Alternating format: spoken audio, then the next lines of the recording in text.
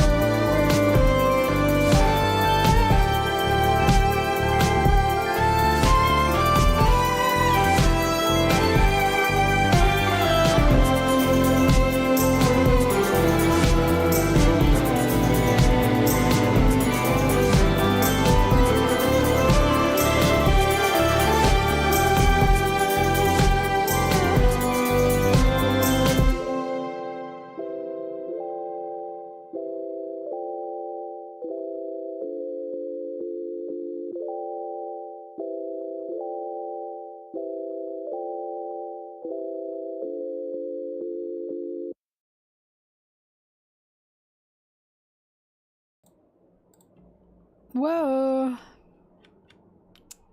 Good morning, everyone. I tried to edit yesterday. I was so tired. Once again, I'm just always tired, but I had the fattest sleep of my goddamn life just recently. I don't know how long I slept for. It was a huge fat sleep. I am now super awake. And here's the deal. I want to edit this as fast as I can. The audio for this as fast as I can. So I can then play Marvel Rivals. I'm a bit addicted to playing it right now. It is a fun game. Especially if you don't play competitive, because competitive is no fun. It's just not fun playing competitive. It is so much more fun playing quick play. So yeah, hopefully I get this done quick. I want to try and speedrun this so I can then play game, and then you guys can watch me play game. Until then, I will be editing. Sorry, my voice is a bit rocky because I haven't been speaking for like 24 hours. Because I've just been not asleep for 24 hours, but I just haven't been talking to anyone because I've just been in my room sleeping and playing game. Which is so sad. Anyways. Eddie, I've lost my voice, Eddie. Sorry, let me get the music ready. Eddie.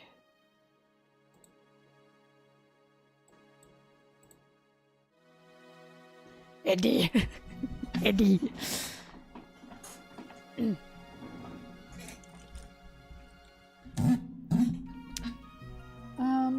Okay. Ian! Well, thank you for the sub. Oh, Nino, thank you. Much too kind. Ian! Yeah.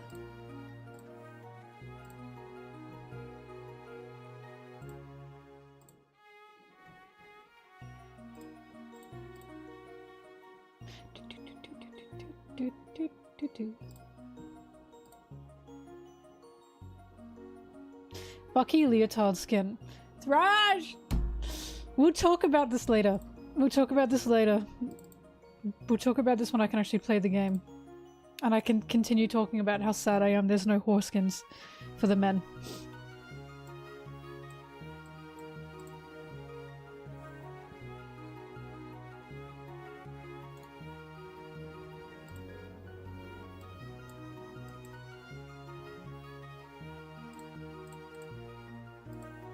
Marvel Rivals is literally the new Overwatch.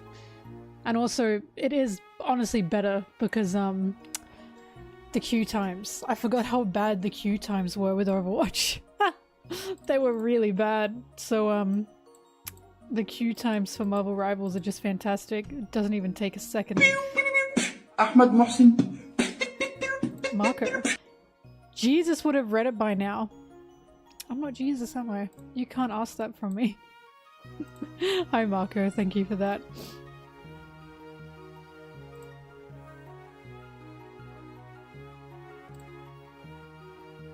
Favorite characters in the game? Currently I've just been playing Winter Soldier because I want to be a decent Winter Soldier. Even in a shit game. Like he's the one I'm practicing the most with, but Venom, Winter Soldier, Scarlet Witch, Mantis, and I really like Captain America just because he's funny. I don't know if he's good. I haven't played him, but he's so funny. Like, his whole thing is just hauling ass, beating people up, and then hauling ass out of there. And then his ult is assemble! And he just cracks me up. He cracks me up so bad. Every time there's a Captain America in my game, I cannot stop laughing at him. Like, they're usually good, by the way. There are some really good Captain Americas, but they're so funny. His whole concept of play is so funny. I have not tried Mr. Fantastic, no. Assemble! Ahmed Mohsin. Right, his run kills me. But shouldn't we strive to be as good as him? We can strive, but we'll never be.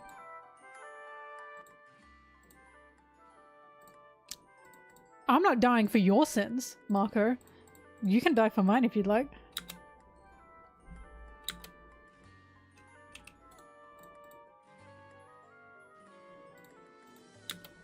The most embarrassing is when you're DPS, Bucky, and when you die like 3 to 6. It's so embarrassing, and it's like, you know your ass, and you just hope no one in the chat is gonna say anything, because you're like, yeah, I know I fucked up. This is why I play quick play, because it doesn't matter in quick play. If I'm asked in quick play, it's fine. And you can feel the energy in the room. You can feel that you are embarrassing. That's why I'm determined to be at least a decent Winter Soldier that has more kills than deaths at all times.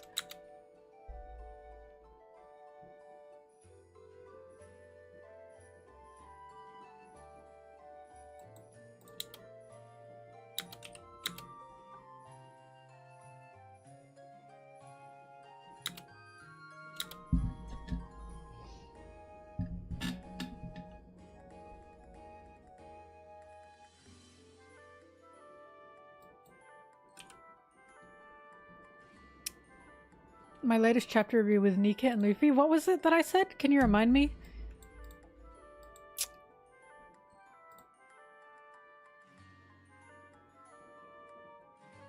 Because I said a few things about Nika and Luffy.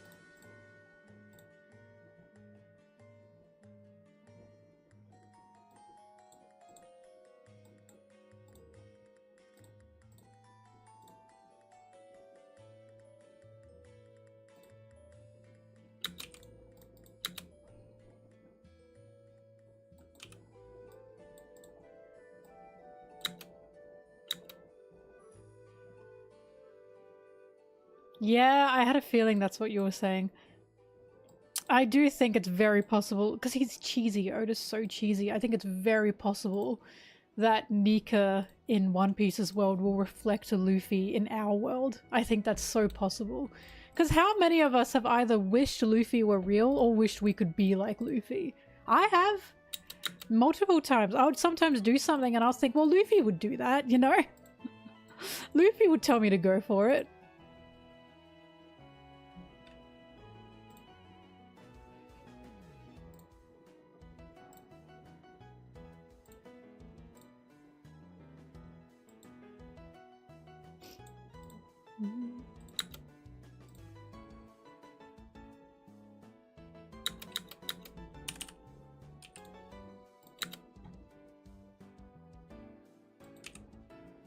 Why are they angry at each other? Oh my god, look at them.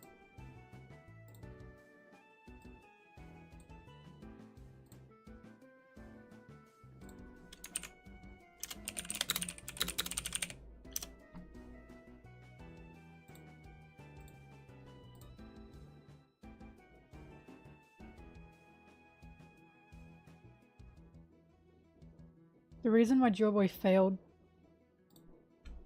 and why Luffy may succeed, I don't know. I'm not sure. When it comes to why Joy Boy failed, I am excited to see that. But we'll find out. But I do believe that the future prediction, I don't think it is a prediction. I just think it's a hope, and I stand by that. I don't think someone actually predicted that future.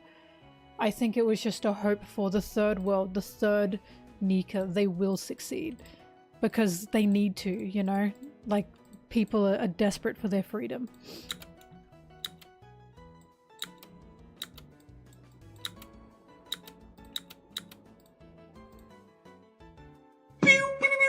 Ahmed Mohsin. Any chances you're ever going to make an insert topic situation is crazy video? That's somehow exactly always 10 minutes and 1 second long. Insert topic situation is crazy. No. No, I do not want to have any kind of involvement with that kind of stuff. I'm good, thanks.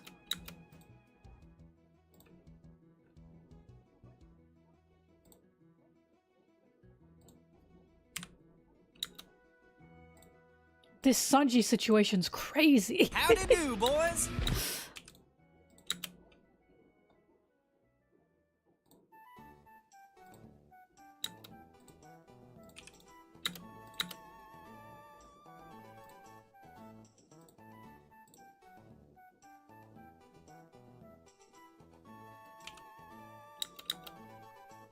Eddie. This Sanji situation's crazy, Eddie.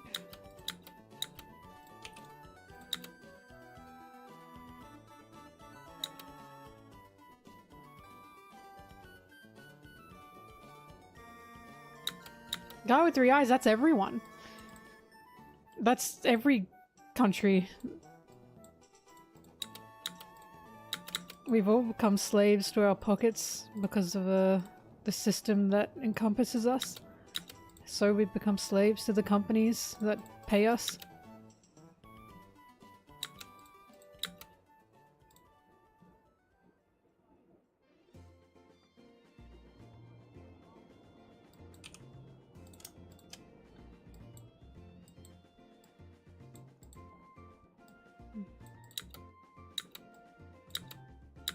Look, while I was writing that, Goofy's not here, but it reminded me of when Goofy was...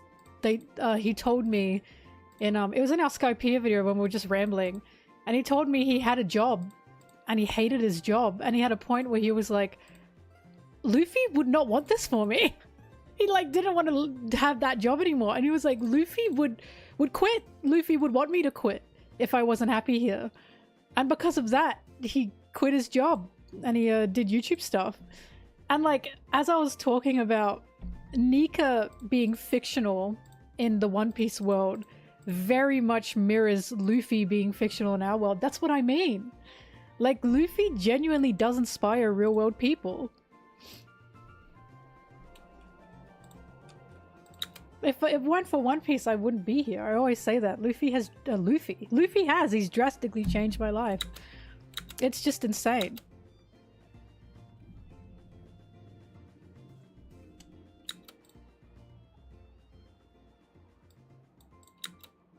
You got a bone to pick with me. Yo. What?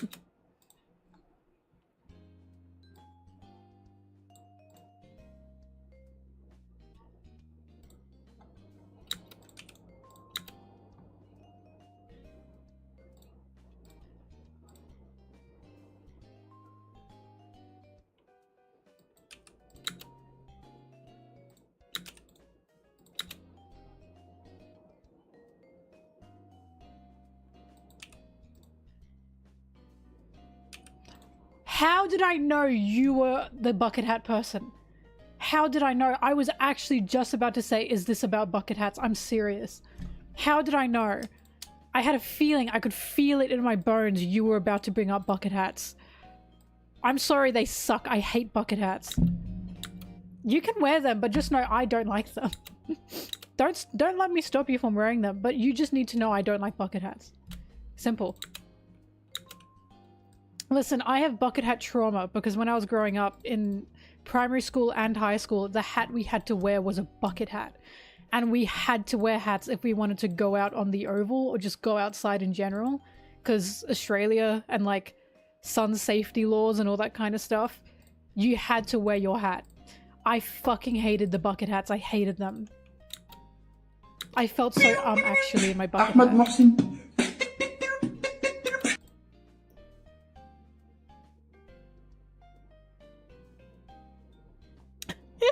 A One Piece YouTuber made an angry vid about you because I made defamatory statements about Zoro's smell. Would you milk the drama for content?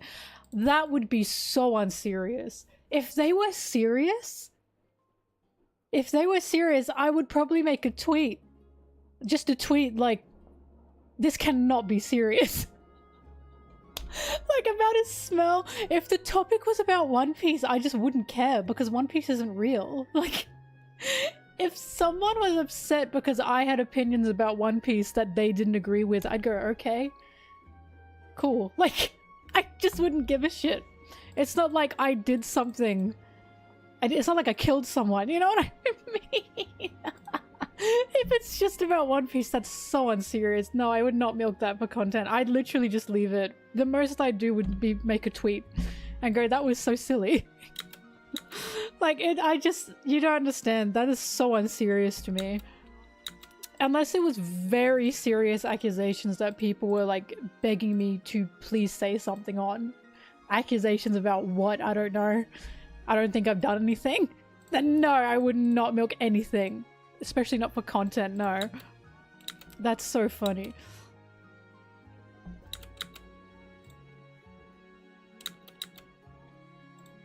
But also, if there were serious accusations, I would not be milking that for content either. It would just be, oh, I'd have to say something. But no, if it's about One Piece, that's so unserious.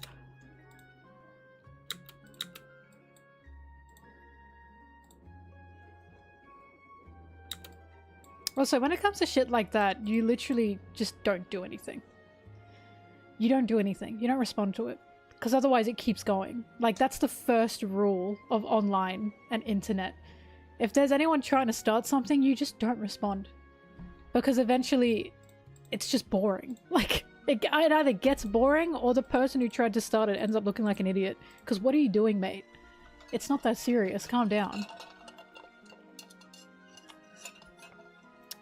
That's like Internet 101.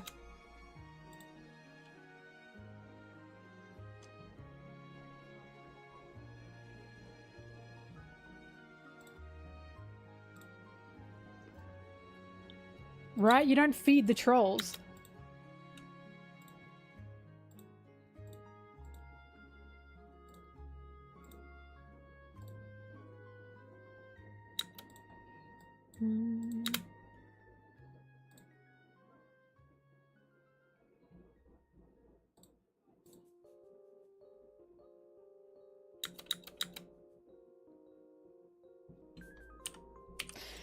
Senor Pink is finally, yeah, it's true. Like, I don't hate Senor Pink because I do like his character and what he's supposed to be. What I don't like is how people, like, hold Senor Pink up as, like, this, like, trophy of, like, man, you know what I mean? Like, this is what a man is. And it's like, dude, he sucks.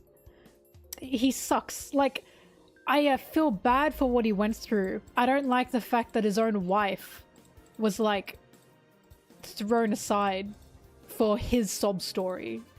It's what I didn't like, and it's like, I appreciate where Frankie's coming from, because Frankie does feel bad for him, right? And Frankie does appreciate Senor Pink. But it's like, I don't like the way a lot of men in the fandom treat Senor Pink as if, oh, he did nothing wrong, and it's like, what the fuck are you talking about? Like, he's supposed to be a very morally grey character. I think he's a fantastic character. But I just don't like how a lot of men see him, because it doesn't feel right to me. Where it's like, no, he did cause a lot of that grief for his own life. He did do that. He lied directly to his wife about being a pirate. She married a liar, and that's kind of part of what killed her. Like, it's not all his fault, because Doffy is a problem. Like, the way I see Senor Pink is he was stuck in a cult, and due to being stuck in this cult, he always had to put Doffy first. Doffy would always be the epicenter of his world. Which is a great commentary about being stuck in that kind of situation. It's a brilliant commentary. Hence why it frustrates me when a lot of people just make it all about just him and, oh, this poor sad man. And it's like, no, he's still fucked up. He's still fucked up. Like,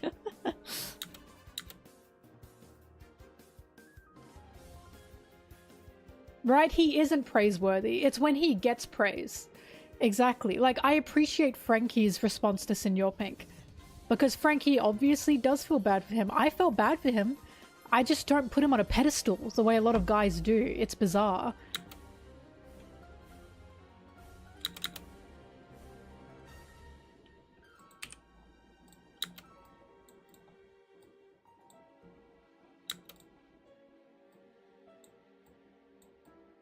Well, that's the thing. Senor Pink's manliness was forever grieving for his wife, right?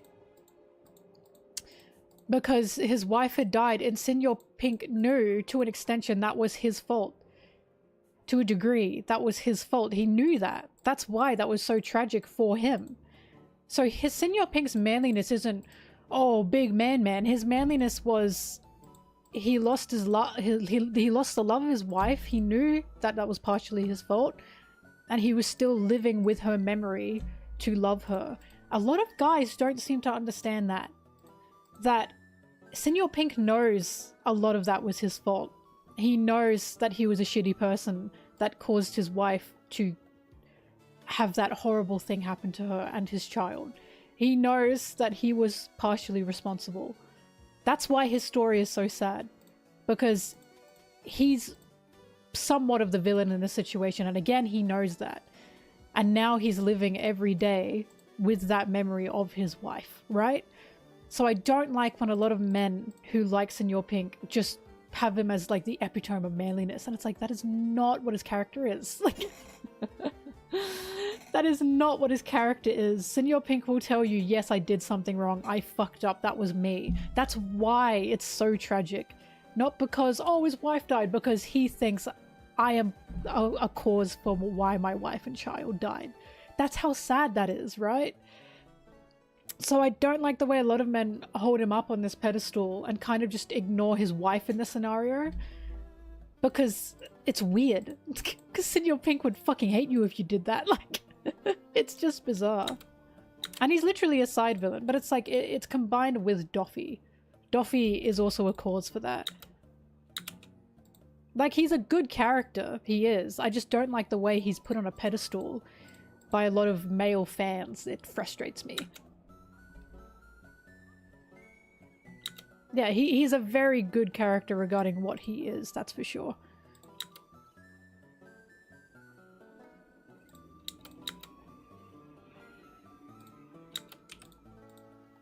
Senor Pink's story, if anything, made me more scared of Doffy. Made me more terrified of Doffy. I think Doffy he remains to be the scariest villain in my opinion. He's just terrifying to me.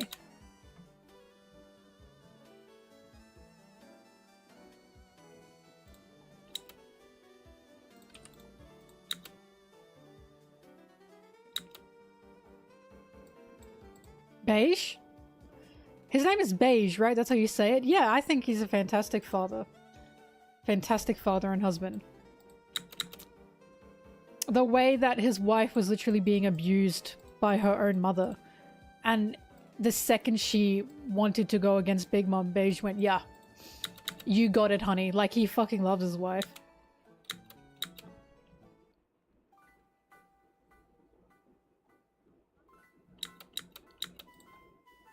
Sugar was kind of a meh character. Like, Sugar was just there to have that power. There was kind of nothing about Sugar. Not to my knowledge, anyway.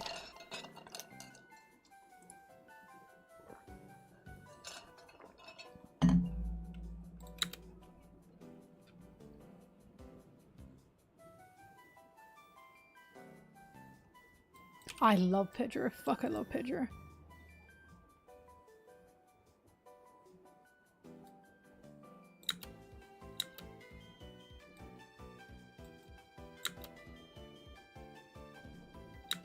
The one thing I remember about Sugar is when Law and Luffy met Sugar on near the rooftop near it, and Sugar was like moving forward to like try and toyify Law and Luffy, and Law was like fighting with her, but Law thought like verbally fighting, but Law genuinely thought Sugar was like 10 or something, and I'm like, mate, why are you causing a scene with a 10-year-old? Like, that was a good demonstration of Law is so much more immature than anyone thinks he is. He is not a mature person. That is a lie. He is such an immature person, and he pretends to be mature because he thinks he has to be because of Doffy. Like, he's so funny. I cannot tell you how funny Law is. Law and Boa is similar in the sense they have a mask on, and they both wear this mask because of traumas that they went through. Law is not mature. He's not. That is like the biggest lie ever. Ahmed Mohsin. Lots of fans are pessimistic for Elbaf because they wanted to be Usopp's big arc. Oh, I had felt let down because when I wasn't Zoro's and I wasn't Frankie's thoughts. I think my thoughts are enough. Oh my god, enough. I'm telling you, you guys know my thoughts on this. Whole Cake Island changed the game because Sanji got a big arc. And I honestly don't think people know what they want when they say, oh, I want Zoro's Whole Cake Island. What does that even mean? Frankie's Whole Cake Island. Usopp's Whole Cake Island. What does that mean? I don't know what that means. I don't know what they expect when they say that. Do they want another backstory? The way Sanji got? Do they just want a power-up for the character? I have no idea what that means. I think it's stupid. I think Whole Cake Island was a very specific arc. And if you keep saying, oh, this other character's going to get a Whole Cake Island, you're bound to be disappointed. It's not happening again. Whole Cake Island, there is not going to be a second Whole Cake Island. Like, it's not happening. I keep telling people this. You guys were there for this when I was saying, if you are thinking Elbaf is going to be Usopp's Whole Cake Island, you're going to be disappointed. There will be some focus on Usopp for sure, because he's a Straw Hat and Usopp wanted to go to Elbaf. Also, we've just started Elbaf, don't forget. I'm sure there's going to be some Usopp focus, but Usopp's Whole Cake Island, no. I also have to remind people Whole Cake Island wasn't just about Sanji. Sanji had focus, don't get me wrong, but it wasn't just about Sanji. It was also about Big Mom and about the Emperor, like one of the first Emperors that we were meeting. And it was set up for Wano as well. Whole Cake Island wasn't just about Sanji. So it also introduced us to Big News Morgan and to Stussy. Whole Cake Island had a lot of setup in it. So it's like, I don't know what people mean when they say that. And honestly, anyone who was like, oh, this is going to be Usopp's Whole Cake Island. This is why I made the joke. Guys, I think Elbaf is going to be Sanji's Whole Cake Island. That's the joke. We're not getting another Whole Cake Island. This is not how Oda writes One Piece. Whole Cake Island has just drastically changed the way some people look at arcs now. It is not the way One Piece works. It never has been. Elbaf was never going to prioritize Usopp, because that is not how Oda writes. Like, and when it comes to prioritizing Usopp, I don't even know what that means. I think people just want Usopp to get a power-up, and that's their Whole Cake Island. I just don't understand what they even mean when they say that. That is not Whole Cake Island. Like, Whole Cake Island didn't even have... The only fight Whole Cake Island had was Katakuri and Luffy. That's it. So when people say they want Usopp's Whole Cake Island, I have to scratch my head and say, so you want a mainly fightless arc that is drama-centered? And of course, a lot of people go, no. That isn't what they want. So what do you want? You clearly don't want Whole Cake Island. Like... They don't know what they want. I just don't even know what it means. Usopp had a Whole Cake Island is what gets me, and that was Water 7. If you want Usopp's Whole Cake Island, he had that. Usopp had his recruitment arc, and then he had his drama arc, which was Water 7. So I'm not understanding this whole Usopp Elbaf thing. It's weird to me.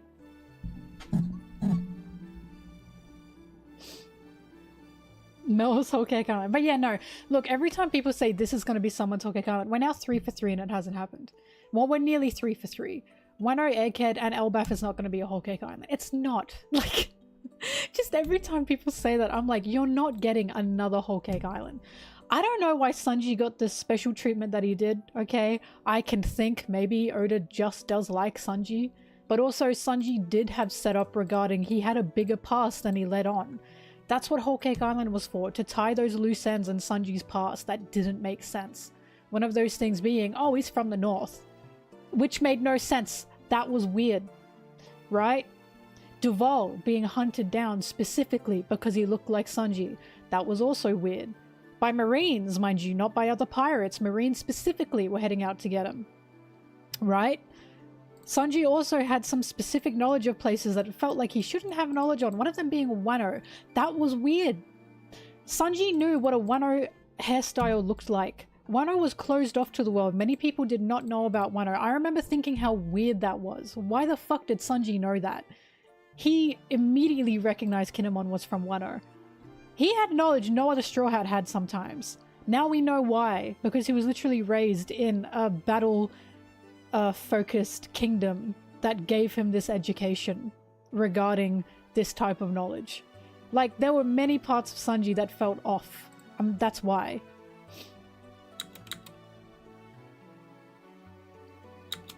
We know what Frankie's childhood was like. His childhood was with Tom. We know exactly what his childhood was like.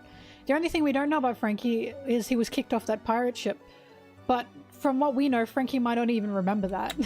Frankie was like actual baby. Yeah, From the North Blue was the big one. Also, fun fact, tons of Japanese fans guessed Sanji wasn't an only child because his name was Sanji. This was ages ago. Tons of Japanese fans were confused as to why his name was Sanji. And ages ago they guessed that maybe he did have siblings.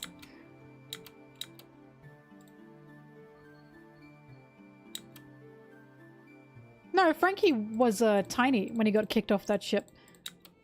Not a baby. I mean, he was like toddler age. He was so tiny. Because he was definitely younger than 10 when he met Tom. Because remember, Odin met Frankie, and Frankie was fucking tiny.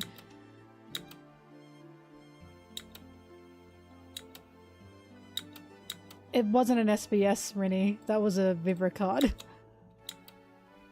Wasn't it? Frankie's dad is not Queen. No! That's a lie!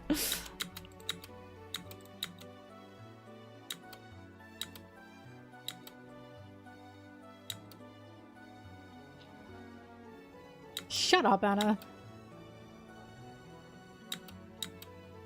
Arthur's so funny. Because I know Arthur was making that assumption as a tongue-in-cheek thing. He's more sarcastic than you think.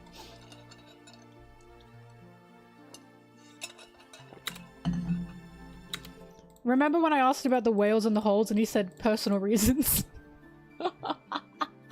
That was so funny.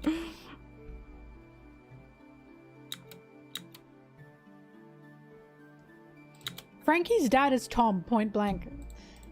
Bloodfather doesn't mean shit to Frankie. He wouldn't give a damn.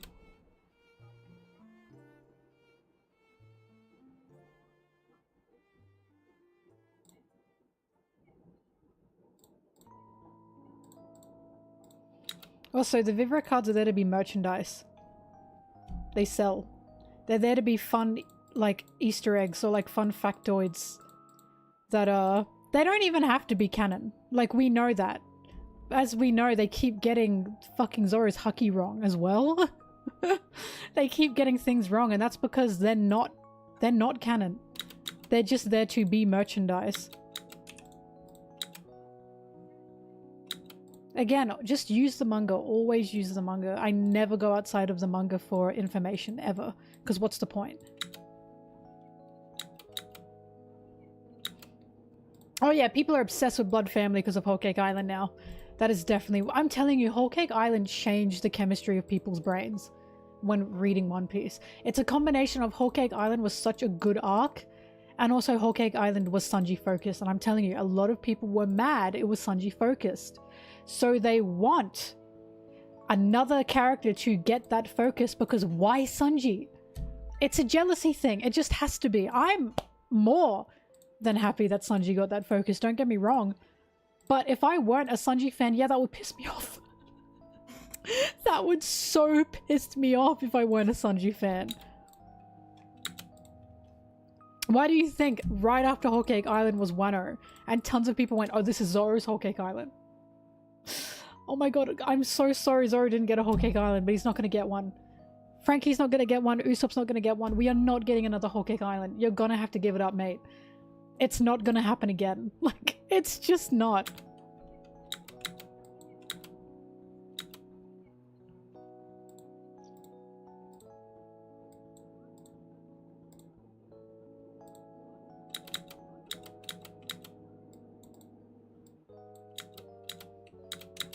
Any other Whole Cake Islands we get will probably not be focused on the Straw Hats, but on other characters, such as Bonnie.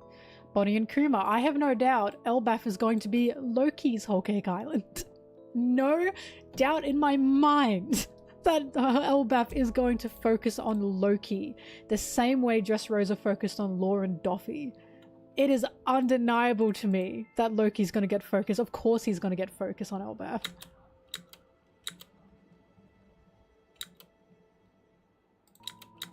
Jinbei's blood family has no focus because Jinbei was an orphan in Fishman Island, and he was raised around the orphan areas. Also Nami.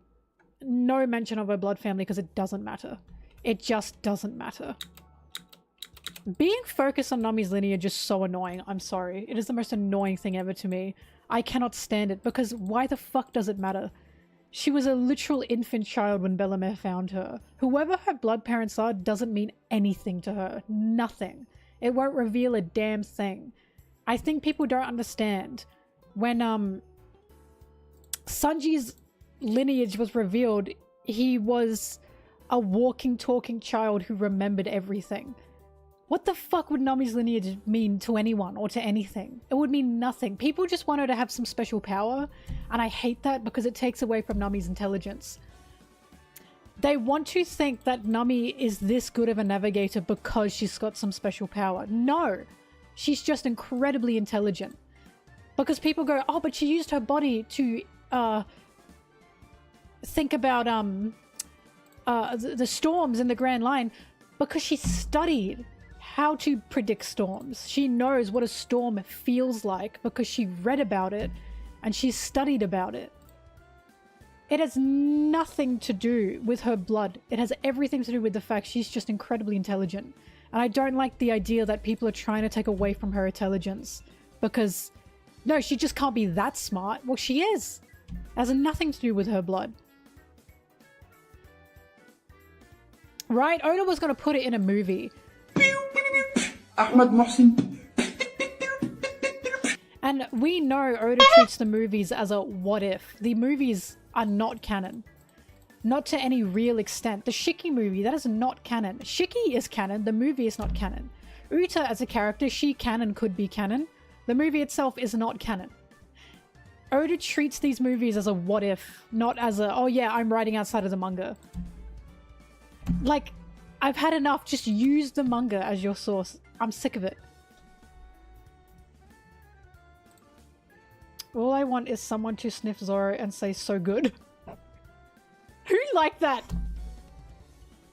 Who the fuck liked that? Also, Mr. 9, lineage only matters to the story when Oda makes it matter.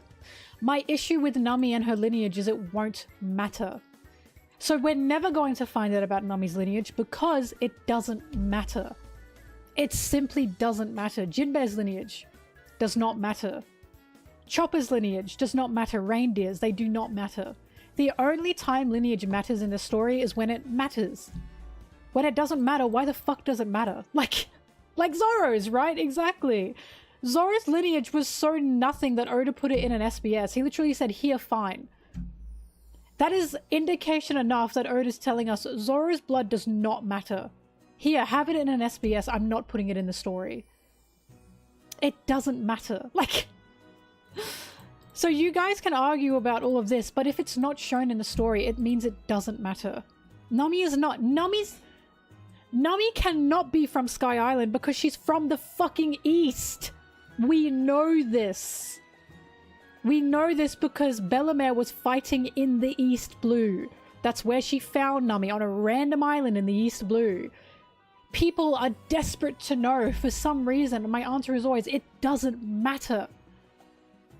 It simply doesn't matter. Nami's mother is Bellemere. Her sister is Nojiko. She was an infant child. It literally doesn't matter where she's from. Because it doesn't mean anything to her. Anything. It's just insane to me. Every time lineage matters in One Piece, we have to remember it's because it means something. And it's because the characters remember it. To an extent. The only reason Sanji's lineage mattered is because he remembered it. He knew he was a Vinsmoke. Thank you.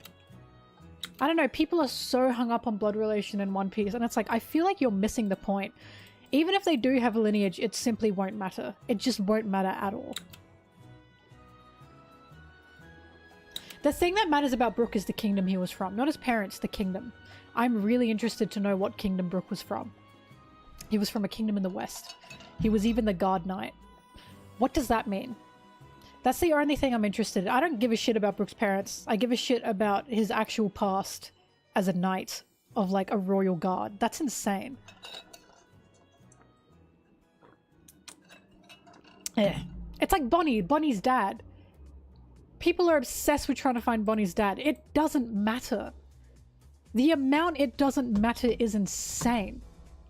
Bonnie's dad, all we needed to know was Bonnie was a slave child from the Celestial Dragons. That's what was important. It does not fucking matter who that Celestial Dragon was. Like, I cannot state how much that doesn't matter. What matters is that she was a slave child of a Celestial Dragon. That was the important part. There's a reason Oda didn't say who it was, because it didn't matter. She was like one of... Ginny was one of 7 wives or something. Right? And Bonnie's dad is Kuma. Bonnie's blood father does not matter. And so many people are saying, well, Bonnie's blood dad might be, what, Shamrock or something? Because, Oda's male version of Bonnie looked like Shanks. And I'm like, no. Because that's just Oda's style. That's Oda's style. She doesn't look like Shanks at all to me. She just looks like an Oda man. She looks like a One Piece man. People pointed out male Boa looked like Law. So what? So fucking what? Also, Luffy's mum being Dadan, I'm convinced on. Like, not blood related, like that is his mum. I don't think Luffy's mother matters at all. It only matters when Oda makes it matter.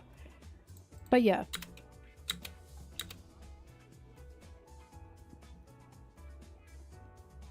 Either way, it's just like I'm reading this series and blood family only matters when it matters. Like Usopp and his dad.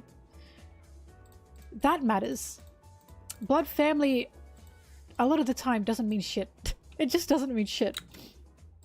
Majority of blood family only matters when they're royals. For obvious reasons.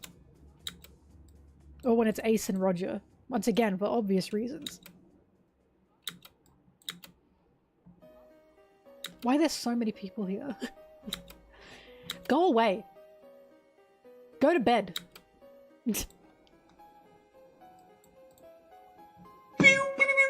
Ahmed Mohsin.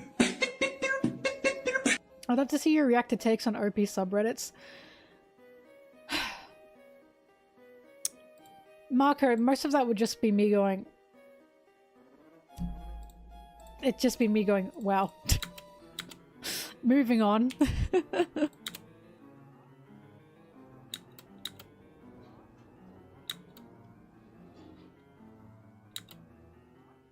Midday for the Americans? I don't care, go to bed. Go to bed anyway. I'll even tuck you in and give you a warm glass of milk.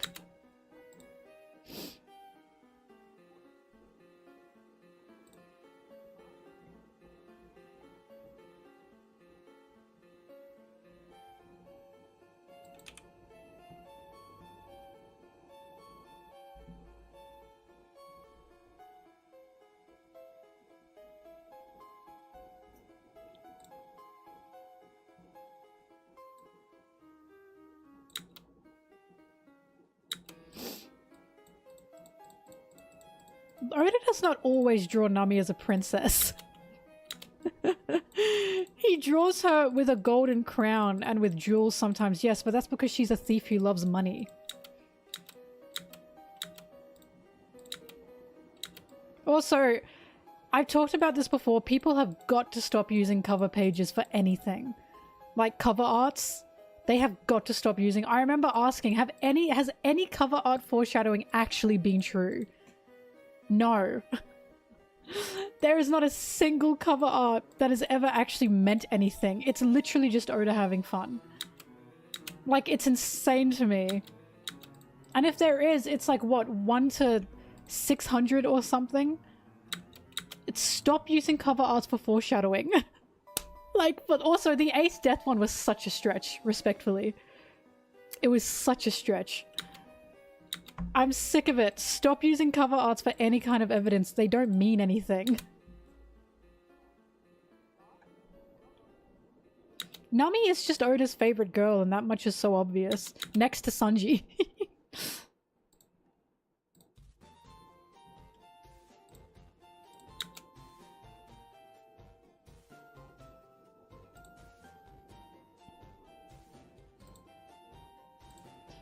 It's not me mandating fun. It's me saying people say this to me like it's factual.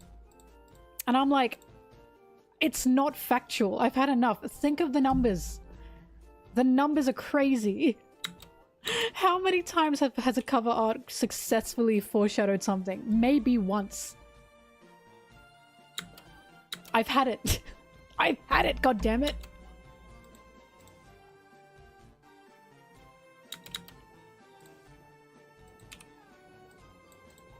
The cover arts actually tell us that Zoro and Sanji will kiss sloppy style. Trust.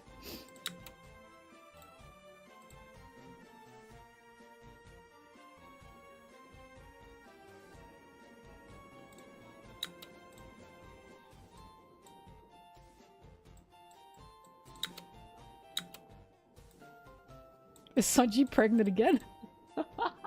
When are we getting the second Sanji pregnancy announcement?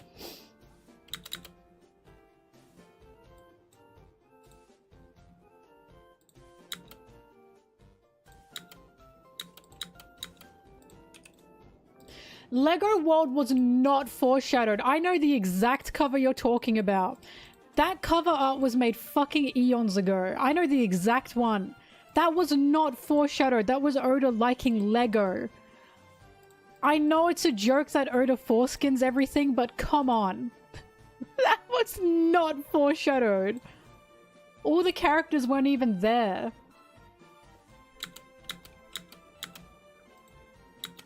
So what does the shoe one mean? That this is foreshadowed that Straw Hats are gonna make shoes?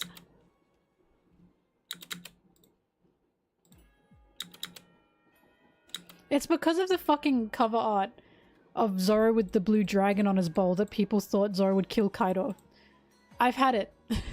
I've had it. He sometimes draws Ace alive in his cover art. So what, Ace is alive? The ramen bowl, exactly. Like, I've just...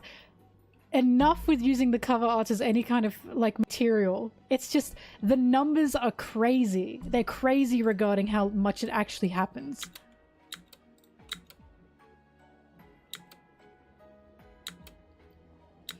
I've talked about this, I don't want endgame ships, no. I'm sorry, I don't like endgame ships.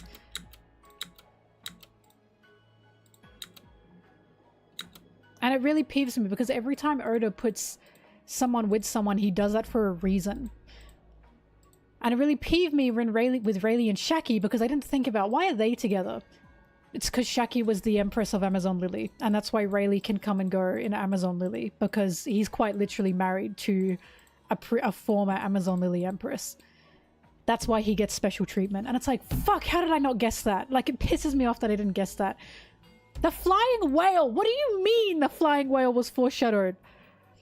What are you talking about? There is a... Correlation is not causation, or causation is not correlation, whatever the fuck it is. That is not foreshadowing. There is not foreshadowing in the cover arts. I've had it. Oh my god, I've had it. Once again, think about the numbers. Think about the numbers regarding how many cover arts there are and how many have actually foreshadowed something. I really need you to think about that. We're talking like 900 to 2. 900 or more to 2. That's how much we're talking about here. No way has anything actually been foreshadowed using the cover arts. It's just not true. Like, it's not true. The numbers are fucking crazy, guys. Foreshadowed that Robin's gonna play chess. Like, it's just insane. I can't deal with it. Shut up, Loki.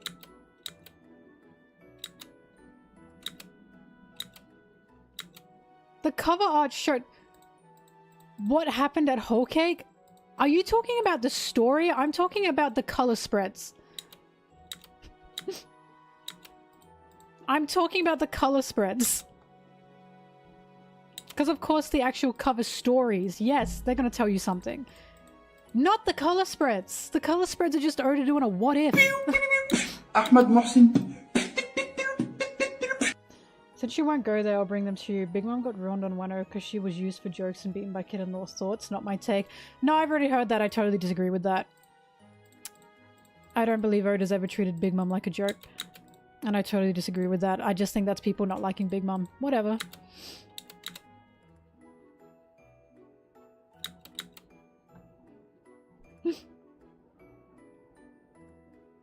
All I know is it's literally like 900 to 2 with those fucking color spreads, which is why I'm like, I'm sorry, I'm never going to take color spreads as anything factual. I never will. I'm sorry.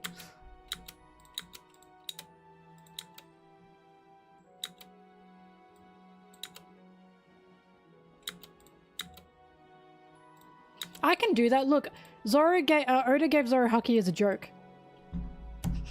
Oda gave Zoro Conqueror's Haki as a joke. He thought it was funny. It's not actually, like, real. It's a joke. That's so easy. Oda just thought it was funny. He's not serious about it. That's why Zoro doesn't use it. It's for the bit.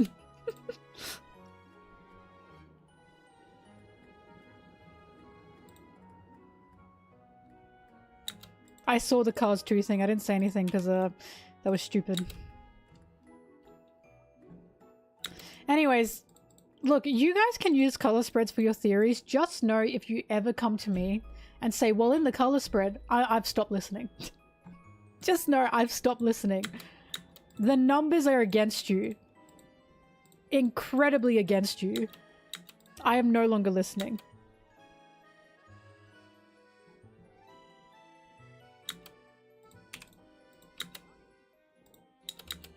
You can't deny the numbers, okay? I am giving you facts and logic, and you're denying them.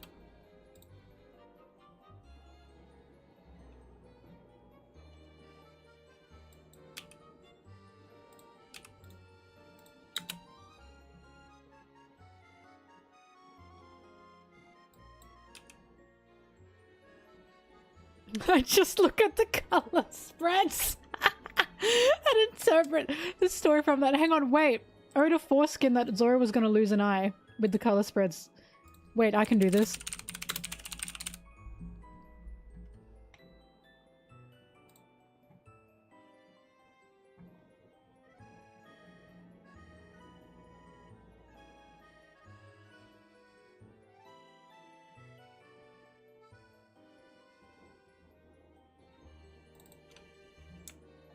Look.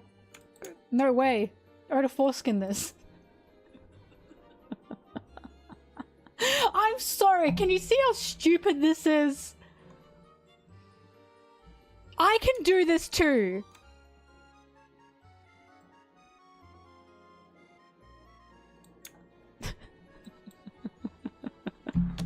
Do you see? I'm sorry, it's dumb. I just think it's dumb to use the color spreads as any kind of foreskinning evidence. One eye to go.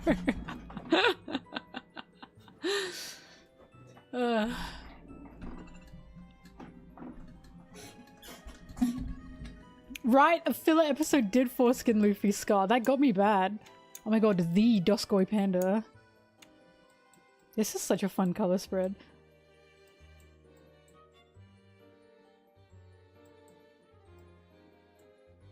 Aw. Robin and the Boyd. Anyways, that's just my point.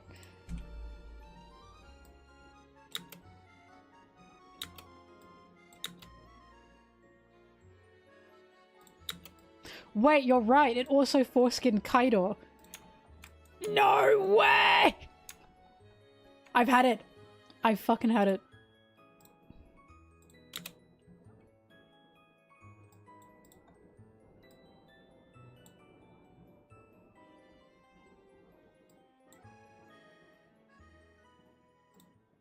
Well, Robin's pet turtle was Baroque Works', not hers.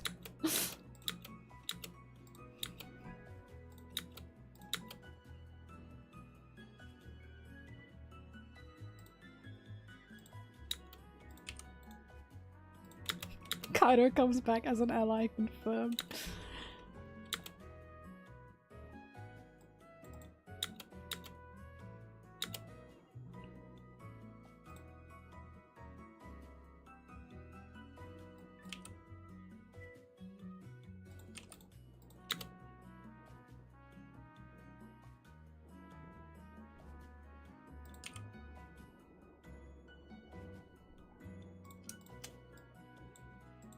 Hang on, wasn't adult Momo in the manga before Year of the Dragon? I'm pretty sure it was.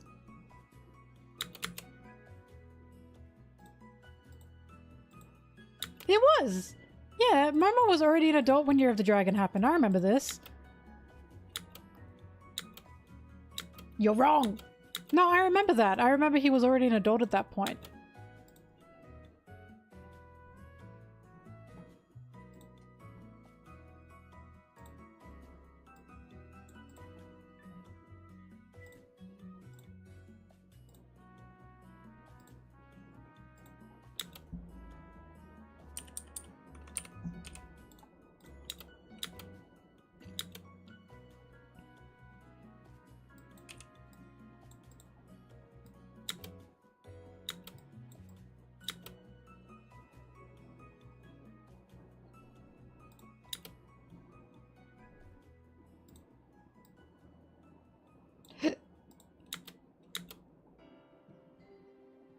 Yeah, but King, what we're saying is he'd already been aged up in the manga. He was already, like, revealed to be a big dragon. That had already happened. Like, he was already big dragon in the manga before Year of the Dragon. And I remember this had already happened.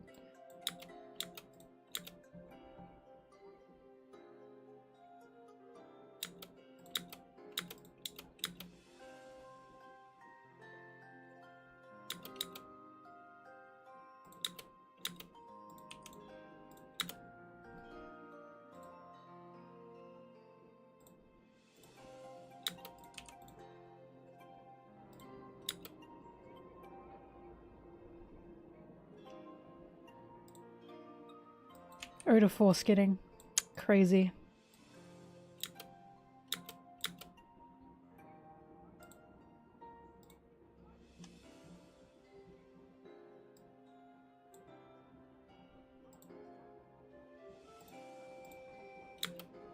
Foily said to me, and I'm saying this in my video, for those who don't know Foily, she's my Japanese interpreter for things that I need to ask about with the original, like the rules of the manga. Foily said she now knows why Sanji wasn't, like, in the castle, because the mark on the floor, the demon mark in 1139, is something Sanji saw. Because remember, Luffy said, wait, I've seen that mark before.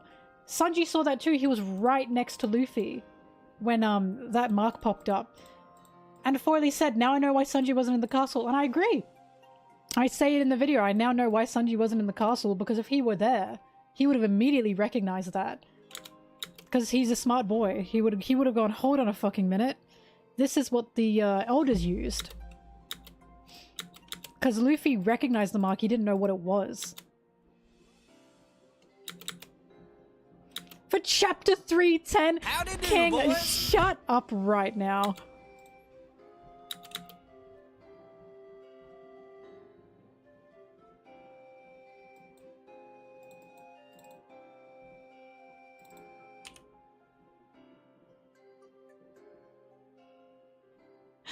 I have had it with you. Chapter 310, how many decades ago, was foreshadowing for a character we didn't even know existed until, like, what, 15 years later? I've had it. I've had it. Like, what is he foreshadowing? I've had it with you guys. Have you considered maybe he just liked the design and he wanted to just include the design? Why is it all foreskinning?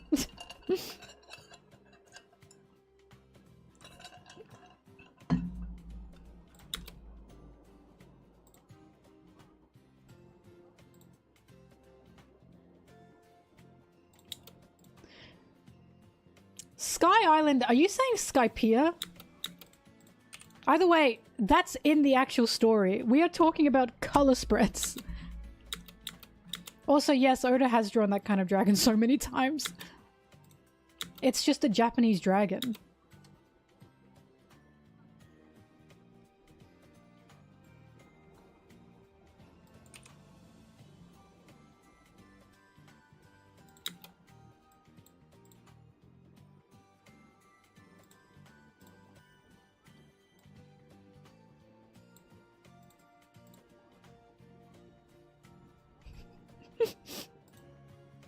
When did Oda foreshadow that Ace was born with kneecaps in the color spreads? Wait, hang on.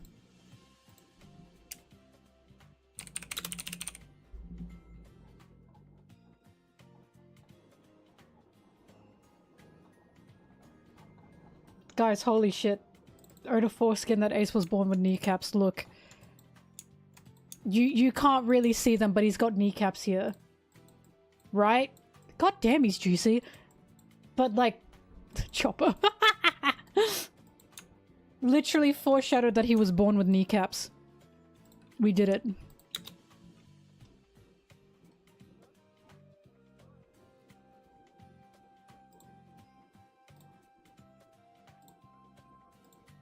I just can't imagine being Oda and drawing a fun color spread and then people go, oh, this is what this means. And he's like, I'm sorry, can he just do one thing for fun? Does everything have to be foreshadowing? It's just clear as day to me that his cover arts or his color spreads are just him enjoying drawing something. Or he gets requests as well. And it's like, for once, can he just draw something for fun?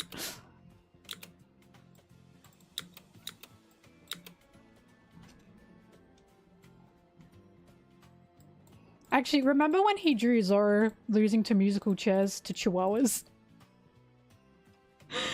Losing musical chairs to chihuahuas, that was so funny.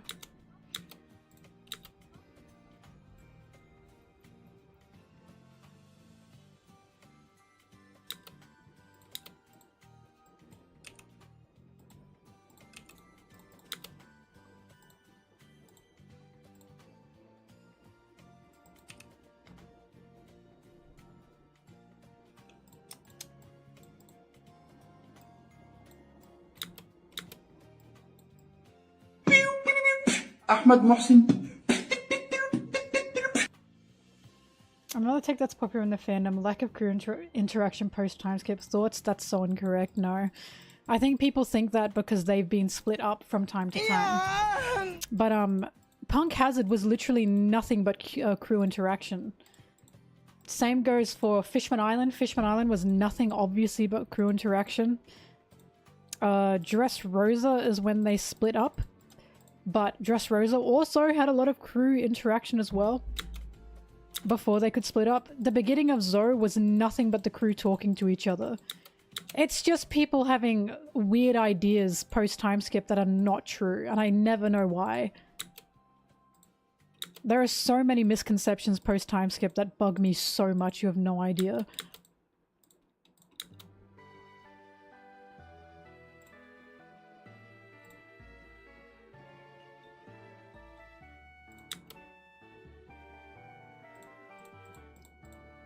Everyone was together in Fishman Island. What are we talking about here?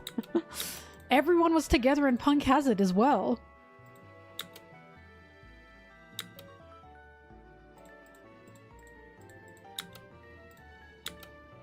Also, everyone was together in Wano, literally. Like, the whole point of Wano is, yay, we're back together.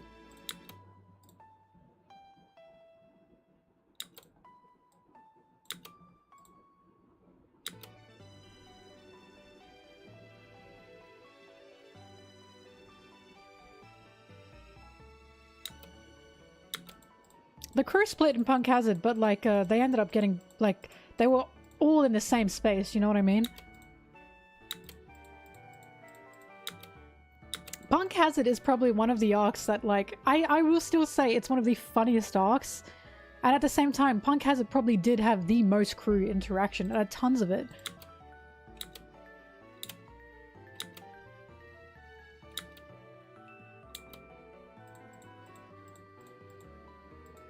I don't know why post time skip. I blame the anime. I really do blame the anime for so many of the post time skip misconceptions.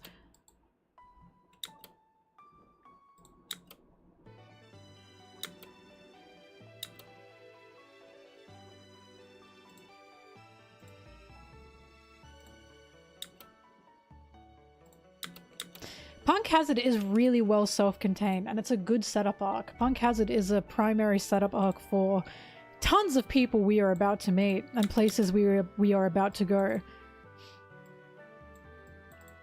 Especially Law, of course. And the samurai, Kaido.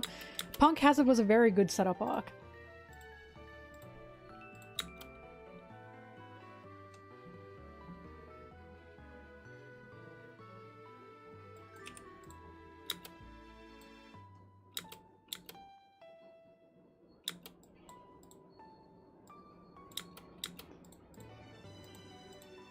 Actually, someone said to me, we might not like Sanji so much in the anime, but we have to remember that Japanese fans like Sanji in the anime. And I'm like, that's simply not true. Tons of Japanese fans have the same grievances with the anime on how they treat specific characters.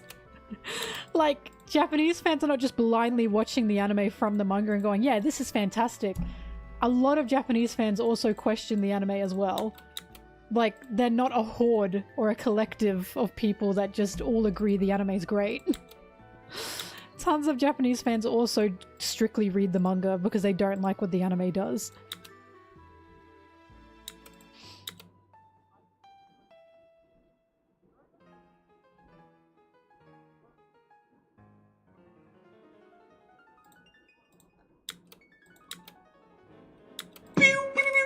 Ahmed Mohsin. Misconceptions I'm most annoyed by. I don't watch streams. You don't have stupid shit to ask. It's okay, Marco. That Chopper's useless. Chopper doesn't do anything. Usopp doesn't do anything. That the characters don't get any development. That is also just so untrue. It's like, that is the most untrue one ever.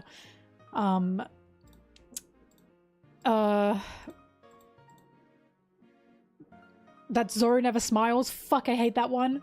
Zoro just never smiles anymore. I seem to be the only one that thinks Zoro's stupider in the time skip. He genuinely feels stupider and he feels a bit looser sometimes. Like, he had fun in Fishman Island. He was having a good time in Punk Hazard as well, until things went to shit. In Dressrosa, he was so fucking dumb. It was unbelievable how dumb he was. Wano, he was an idiot in Wano. And he was having a good time. He just worries, yeah.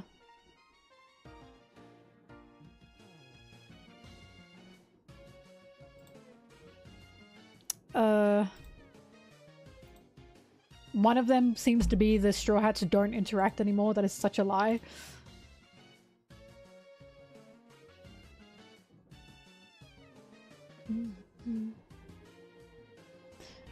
Currently, those are the main ones that peeve me. Oh, that Sanji has, like, changed too much in the time skip. And it's like, no, he hasn't. Again, that's an anime misconception. Because of Fishman Island, a lot of people think Sanji just is like this. But again, I'm not saying the joke was funny. But my point is, the joke in Fishman Island is he wasn't himself. He was, like, broken. To the point Sanji went, what is wrong with me?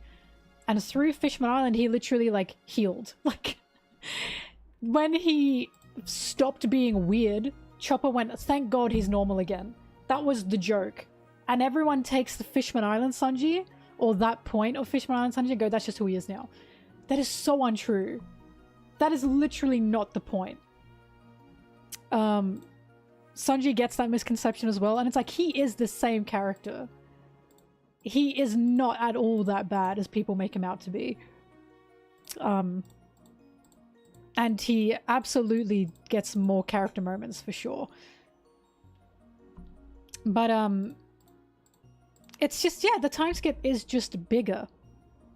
That is true. The time skip is bigger. And that can be daunting to a lot of people. But when we get an arc in the time skip that is contained, such as Punk Hazard is very self-contained in a good way. It's like, it's a setup arc, so it's very closed, you know what I mean? Regarding, like, what the arc itself is. A lot of people don't like it, because then it doesn't feel big enough.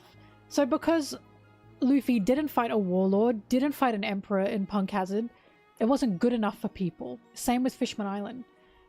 And it's odd to me. And it's like, no, there is not that much of a change. In my opinion, time skip, it writes a lot better than pre-time skip. Oda's emotional writing and his character writing has become phenomenal, in my opinion. Just phenomenal. So the misconceptions that the time skip have, especially regarding the writing, just really bug me. They bug me so bad. Because it's like, this is not true. It just feels like you've forgotten what these characters are even meant to do. Like, oh, Usopp not getting any fights. Usopp's useless. He barely fought anyone in the first place. Because that's not his role. Like... The characters have more depth now. I truly agree with that. I fully agree with that. I think the Straw Hats have developed fantastically, and I think they still are developing. I just think people don't know what development is unless it's in their face. But Oda's very subtle when he needs to be. He's very good at what he does.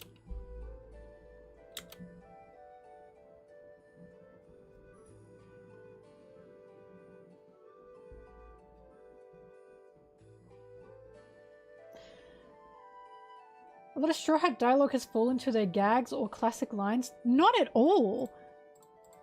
That is not at all true. That is so untrue. What?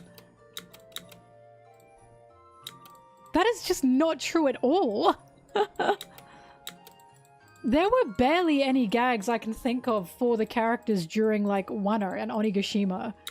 There were 1 or 2 at the beginning of Wano. The majority of Onigashima was we gotta get serious. And I totally disagree. I don't agree at all. I think what's happening is a gag sticks out to them and they think, well, this is all the character is. Even though the rest of the chapter's there, the rest of the arc is there. And these characters are not just reliant on their gags at all. I think a lot of people just get a bit tunnel visioned, in my opinion.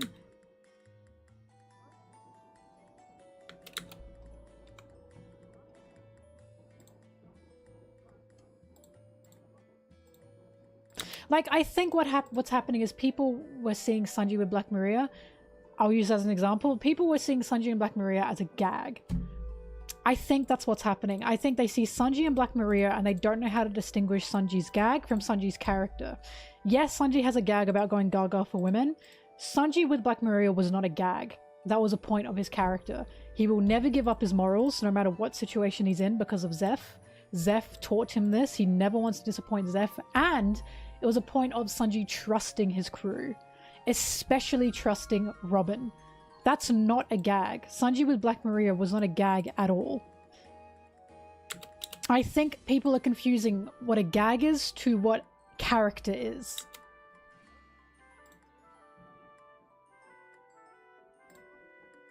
Right. That's another misconception, that the characters have been flanderized in the time skip. That is so untrue. If the characters were flanderized, Frankie would be saying super every 2 chapters or every second panel. Frankie wouldn't even be fucking saying anything. He'd just be going super every goddamn time. These characters, in my opinion, feel more human than they ever have.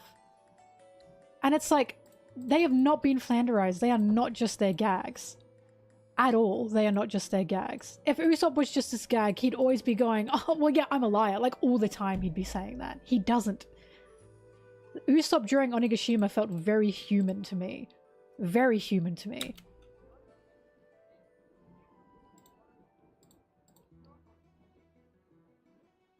Because it's like Law with Kid and Luffy. There were a few gags there that I can agree with, but a lot of that was to do with Luffy's dynamic with Kid and Law's dynamic with Luffy and Kid. Law especially was interesting because Law wasn't allowed to be like that until recently. Law wasn't allowed to be immature in this way because of his own traumas until recently, because of Luffy saving him. So Law having these moments with Luffy, like, oh, you can't tell me what to do. Law would usually never be like that, but that's his real character, that's his real person.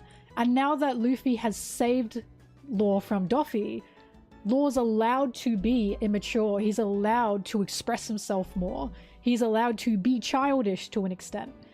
Like, that's not a gag, that's simply part of Law's character. But yeah, no, I totally disagree. I totally disagree. All I know is there is a subset of One Piece fans that say, oh, we miss when One Piece was fun, but then they don't like Long Ring Long Land. They say, oh, we miss when One Piece was fun, but then they say there are too many gags in the time skip. Or they say the characters are flanderized. It doesn't make sense. It just doesn't make sense. It's like an oxymoron. Like, how can you want One Piece to be more fun and then not like an arc that I determined to be one of the funnest arcs?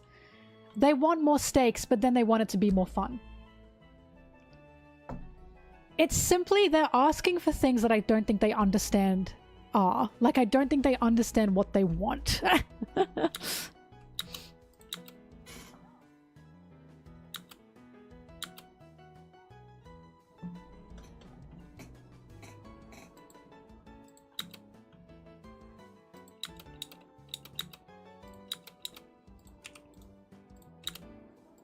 But yeah.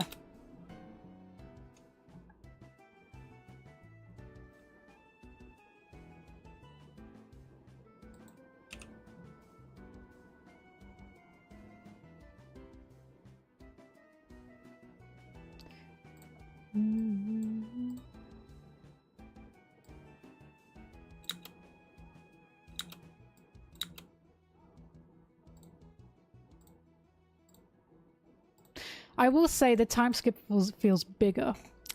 I understand that criticism. Personally, I love that. I love the time skip because this world really feels like a world now. Every corner we are seeing, every character we are experiencing. I adore the world that Oda has created through the time skip. Ahmed Mohsin. Do you think people misread don't pick up on things is because they read weekly and not reread, so they forget a lot of what happens between chapters?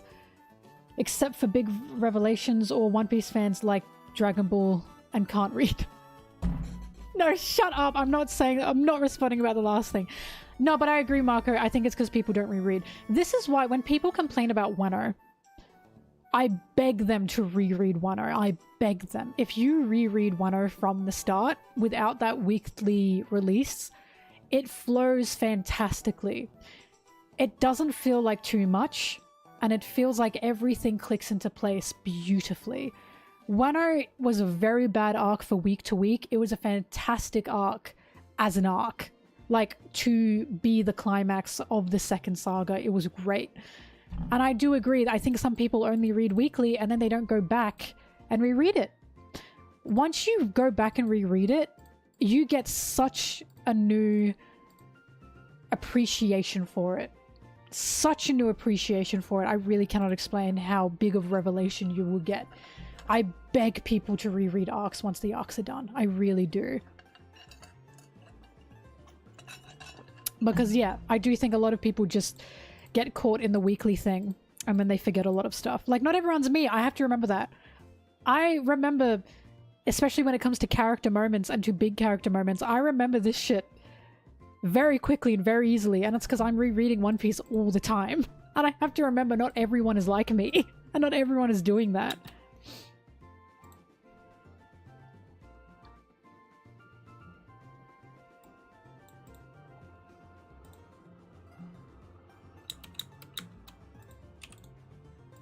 One Piece has what I call, well, not what I call, what is officially called readability. Rereadability. It has incredible rereadability. That's one of the reasons why it is still on top of like the manga world and will probably forever be to such a large and huge extent. I can't see One Piece ever dying out. Even once it's over, I can't. Like, this is going to be a cultural cornerstone for such a long time. So One Piece's rereadability is fantastic because even when you reread from the start, you will see things that you never saw before and you appreciate it in new ways that you never thought you could. And that's why I like talking about One Piece, because I like other people realizing these things as well.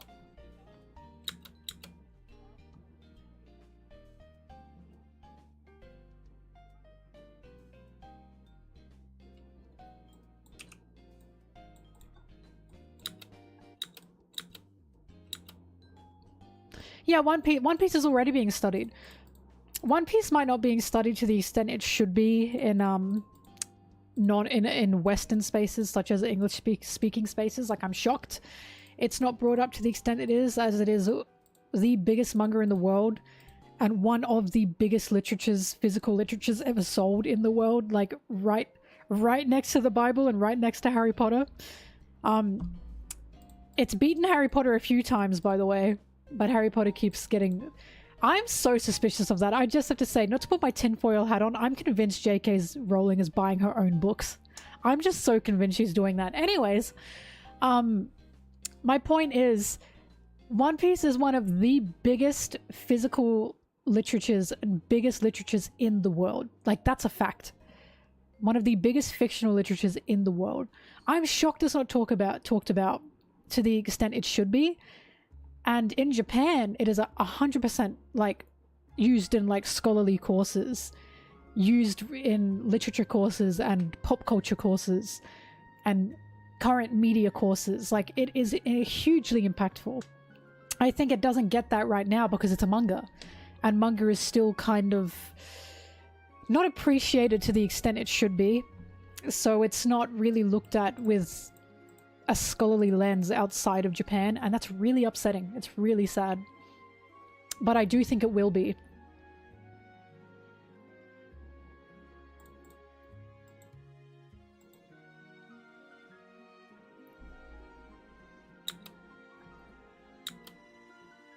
Oh yeah, Harry Potter always has new editions.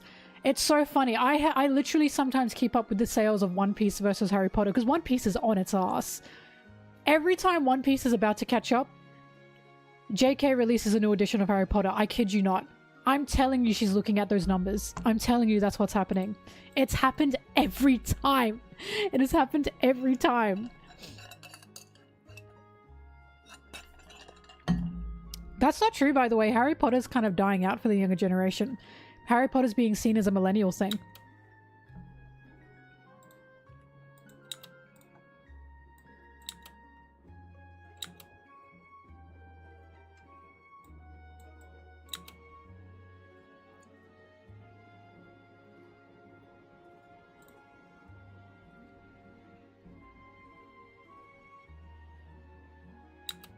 Not true in the UK.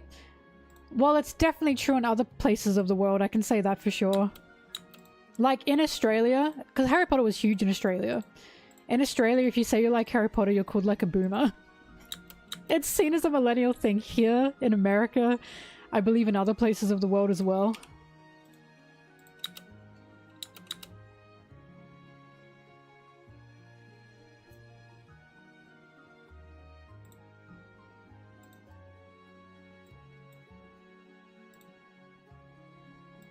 One Piece is huge in France, Brazil, Spain, Italy. One Piece is huge in basically any non-English speaking country, which is hilarious. Germany as well.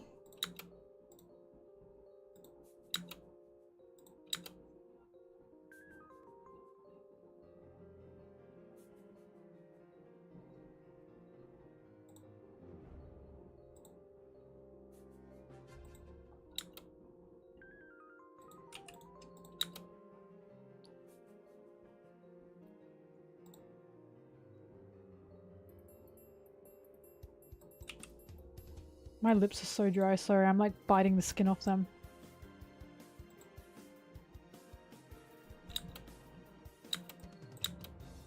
I mean, One Piece was always big in Australia.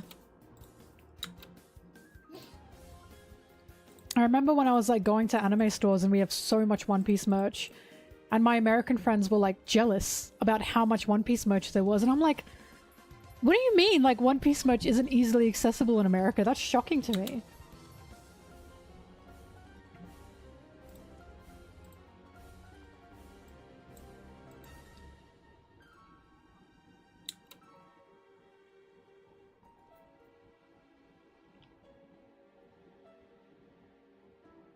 That's crazy to me.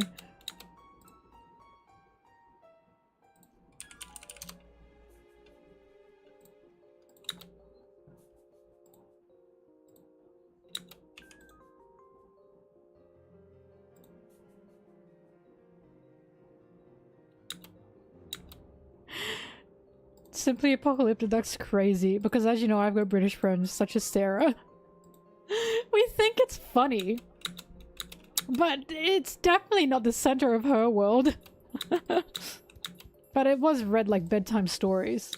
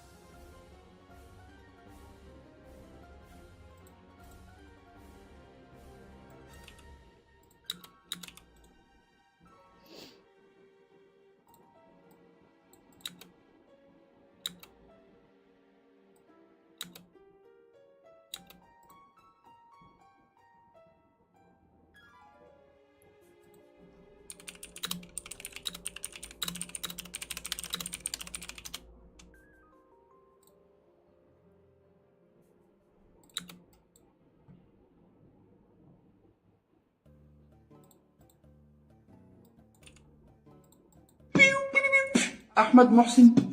Beep, beep, beep.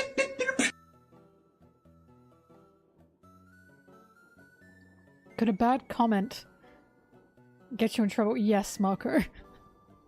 Yes, I will not be responding at all, ever, to that.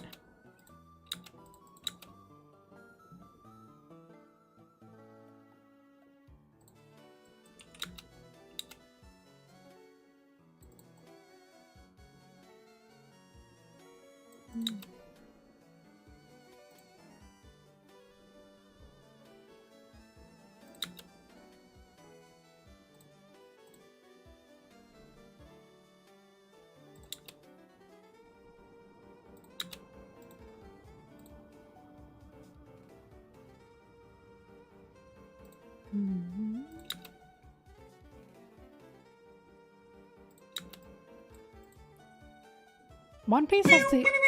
أحمد محسن. I mean, bad comments section. Yes. Yes, Marco, yes. But that's why I do my best to manage and create a space that does not include people like that. I work very hard to make sure my community is a nice one and not a rabid one. Hence why currently I really am proud of my community. أحمد محسن. Can a good comment get you in trouble? Yes, Brigley. Get out of here, Brig. But yeah, I'm yeah, the YouTube comments are wild, but a lot of the time it's very small sections, you know what I mean? That's like a few bad apples. But the majority of comments that I get, also that's just YouTube, but the majority of comments I get, and especially of this community, tend to be very nice. Like 90% are people that are actually like thinking with their brains.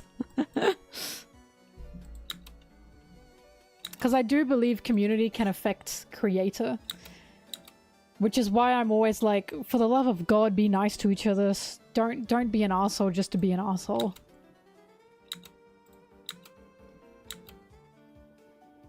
And why I always discourage fighting, because the second you get an audience that wants to fight with each other or fight with other people, it's just a hole that you dig yourself into. And it never ends well.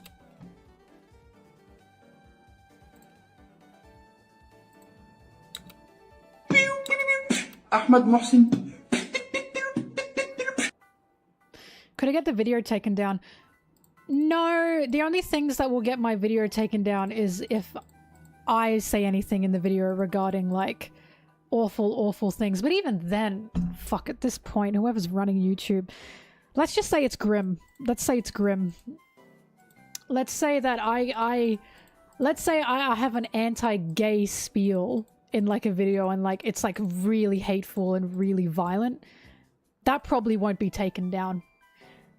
But if I say the word kill, that would be taken down. Like I cannot express how bad it is currently on like social media regarding that kind of stuff. But no, comments are not going to get my videos taken down. My video itself will get my videos taken down if I say anything that could be deemed as, I don't know, a threat, whatever the fuck the guidelines are.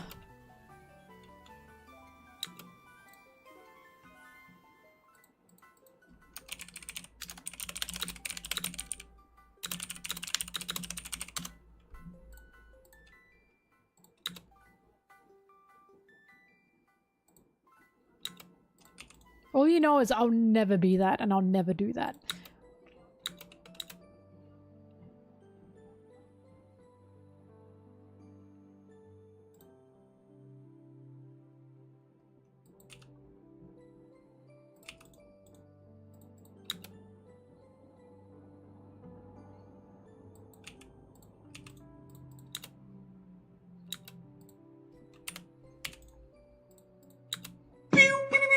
أحمد محسن. Would YouTube pick up on you if you'd beep the words out? No. No, they wouldn't. That's why people beep words out. That's fucked up, right? You can have hate speech in a video. Like, you can. But if you say the word fuck too many times... It's insane. I cannot tell you what a cesspool, like, online has become, like, online content has become regarding this kind of stuff. Literal America moment. When I found out that you guys rate your movies R18 because of, like, swearing, because of, like, fuck, I was shocked. I was so shocked. I just couldn't believe it because, we don't do that. If you say, like, shit or fuck in a movie, the worst you'll get is MA 15 plus. And MA means you have to be 15 or older. I think you guys know that. Usually, though, you'll just get the M rating, which is just M for mature audiences. R18 has to be, like, the worst shit you've ever seen. Like, we've only had 2 Saw movies be rated R18, and I think it's because there was sexual violence in them, to some extent. But that's, like, how hard it is to get an R rating in Australia. It's really tough to get an R rating in Australia. Because violence and sexual themes, it's like, well, this is still a fictional movie, so just make sure you go into it knowing, yes, this is a fictional movie. But you guys, you say fuck or you show a nipple. Nah, that's got to be R18. Like, I can't believe it.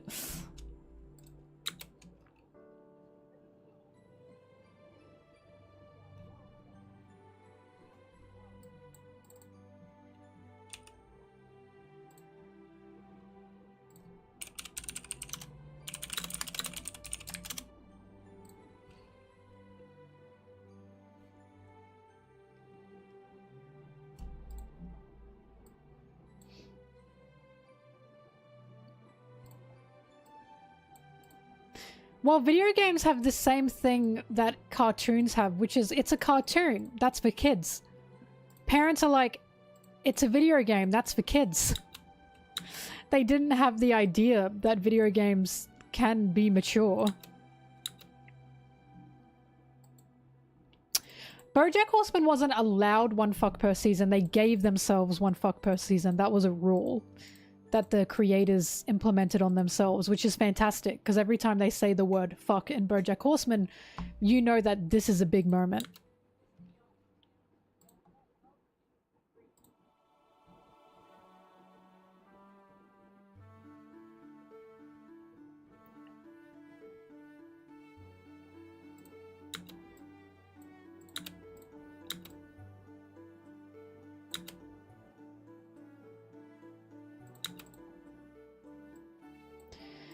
What needs more of a rating on them are books, literature. I'm not sure why books don't have, like, that PG-MMAR rating on them, because they should. Like, they need to be... I know some of them do, but they need to be much more, like, obvious about it. It needs to be on the cover, you know?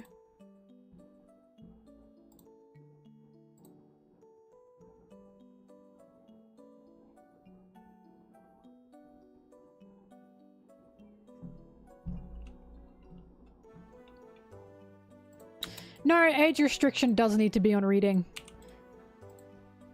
Because if you don't put age restriction on these things, suddenly it's think of the children. The reason we have age restrictions on things is because I don't need someone to tell me if I should have this, if I should be able to read this or not as an adult. Right? Otherwise, the censorship for a lot of literature gets too out of hand. And if you don't have those age ratings, suddenly the conversation goes, we gotta ban everything. Like, you need those age ratings so people can say, no, we don't have to ban everything. We've given you this guideline regarding what is reasonable for kids to read or not. Like, they definitely need to be on books.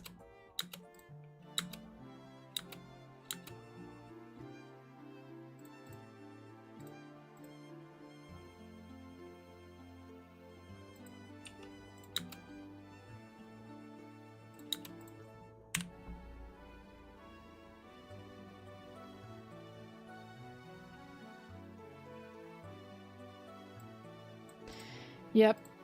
Like, I'd rather have age ratings on books than banning books.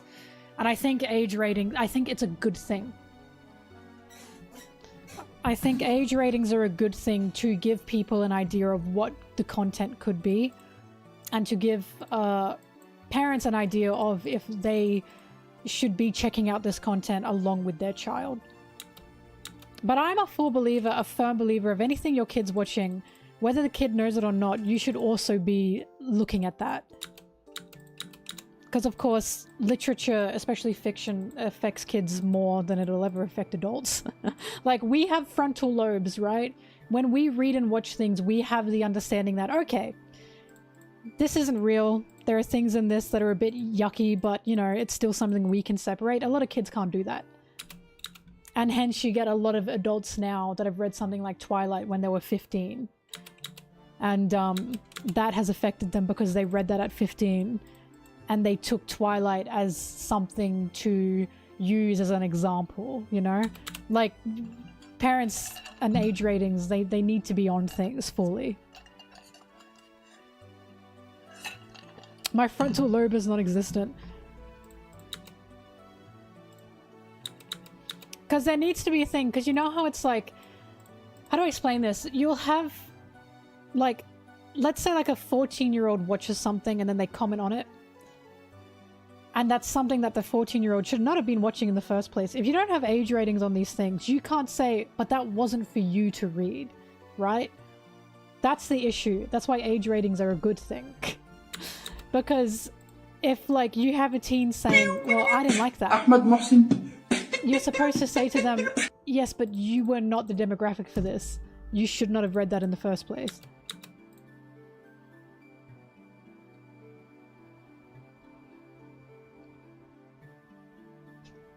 If you show a nipple, a 6-year-old might not understand what a sex is. Won't allow me to spell both words.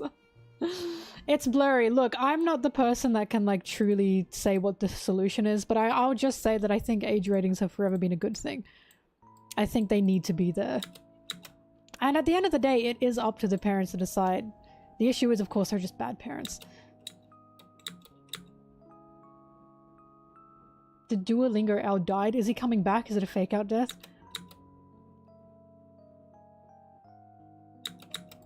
Content warnings I'm half-half on. Because here's the thing. I won't read content warnings. I don't want them because I do like going into a book blind. And I was like, well, I don't want them. But at the same time, I'm like, but I can just not look at the content warning. Like, I can just ignore the content warning and not read it. Other people need that. So, yeah, if you want content warnings, I think they're good. I will simply ignore them.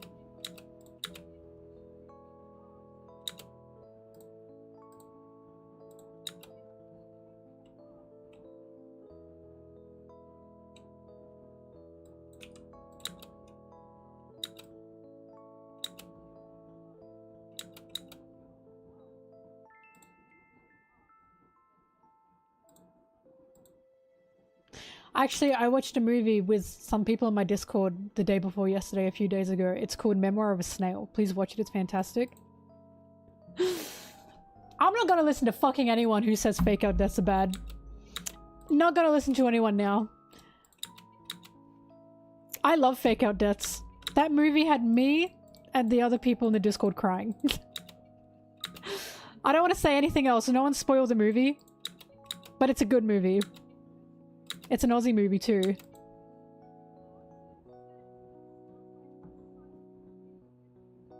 Kids don't give a damn about age ratings. The age ratings are not there for the kid. They're there for the adults and for the publishers. The age ratings are there so if, like, a kid, you know, does read something, like, a kids are always going to read things behind your back. They're always going to watch things behind your back. That's a given. But they're there so, you know, you can say, or parents can understand, okay, I'm being warned here about what my child could take from this. It's that simple. Like, the age ratings are not there for the kid because the kid's going to ignore that anyway. Same take with games, yes.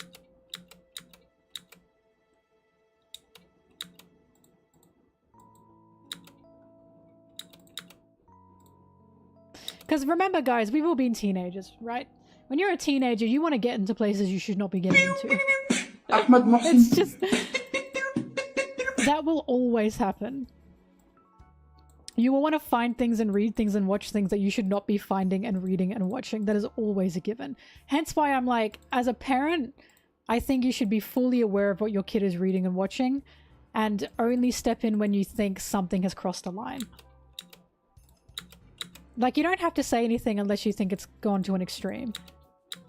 But of course, I'm not a parent. I can't fucking say anything. I'd love Pun Pun.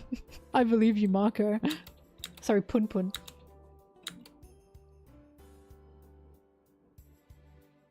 No, Mary would not be allowed to read Berserk.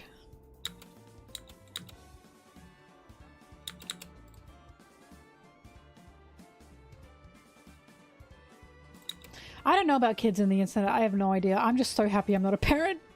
I'm so happy I don't have kids. I am ecstatic that I don't have kids.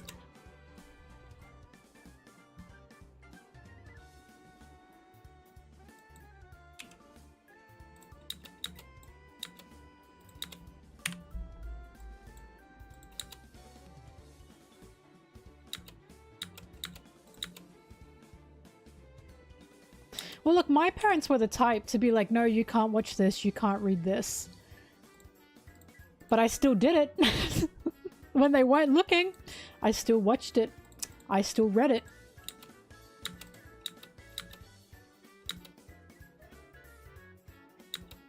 See, that's the issue, Bird.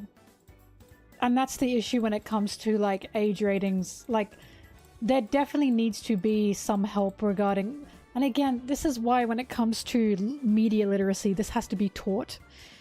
Because I agree with you, Bert. Ahmed Mohsin. I agree with you, Bert. There are some terrible parents out there, some really conservative parents that refuse to let their children see anything not normal. Because I speak from a place of privilege because my parents didn't restrict me from reading anything that was gay or trans. They didn't see that as anything that was dirty or anything that should be restricted. But of course, that comes from a pure place of privilege that I can say that. So it's like, I agree, there are some terrible parents out there. But to me, that doesn't change the fact that there needs to be some help between child and parent regarding the things that they watch and the things that they read, you know? Because again, a child doesn't have that frontal lobe to be able to comprehend that much of this is not something you should be mirroring or you should be taking as example. So it's tough. It's a tough situation, and I don't have the answer to that. Hypothetical child, you discover it watches adult entertainment, would you step in? It depends on. It truly depends on. So like, if they're a teenager and they've discovered adult entertainment, I'd be looking at what they're watching. If it was something incredibly extreme, like Saw type of torture porn, then I'd be saying something. If the adult entertainment is fucking Hangover, the Hangover movies, Family Guy, I'd be like, well, it's like bad and annoying, but it's not something that should be teaching them anything.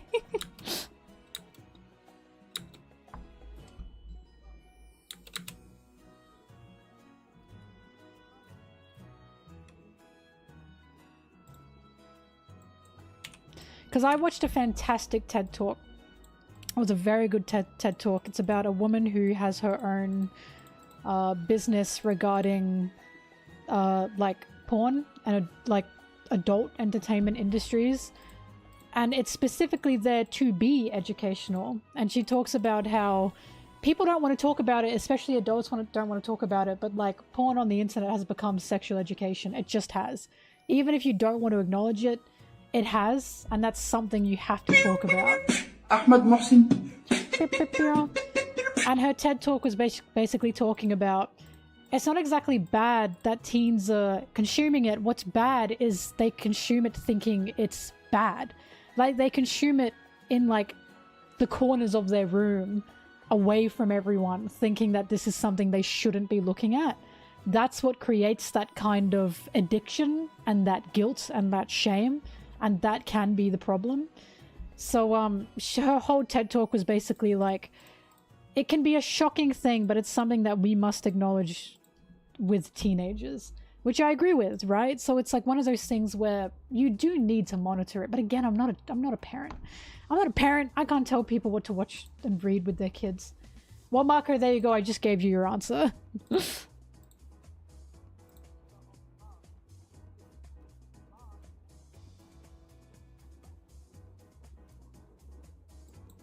Well, that's what I mean. So I do think like teens should be doing like reading and watching things that can be mature. Yeah, I agree with that. I just think if you're privileged enough to have parents that can see that that won't cause the most harm, that you just should be keeping an eye on that. Because again, stuff like Twilight has had long-lasting effects to a lot of adults because they read it when they were like 14 or 15. And that's because they were reading it at a very susceptible age and they didn't understand this is not what a relationship is, right? This is not what a relationship should be. I also do laugh when a toddler trips, that's true.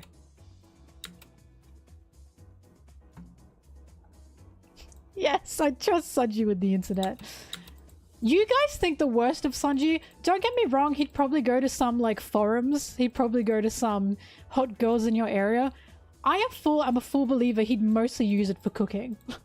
I'm a full believer he'd mostly use it for recipes and for keeping like cooking recipes and for buying fucking kitchen utensils on Facebook Marketplace. I'm a full believer of that. He'd go to some areas, but like, he's human, aren't we all? Zoro Google Maps.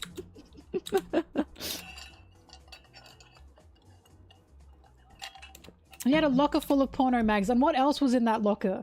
His recipe book as well. It wasn't just porno mags. The man is allowed to have a libido. He's allowed to have one. I don't care if Sanji's looking up smut. He's not just doing that. It's not like addicted. Calm down, guys. He's also allowed to actually use the internet for cooking things, which he would. His life is not just sexual content. Like, that is so obvious. I would win a fight with a toddler, by the way. Just saying.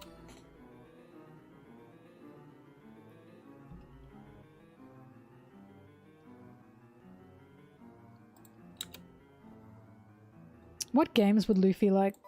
Would he like Club Penguin? No, he wouldn't like Club Penguin. Too much talking.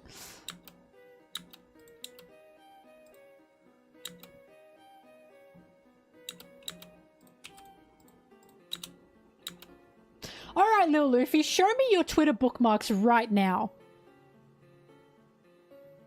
Go on. Show me those bookmarks. Yeah, that's what I thought. You are no better. We are no better. We are no better. That was his personal locker.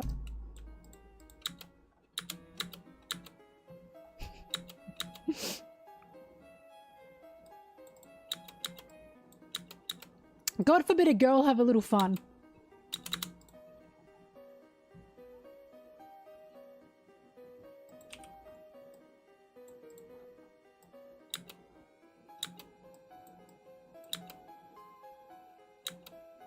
Blue Sky doesn't have bookmarks. Or do they? Have they added bookmarks?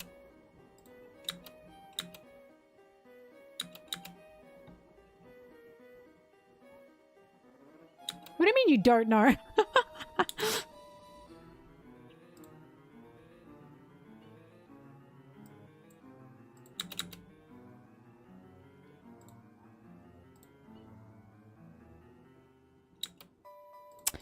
King, he might have had it in a folder, and Chopper opened the folder thinking those were recipe books.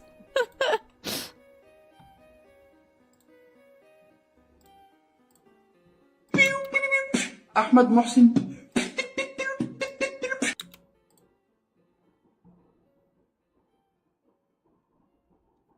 Mako, no. I would not say stop child, no dirty thoughts, no.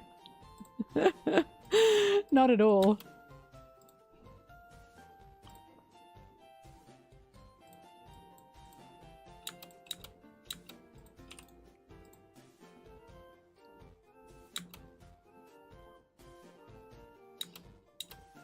Yokai, why? Yokai, hang on.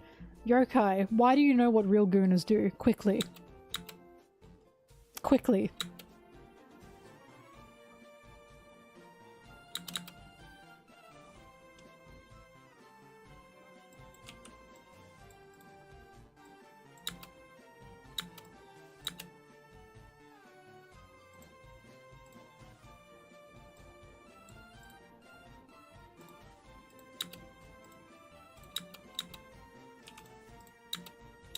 What Oda needs to do is Robin needs to have a locker full of yaoi.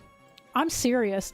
I don't care if there's a perverted male character in a media, so long as he's not really grotesque and like is like gross to like the super gross to the women around him.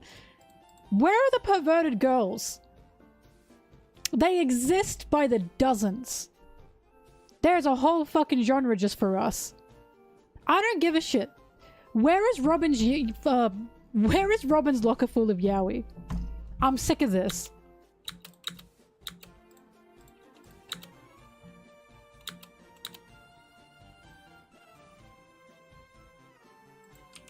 Yaoi.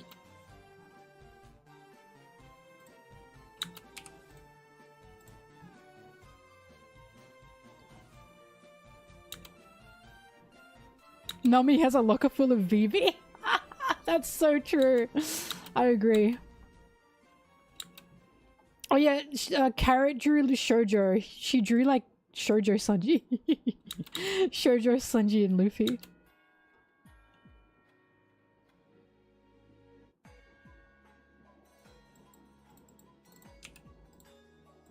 Robin should have yaoi and she should have smut romance novels. Like, she should. I bet she's reading some crazy shit. We'll never know.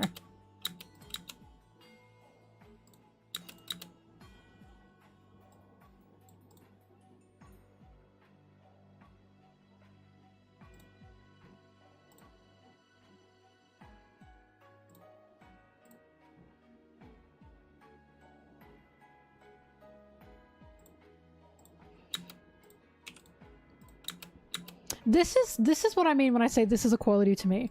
Okay, have sexual male characters, whatever. What about the girls? There's this idea that women aren't like that. We are people. We are human beings. Yeah, we can be as bad. We can be worse. Why do we not get this kind of treatment? Bring on the freaks. I just realized I think I'm alone in the house. Hang on.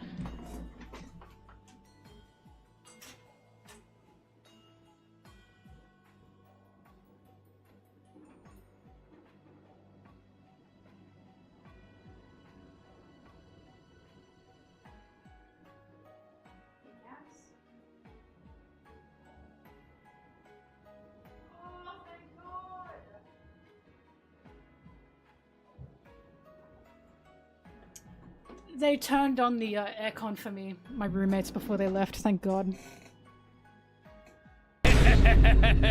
I'm so sorry that didn't work. I'll be giving that back to you.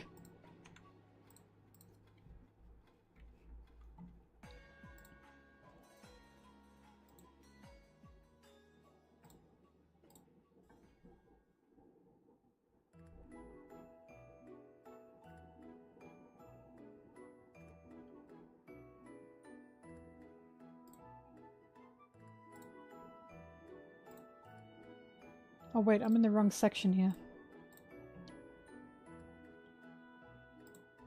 Oh! TwitchCon? No!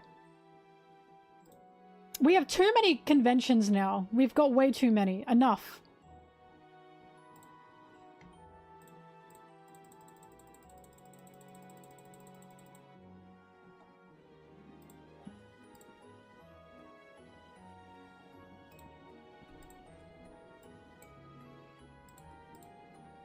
You're welcome.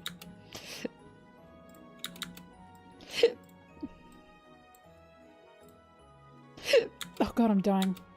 I am gonna laugh if Gaban in the next chapter just gets his ass, like, handed to him. If, like, that's the joke. He's like, okay, come and get the key, but he doesn't actually want to fight for it. He just lets Luffy punch him. And he goes, damn! That will kill me.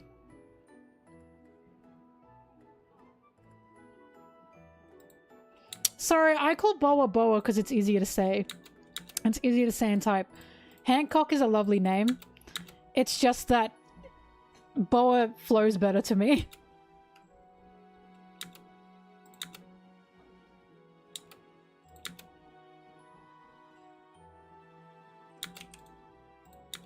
Hammock.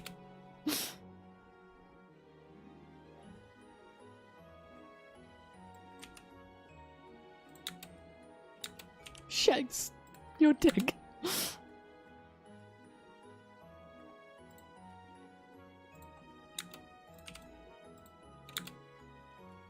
Also, Bollock is snake. Ahmed Mohsin. That's true.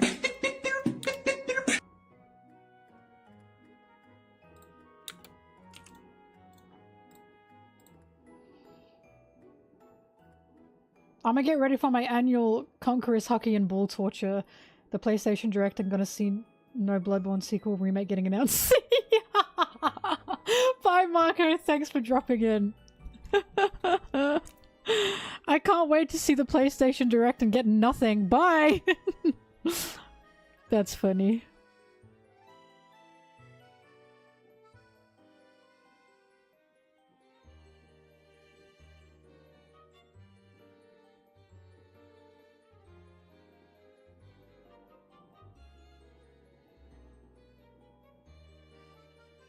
Do-do-do-do-do.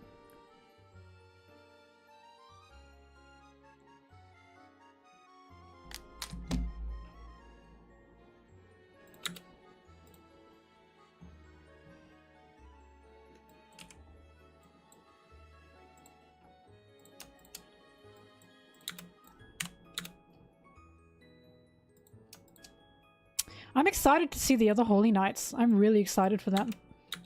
If my guess is right, and the Holy Knights represent, like, different keepers of death, I'm really excited to see what else there is.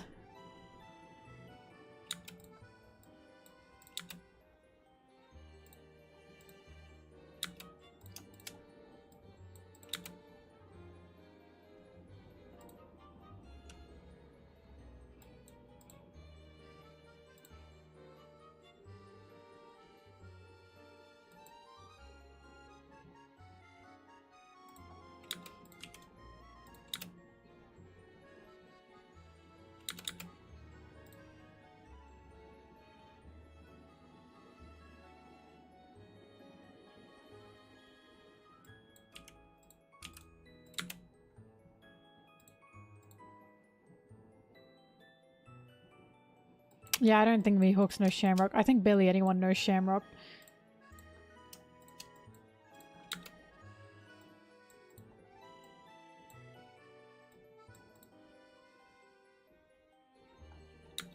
I think they're heading to the school.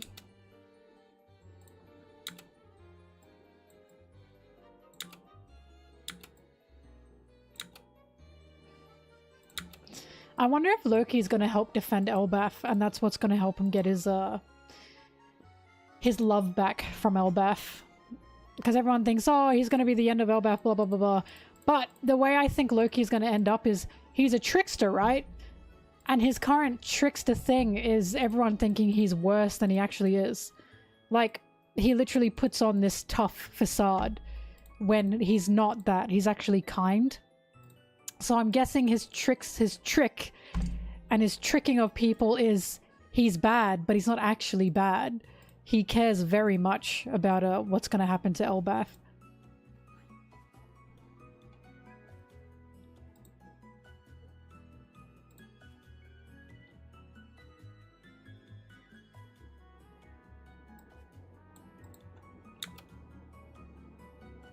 That's true. They might be going back to the castle to get another God Knight, actually. That is true.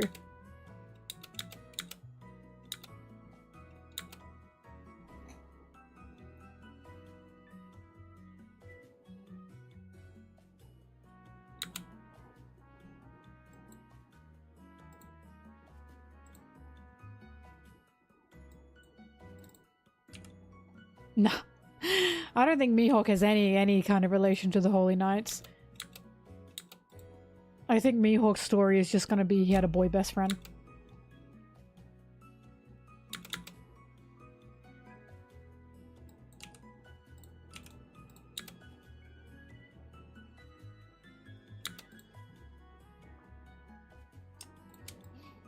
We could get another Don Quixote for the Holy Knights, but what makes me laugh is the whole thing with the Don Quixotes is the Don Quixotes seem to be a bit more removed from the Celestial Dragons, except for Doffy. So, Doffy's own parents were somewhat well-meaning, and then the Don Quixote that liked the fisherman was also somewhat well-meaning, and the joke there is Doffy was the only Don Quixote that was just a cunt. Like an full-on bitch. So it's like, we could get another Don Quixote as a Holy Knight, but I feel like that ruins the joke.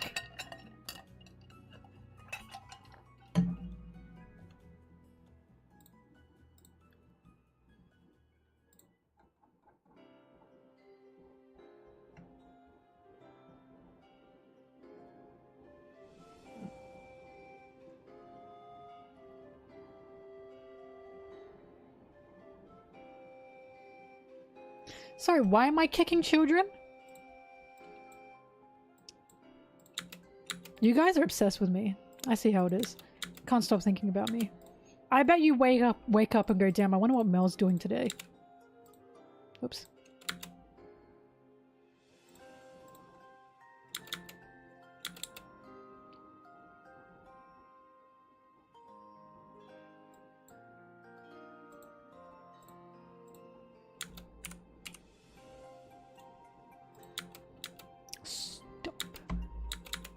Why can't you like my big bulbous brain? My frontal lobe.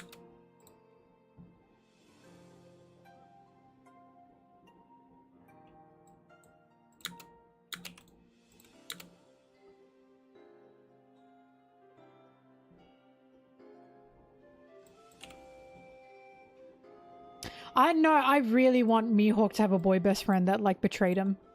Because Mihawk doesn't trust people. That's very specific. Thank you for the sub, by the way. But that's very specific. That he doesn't trust people. I am so hoping Mihawk's backstory is boy drama. You have no idea. I love boy drama. You guys know this.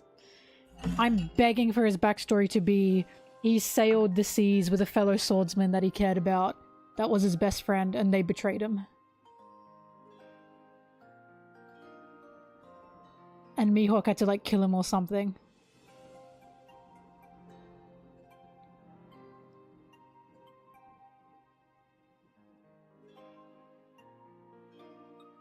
I've been asked this backstory question before. I don't have a favorite backstory because I just don't think about backstories like that, I suppose. Like, I can't rank them. They're just good. Like, I honestly have no answer to that.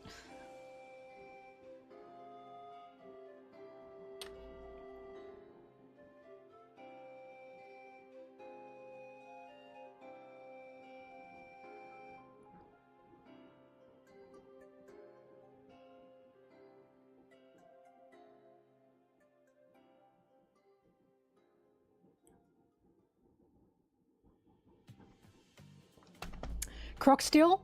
I'm still holding my belief that Croc is the former Amazon Lily Empress that went missing.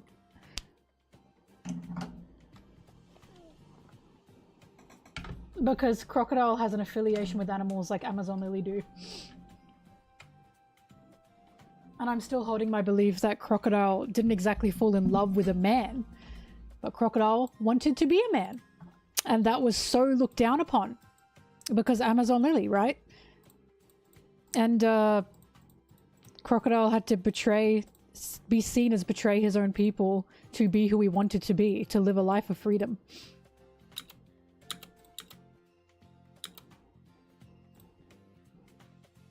That's my Crocodile theory.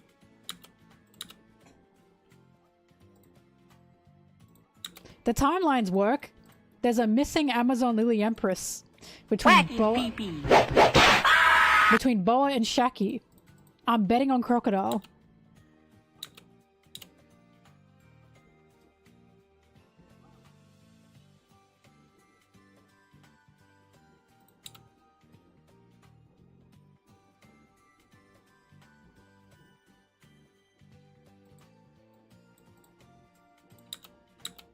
Also, of course, Ivor knows crocodile. And Ivor's whole thing is transing your gender.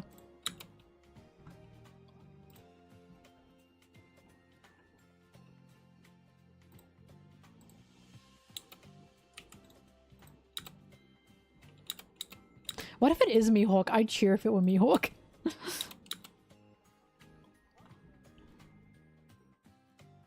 It's just crocodile has such an affiliation with animals. That's a very Amazon Lily specific thing.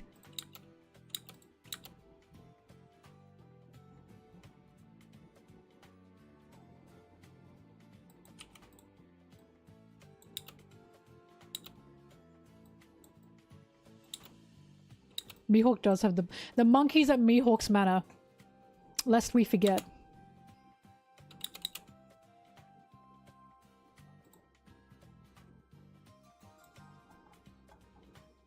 Stop talking to me. I want to edit fast so I can play Marvel Rivals.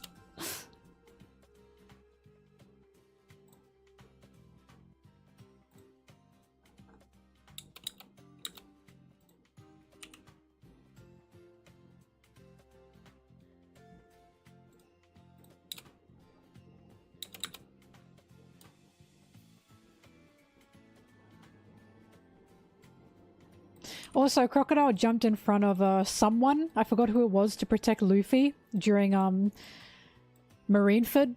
Could it be possible? Could it be possible because he found out Boa was also helping Luffy?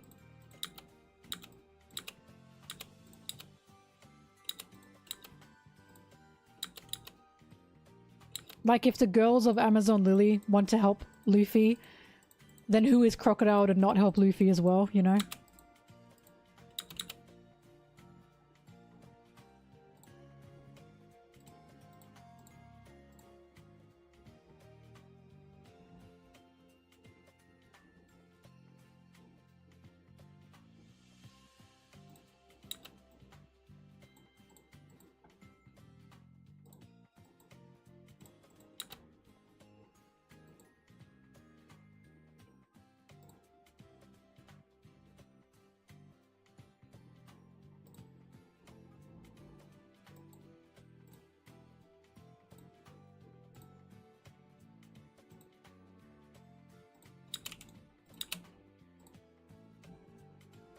Whack his pee-pee.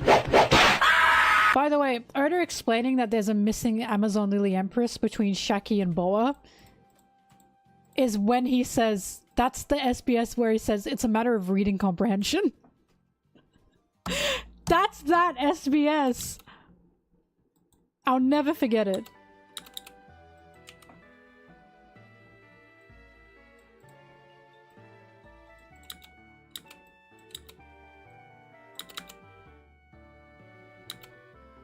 Yeah, we know what her name was.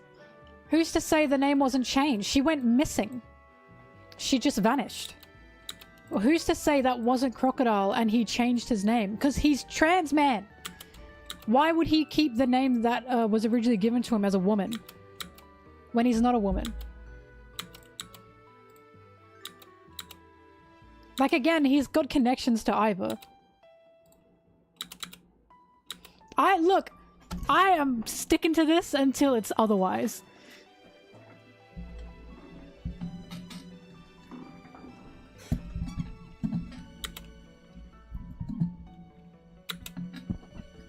I'm sticking to this until it's said otherwise.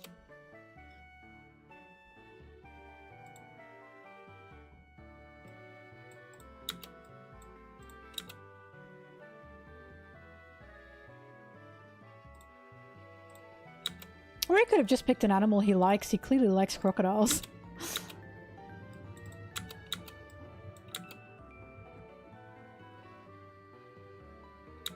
The Sir Crocodile is so fucking funny, right? Like, knows Ivor. Ivor has a secret with Ivor. Ivor's whole thing is transing your gender. His name is Sir Crocodile.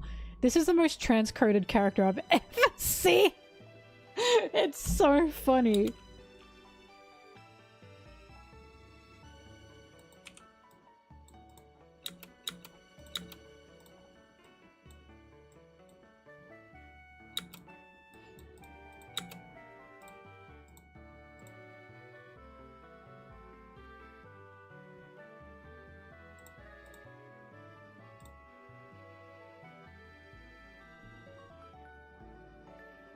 I was gonna say, also, yeah, naming yourself after an animal you like is very transcoded too. I'm not trans, but I have trans friends. And yeah, that stands to reason.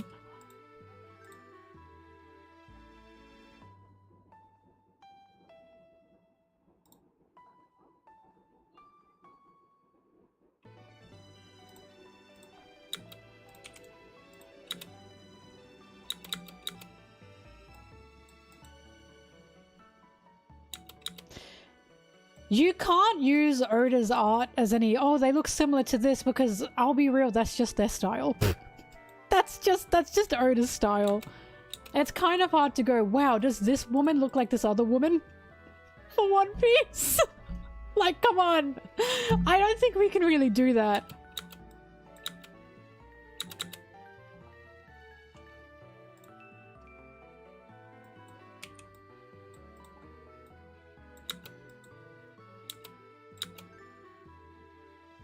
Height.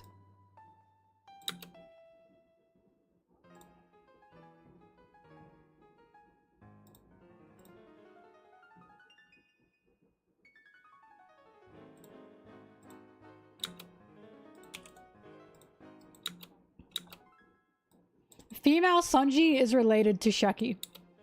Obviously.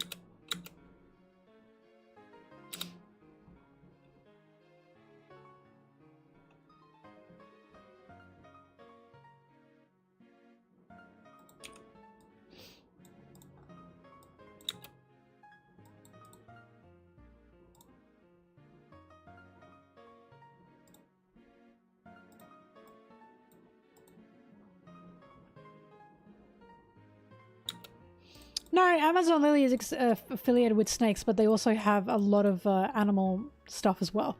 Remember, Amazon Lily had like the animal person. Remember, she was on Boa's ship. They have a whole thing with living alongside animals and raising animals. Like, Amazon Lily was pretty specific with that. They literally had the animal carer on Boa's pirate ship. And kicking animals! Whack his pee-pee!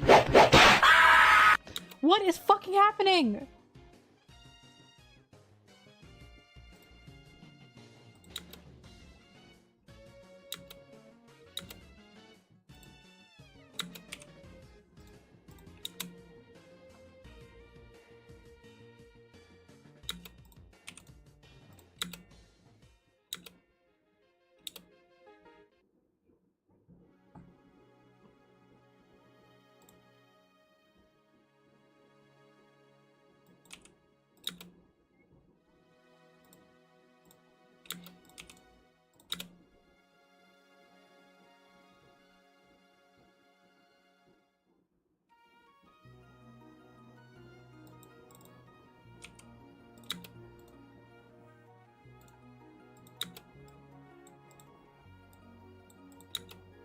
I can't do anything for you, man. I'm sorry.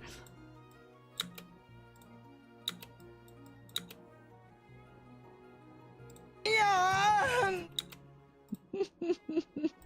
Thank you for the sub.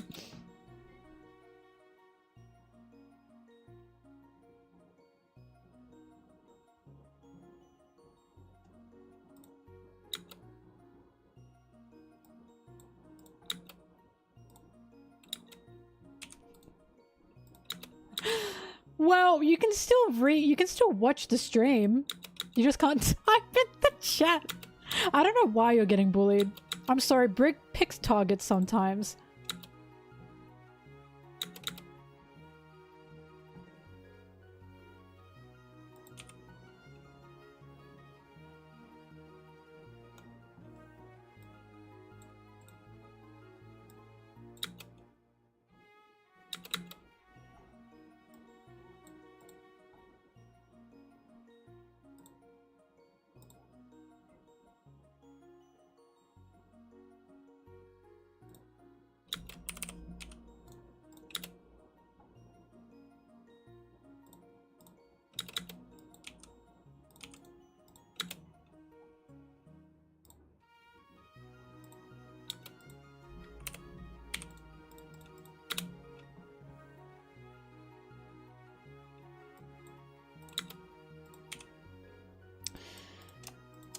I'm still riding off the high of being right about Gaban, by the way. I feel so good about that, only because I was putting all my bets on, no, it is not fucking Shiki, I'll kill you.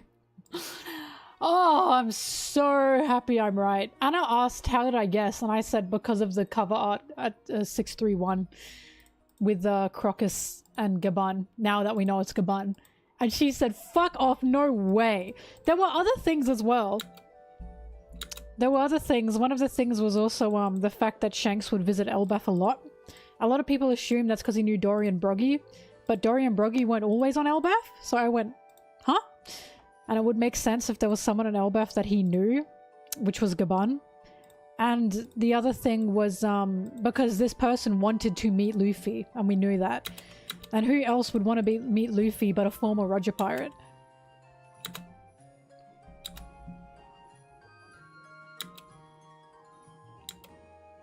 Right, no, Gaban is not a parallel to Sanji one-to-one. It's very clear to me that Oda threw both Gaban and Rayleigh... No, threw both Zoro and Sanji in a blender and spit out Gaban and Rayleigh. Like, Gaban has Zoro's build. He uses 2 axes to fight. Like, there are some very clear, like, mixes there. They're like hybrids of Zoro-san, Rayleigh, and Gaban. Rayleigh was literally introduced saying, I love women. Like, it's clearly a blender to me.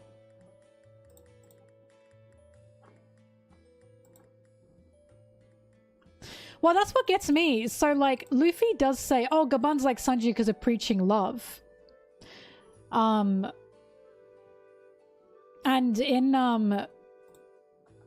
but the thing is, there's nothing about Zoro and Rayleigh.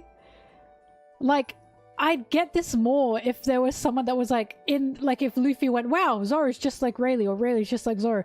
There's never been anything like that. And it's pretty clear to me that, they're pretty they're pretty hybrids, right?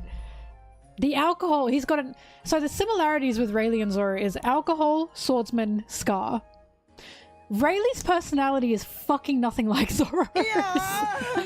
Right? Oh. No, but seriously consider if Moria was the former empress. If the horn's anything, then you'd have a disgraced half-breed empress turned depressed tyrannical zombie king having become a warped version of everything he used to represent. Snake to bat fangs. I see the vision, but I don't agree. I'm sorry. Redeemer, thank you for the donation. I see the vision, but I don't agree. Also, the thing with loyalty doesn't mean anything to me, respectfully, because that's a Straw Hat trait. Like, look, I understand Zoro's loyalty is a big thing. The other Straw Hats are loyal too. I don't know why this is a Zoro-specific thing. I don't know why he gets jerked off for this. The reason Sanji even went to Whole Cake Island by himself is because he wanted to keep his crew out of it. He literally lived through his own version of hell because he didn't want Luffy and the crew to be involved in this. He wanted to keep them away. He knew that if he stayed with the Straw Hats in Whole Cake Island, he'd bring Luffy into it. He didn't want to do that. How is that not the most loyal thing you could fucking do? That was part of Sanji's loyalty. Zoro is very loyal, don't get me wrong. But Zoro exclusively is not a loyal Straw Hat. All the Straw Hats are loyal. They are very loyal to Luffy.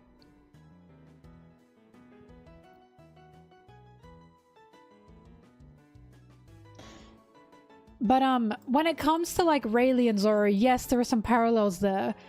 But they are not one-to-one. Rayleigh does not have the same personality as Zoro at all. At all. Like, that's simply... Also, Zoro said to Luffy in Water 7, I don't know why people forget about this. He said to Luffy, if you don't shape up, I'm leaving. Everyone forgets about that. And it's like, no, Zoro's not blindly loyal to Luffy. Luffy still must prove himself. Like, Luffy still needs to be a captain that Zoro wants to follow.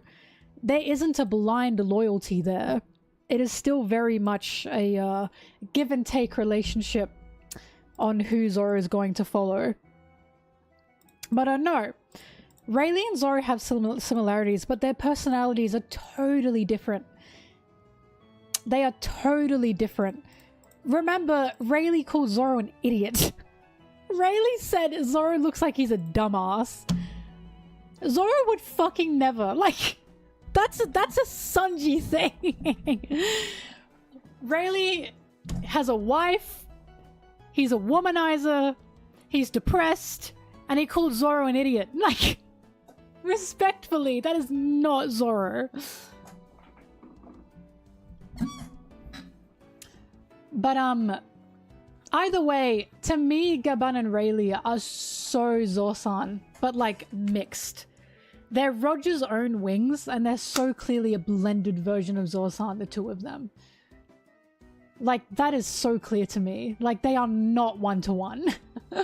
Because Rayleigh's personality is fucking nothing like Zoro. Nothing like Zoro.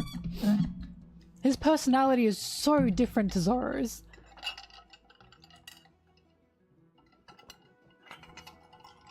And the same can be said for Gaban. Gaban has a craziness in the same way that Sanji has about love. But Gaban is clearly not a one-to-one with Sanji. He's important and he has Sanji parallels, but he's not one-to-one.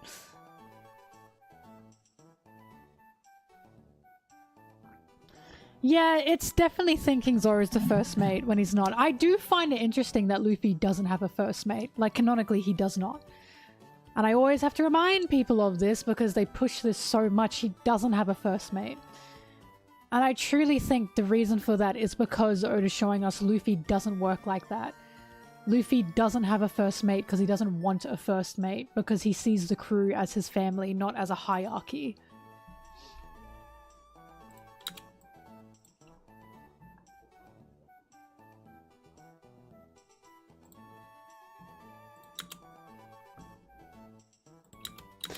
Usopp did say, Luffy, if you ever stop being like the captain, I'll be the captain. And Luffy went, okay. Like, if anyone has the title of first mate, I'm serious, it is actually Usopp. Luffy literally approved if Usopp wants to step up as the captain when he's not around, he can. Like, Luffy did approve that. But I don't think there is any first mate.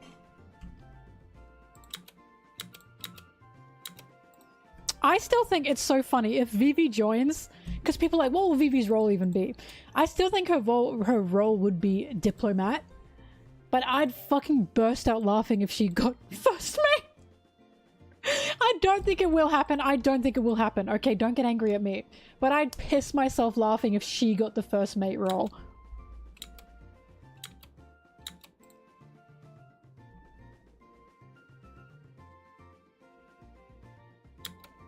I think Luffy just embodies Roger's will. That's it. Luffy embodies Roger's will more than anyone, even though Luffy doesn't know it and Roger never knew Luffy. Luffy truly embodies Roger's will, because that's the whole point of One Piece.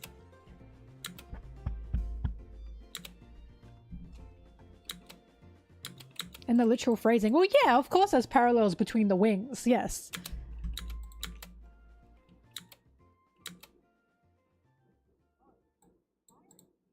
I'm still waiting for Zoro to be called the other wing. So far it's only been Sanji. And I'm somewhat thinking it's going to be Brook, because Brook was there for Thriller Bark.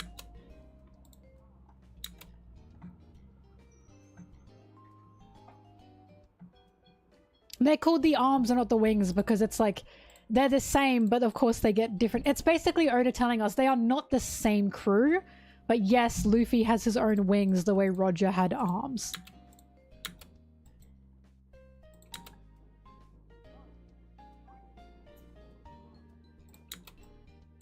Because, like, here's how I'm seeing it. Oda is showing us there are a lot of similarities between Roger and Luffy, but he's also reminding us they are not the same. He's reminding us that Straw Hats are not the Roger Pirates, with small things, such as Roger had arms but not wings. Such as Roger had a first mate, Luffy doesn't. It's a reminder of telling us, yes, they're similar, but they are not the same. Luffy is not Roger. The Straw Hats are not the Roger Pirates. They are just similar.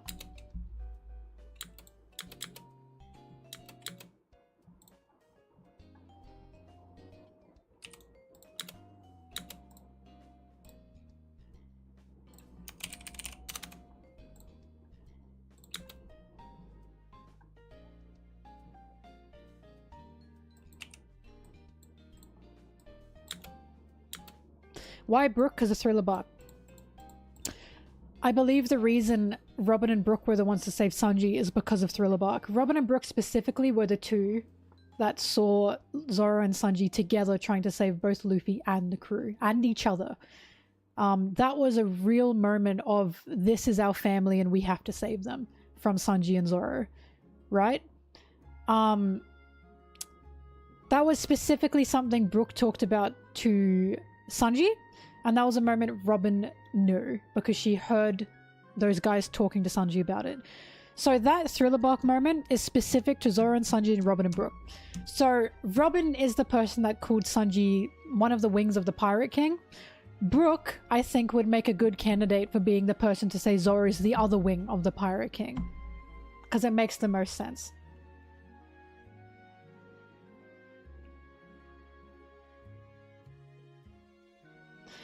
I don't know, guy with three eyes. I don't know about the power stuff. All I'm saying is they are equals.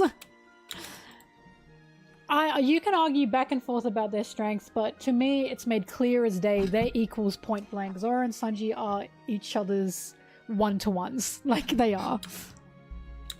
I don't care about the strength aspect. I care about they are together one-to-one. They are equals with each other point blank.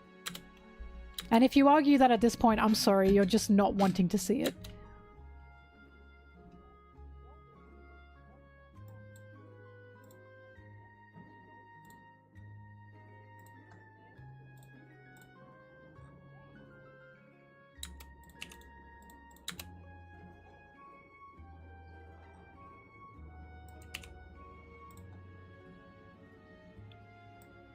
The funniest thing is, people are arguing arms are not the same strengths.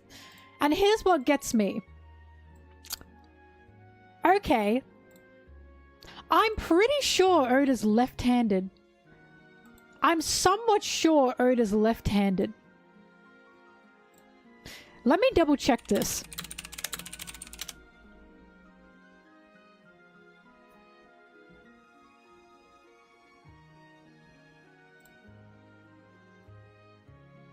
Never mind, he might not be. I thought he was. Who told me that? I might have been lied to. Either way, I don't get it. Because how can arms be different strength and then you're going to argue that when Zoro exists as a character? Because Zoro's whole thing is he uses both hands. So, okay, let's argue arms are different strengths. So then Zoro has a weak spot. What? Like, I thought the whole thing was... If the arms are different strengths, then okay, then we must acknowledge one of Zoro's arms are not as good as the other. And they would rather die than argue that. So just attack Zoro on his left side. Easy. Like, what? But yeah, Zoro and Sanji are Luffy's wings. And I keep arguing this. If you have different shaped wings, you're not going to be able to fly pretty well.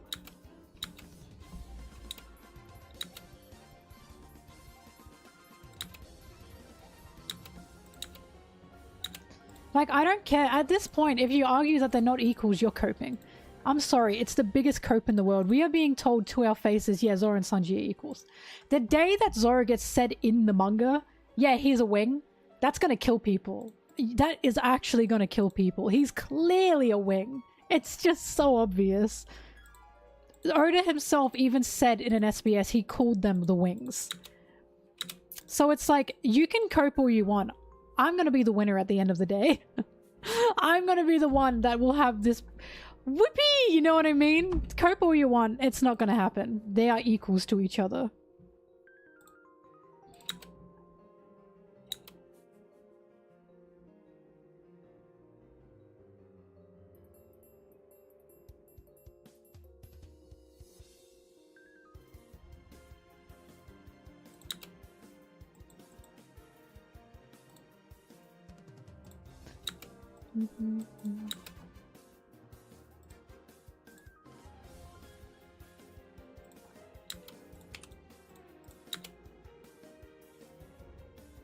It's just crazy. We have a chapter of... Yeah, by the way, there was another guy that stood with Roger and Rayleigh, shoulder to shoulder.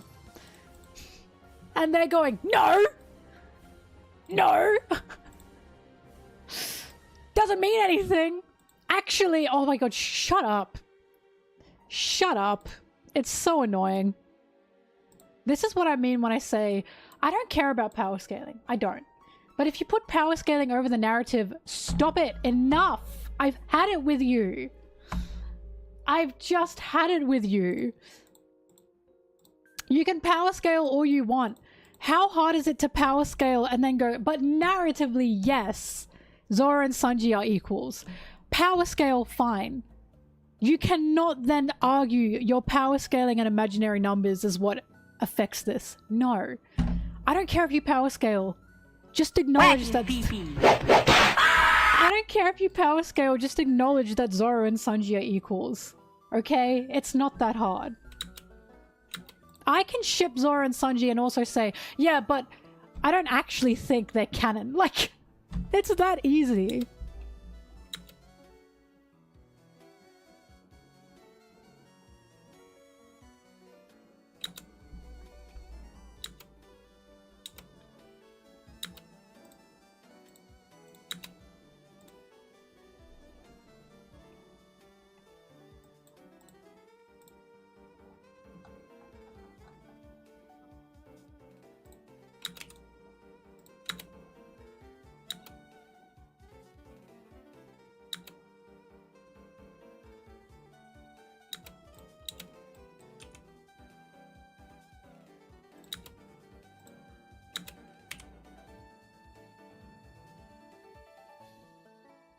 No, I fully think Elbaf is going to have important moments with Zoro and Sanji now.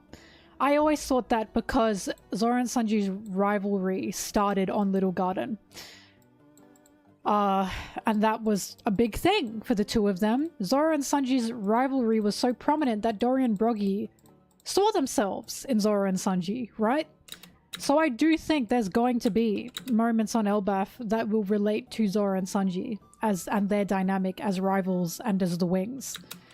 Like, they will need to shape up, essentially, and they will realize how important they are to getting Luffy to the throne of Pirate King.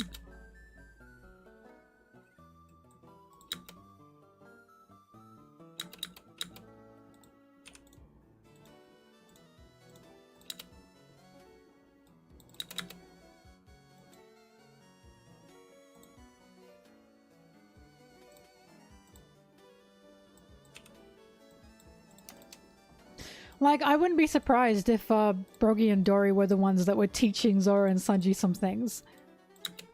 But I would like Dory and Broggy to talk to Usopp more, I think. Yeah. Their rivalry was there in Arlong Park, but it wasn't established. So it was established in Little Garden. That's when Zoro... Because, how do I explain? Zoro met Sanji in the Baratier, okay? Sanji was inspired from Zoro's fight with Mihawk, you know? So Sanji saw Zoro's fight with Mihawk, and that inspired him a great deal, a great amount. So much so that when he saved Luffy from the water, he remembered both Luffy and Zoro, and he couldn't understand how these two had this drive for their dreams that seemed so unachievable, because he had a dream like that too.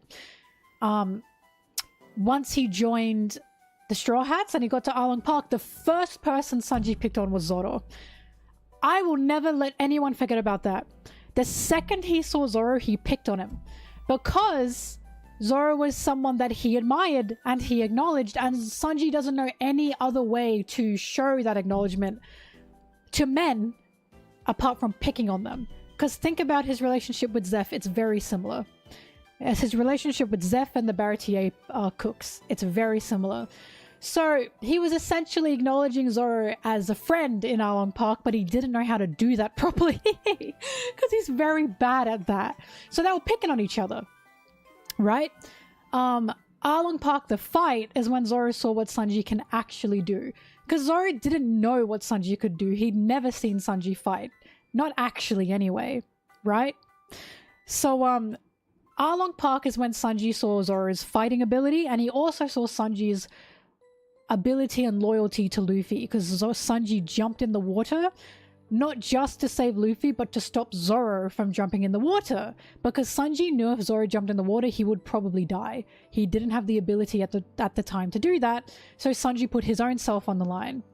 Obviously, Zoro respected that, and obviously at that moment is when that kind of bond formed between them of, yeah, we got to do whatever we can to help each other and to help Luffy. They became the front fighters in that moment. That was important. Then we get to Little Garden. That's when that was established. Because Little Garden is Zoro recognizing Sanji as, he's an equal to me. I can start some banter with this guy. Hence why when Zoro walks off to go, yeah, I could catch anything better than you ever could. You know? That's the point. That's when Zoro's acknowledging Sanji as, this is a guy that's equal to me and this is a guy I can fight with. This is a guy I can rely on. This is a guy I can have fun with. That's why Zoro... I know people don't realize this because they don't pay attention like I do. The majority of fights between Zoro and Sanji is initiated by Zoro. I know that sounds crazy, but it's true. If you reread One Piece from the start, the majority of times there's a fight between Zoro and Sanji, Zoro's the one that started that. Because he's the one that has acknowledged Sanji as, this is a guy I can pick on because he can take it. That's the point. He's always the one picking shit with Sanji.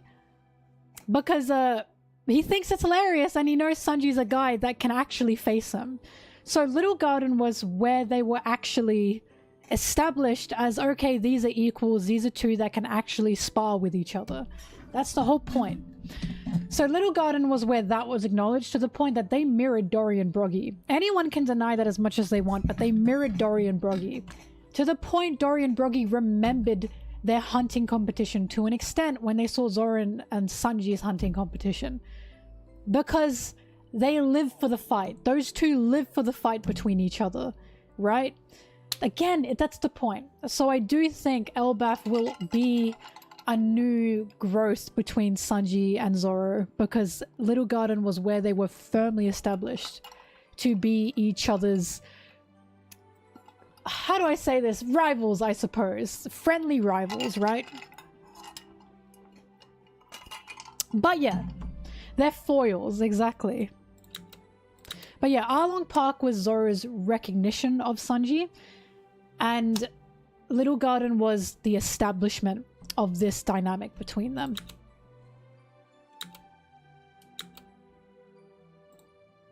I mean, something that was obvious was when after Wano, you had Nami, Luffy, Chopper, and Sanji all calling Zoro names, right?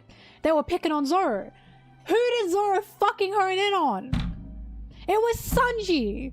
He was picked on by Luffy, Chopper, Nami. And he honed in on Sanji and picked that fight with Sanji because he knows he can. He has this push and pull with Sanji that he has fun with. He clearly has fun. That's why when he left in Zoro, Zoro was fucking up beside himself with anger. Because he was like, my fucking stress relief is gone. He said my squeezy ball is gone. I don't have anyone to pick on anymore. Like, he respects Sanji, but Sanji's also his stress relief. It's just so obvious to me. It's so obvious. My situationship. Sanji trusting Zoro to kill him was insane. That takes so much trust, truly. Anyways, if you pay attention, you'll see it's there.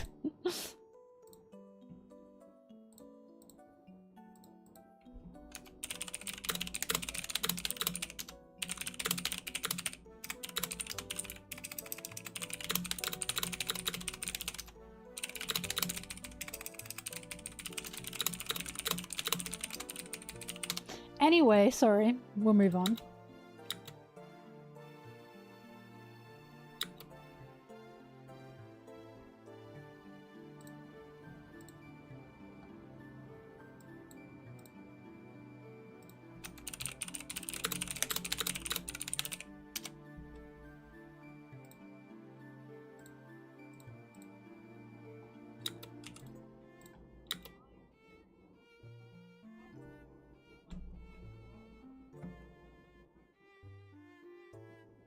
Anyways, I have shipping goggles on sometimes, I can admit that.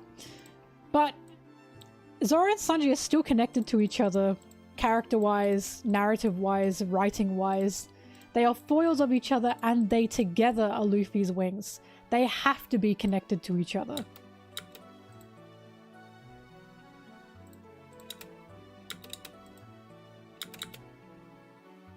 Someone even pointed out to me, I think this was a Tumblr ask I got, it was phenomenal actually, that the whole thing of you do what I can't do, I do what you can't do, right? When Zoro is with Johnny and Yosaku, and Yosaku is dying, because Yosaku is, he's got scurvy. Zoro really panics. He has no idea what to do. They even turn to Zoro and say, Zoro, what do we do? What do we do? How do we keep him alive? Zoro doesn't know what to do. He's stressed out because he really cares for people and he really cares about those he loves, right? He cared about those two and he's stressed because he didn't know what to do, and one of them was dying in front of him. Nami in that moment, of course, was the one who stepped forward and said it's scurvy, but the whole point of that is Nami isn't a cook. She knew that because that was basic, but when it comes to nutrition point blank, she doesn't know what to do. Zoro didn't know what to do, right? There was a showing there of there's areas that Zoro doesn't know what to do when it comes to protecting the people he loves. There's not everything he can do. Who does know about nutrition? And who does know about things that Zoro doesn't know to help protect the people that Zoro cares about? To help keep them alive? Because it's not Zoro. And when it comes to nutrition on the sea, that is so important. It is so important that the whole point of the Baratier is if you fuck with the cook, you are dead. Don't make enemies with the cook or you will die. The cook is what's keeping you alive on the ocean. That's the whole point of the Baratier, right? Chopper as well. But yeah, when it comes to nutrition, don't bite the hand that feeds you, right? That's why there's such good foils of each other.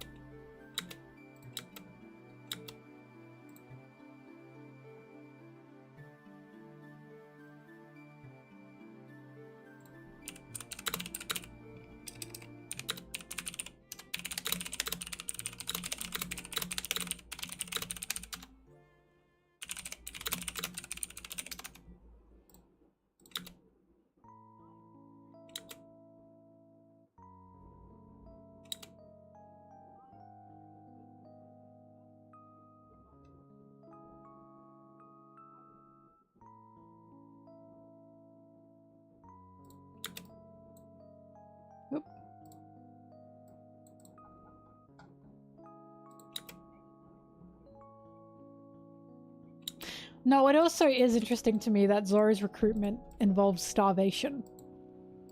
And it involves Zoro not wanting to waste food. Like, again, there's some parallels there. It's like such a clear thing of, yeah, Zoro and Sanji respect each other like nothing else.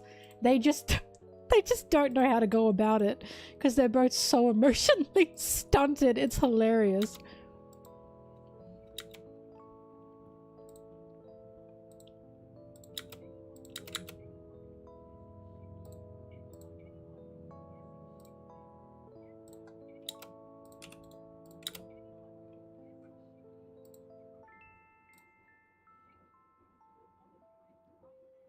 Zoro is so emotionally stunted, are you kidding me? Bro doesn't know he can emote.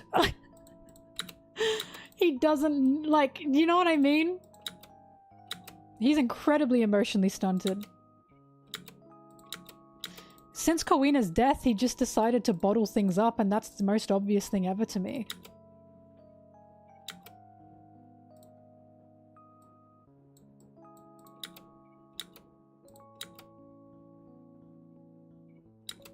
The fact that when he's upset, he can't acknowledge he's upset, he just acts like a dickhead. That is the most emotionally stunted thing I've ever seen. I.e. Zoro leaving in Zoro. He was clearly worried, he couldn't even say he was worried. Luffy had to say, Zoro, you're worried, aren't you? And Zoro didn't even acknowledge that. That is an emotionally stunted man. He doesn't know how to care properly. He cares in the way he knows how to care, which is protecting. But when it comes to emotions, he's very bad at it.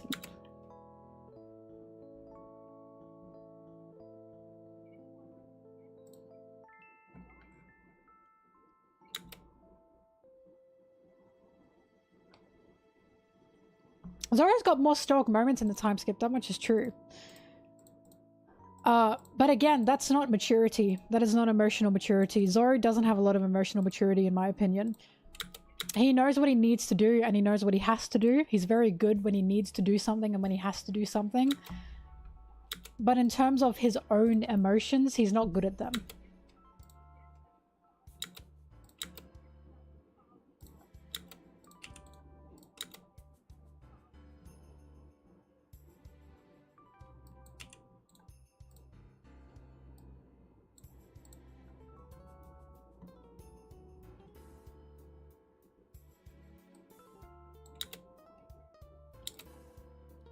Like, again, when he fought with Nami and Zoro, that was such a tell to me. When Nami was yelling, when Zoro was like, whatever, marriage isn't a big deal. And Nami said, how dare you say someone's problem is or isn't a big deal? You can't say that. And Zoro just kept fighting with her. And it's because he was upset. He was upset that Sanji up and left without asking for help, without telling anyone, essentially. And he didn't know what to do. He didn't know how to feel, so he just was angry. He just lashed out. That's what someone who isn't emotionally, like, understanding does. That's someone who isn't emotionally healthy does. They just be angry because they don't know what to do.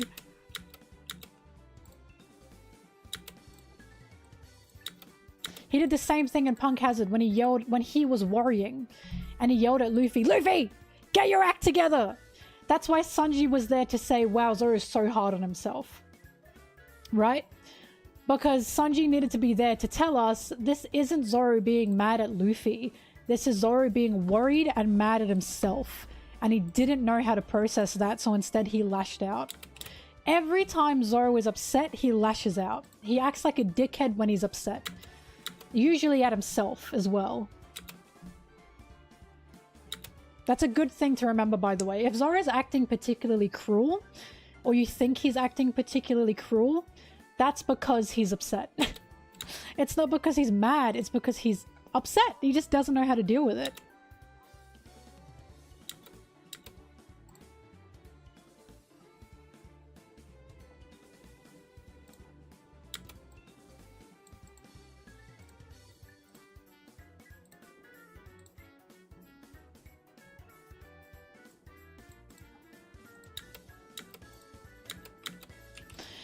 Zoro's already partially had a help me Robin moment. It was in Long Ring Long Land. When he said to Sanji, can you lend me a hand for 10 seconds? And again, I feel it's so important who said, I need your help. That was Zoro in that moment. And again, that's another acknowledgement from Zoro that Sanji is someone he can rely on.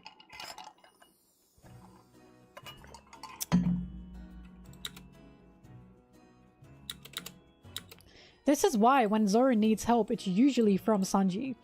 This is why in Onigashima, Sanji was the one carrying Zoro around. Because Zoro knows he can rely on Sanji.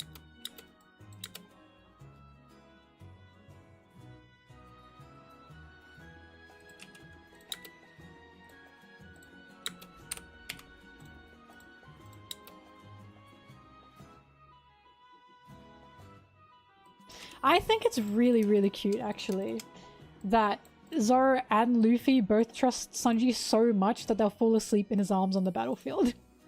Because remember, in Whole Cake Island, Luffy fell asleep when Sanji got him. And in Onigashima, Zoro fell asleep when Sanji got him. Like, Sanji's literally, wife's got me, I can relax now. It's so cute to me. Alright, I'm in her arms. Honkshu, honkshu.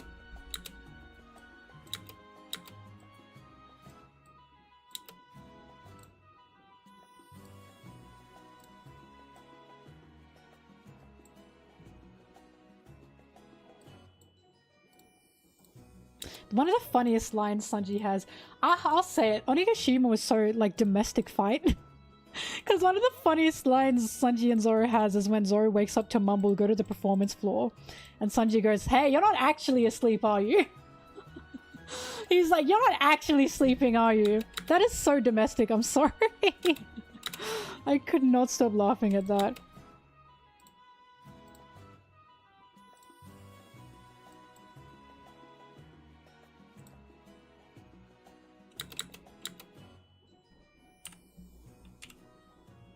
Hello, Flamingo.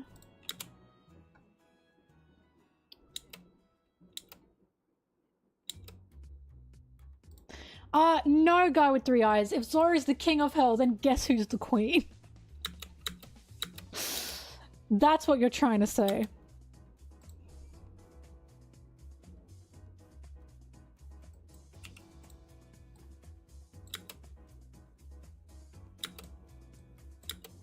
Also, wouldn't Sanji be the prince of hell since he's got the prince title already? You've seen my emotes and other chats? Oh, that's so cute.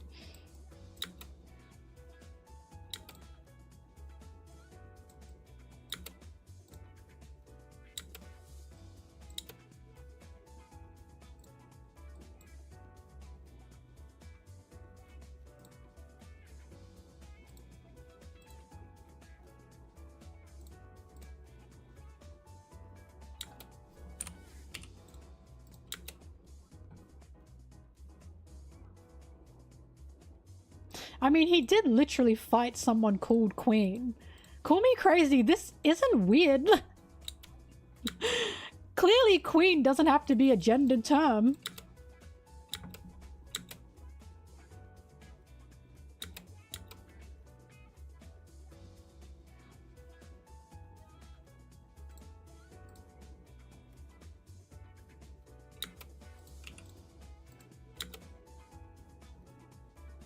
Sanji's mentor is literally a drag queen. We have to remember this. Like, that's his mentor. I know the Kamabaka stuff can be a bit nasty. I understand it can be a bit grim. But first and foremost, his mentor is Ivankov. Like, that is his mentor. There's literally, like, this isn't a weird thing to think or say.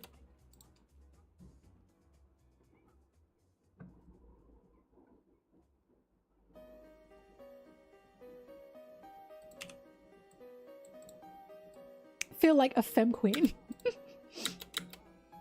Yeah, Sanji's in Alabasta. The whole thing with Bon Clay and Sanji was that they were 2 peas in a pod. That was literally the point.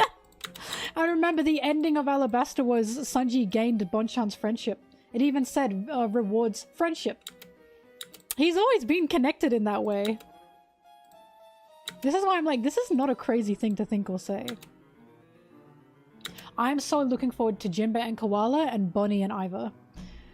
I'm also Luffy and Dragon. I think Dragon is Luffy's #1 fan. I'm serious. I think Dragon is gonna like be a bit nervous with Luffy because he's like, oh my god, that's my son. I'm so excited. Also, of course, Iva and Sanji. I'm so excited for them to meet again. Because Sanji was such a brat with Iva, the way Sanji was with Zeph.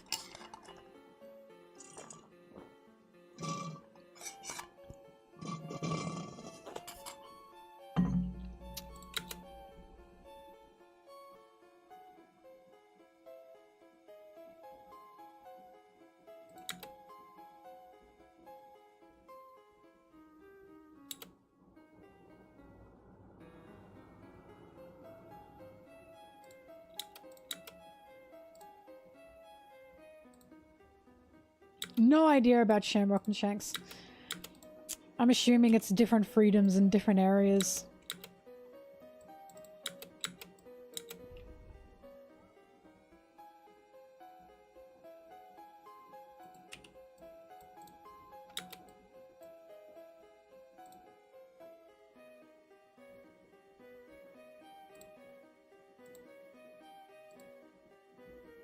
You know what's hilarious? And I stand by this.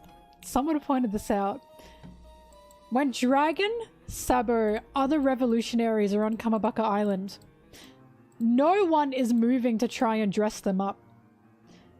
Sanji Sanji specifically got that treatment. And the only explanation can be because they saw something in Sanji. They saw this man actually does want to wear that dress. He's just not being true to himself. They clocked him. What other explanation can there possibly be? So the Kamabaka Island and the Kamabaka citizens do not treat all the men like that. They don't. It was specifically Sanji that was clocked. Explain. This is not a stretch. I cannot express how much this isn't a stretch. It's simply not a stretch. Because that's crazy. That is crazy work. Even if it were accidental, that's crazy. But they weren't training Sanji when Sanji first joined. When Sanji first landed on the island. He just landed on the island. They weren't training him. He landed on the island and they went, this man wants to be in a dress. He can run all he wants. We understand his heart. Like, that's crazy. I'm sorry.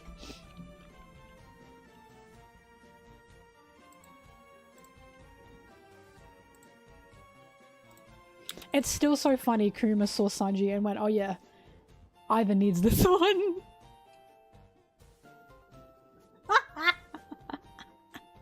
Because now we know Kuma and Iva are like this. They're like this. So Kuma saw Sanji and went, this one's for Iva. That is so funny. I'm sorry.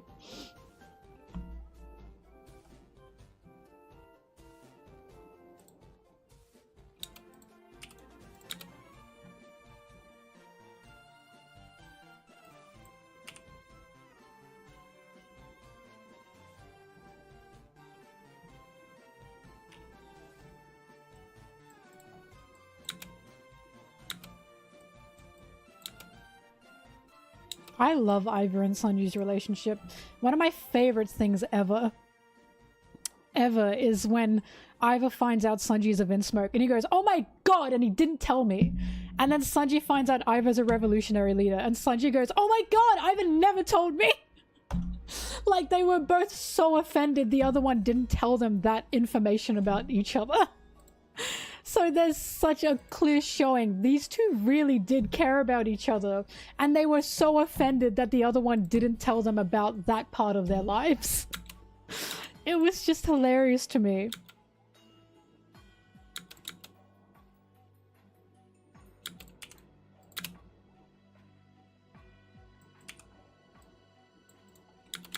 Like, I'm expecting that when Iva and Sanji meet up again, it's gonna be, why didn't you tell me this about yourself?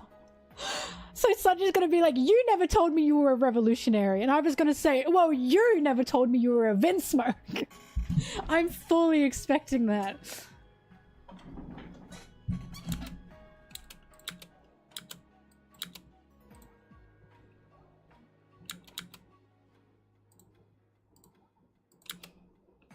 Look, I've said it before, I'll say it again. Sanji canonically has a drag mother. This is canon. Canonically, Sanji has a drag mother. Please think about that. This is why everything I say is not a stretch. I'm right.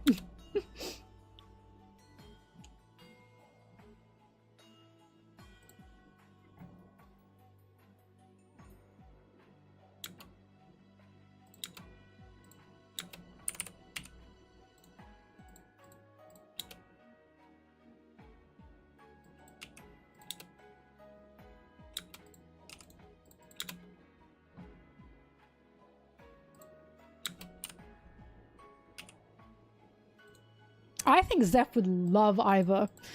I think Zeph would find out, because Iva's also a cook. I think Zeph would find out, like, how Iva and Sanji were, like, you know, mentor and, like, mentee, whatever they're fucking called. I think he'd love Iva. I think he'd think Iva would be hilarious and very good for Sanji. And they'd cook together. Yeah! Well, it's not that Iva is a cook, but Iva knows the secret recipes.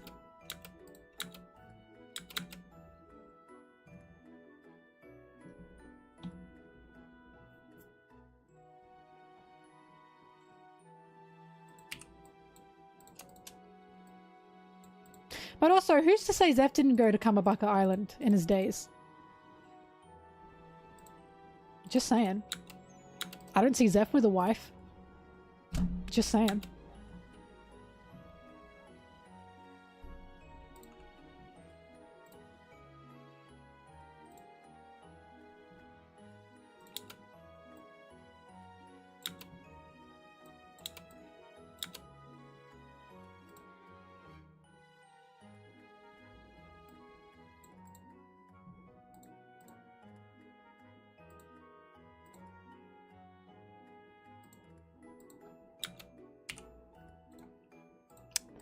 I think Iva does have the slave mark.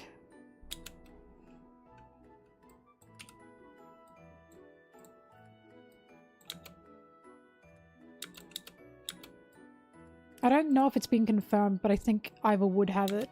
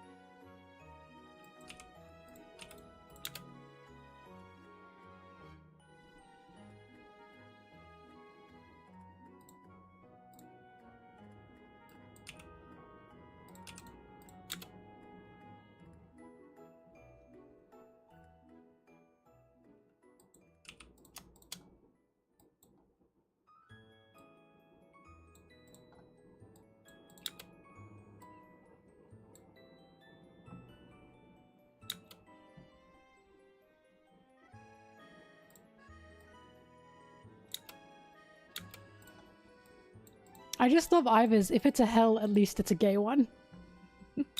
That's so true, Iva. Oh, Kiku's great.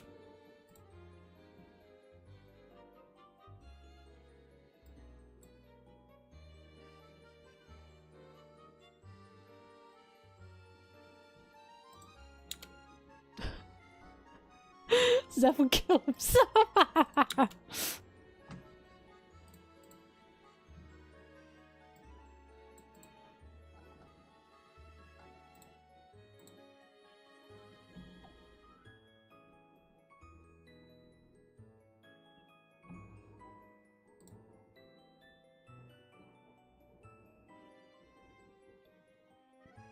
I've said this before, we know Oda has circles of friends who are drag queens. Like, we know this.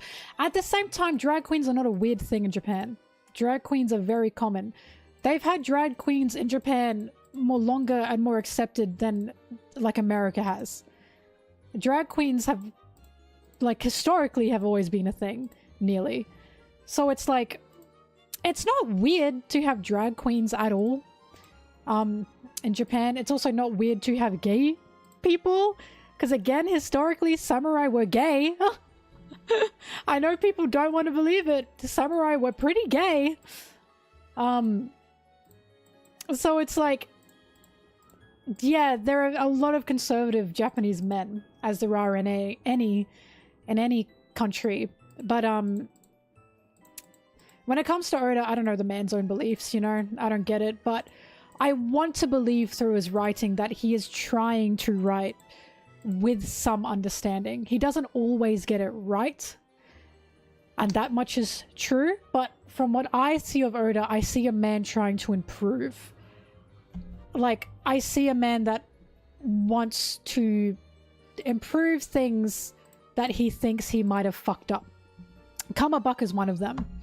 I think it's quite obvious that he is trying to move away from the ill intention of Kamabaka and the Okamas because of how he previously wrote them. Like, we haven't had a Sanji Kamabaka flashback or mention for ages. The only thing we got was, yeah, Big Mom and the Vinsmokes might use the Kamabaka and Okamas as blackmail for Sanji to make him stay in the Vinsmoke Kingdom, which is a lovely thing to hear. As in, yeah, Sanji did care about them. Sanji would rather die than have anyone on Kamabaka Island be killed, to the point that they'd be used as blackmail, which is important, you know? And in my opinion, Oda has changed the meaning of Hell Memories. He's changed the meaning of Hell Memories to mean his family. The way he fought Queen, and the way Queen was a reflection of the Vinsmokes, and the way he used Hell Memories and yelled at Queen, "You know nothing of my past," and then he used Hell Memories. I truly see that as a rebranding of Hell Memories to mean the Vinsmokes and what the Vinsmokes put him through. There hasn't been any ill mention of the Okamas ever since Fishman Island. That simply hasn't come up. So, in my opinion, I'm seeing a man who's trying to change and who's trying to evolve through his writing. But not everyone sees that, and that's fine. But I personally just think this is a guy who is trying to improve.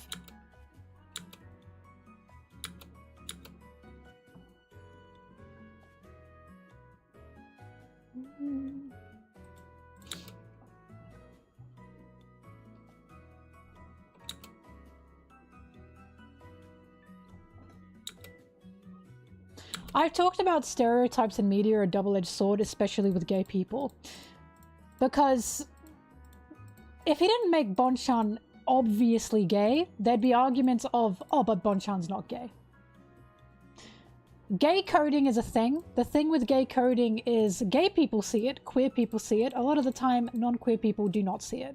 So they will argue up to the fucking wall about what is and isn't gay. Because gay coding is there to be coding for queer people. Hence, queer people see it. A lot of straight people do not. That's just a fact of the matter. So, when it comes to Bonchan, yes, he's so stereotypically gay, it's absurd. But if Bonchan were not that stereotypically gay, there'd be arguments of Bonchan even being gay. So it's like, as much as stereotyping, especially queer people, can be bad, there's also a layer of it there's also a layer of it of, but they are obviously gay, and you cannot deny that. And that's just something that you can appreciate. Also, Bonchan essentially wears queer on its jacket. He wears they wear the word queer on his jacket, and I was talking to Anna about that. And both Anna and I were like, we know real life gay people that do that. I would wear the word gay on my shirt. If I could have a shirt that said gay, I would.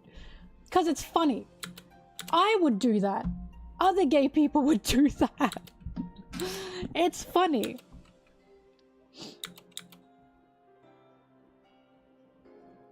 Why didn't Boa brand over the mark like Tiger did? Because Boa just wanted to forget about it and hide it. Some people have different coping mechanisms. Boa's was to hide it, not to brand over it. Also, it hurts. I think Boa didn't want to go through any pain again.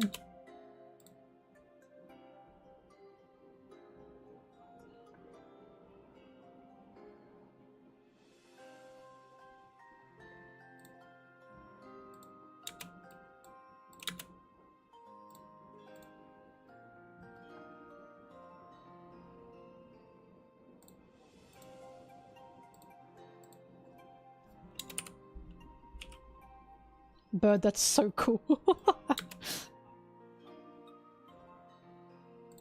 Look, I will say this, and this is something that frustrates me. A lot of people look at Kamabaka or the Okamas and they say they were predatory. I totally disagree.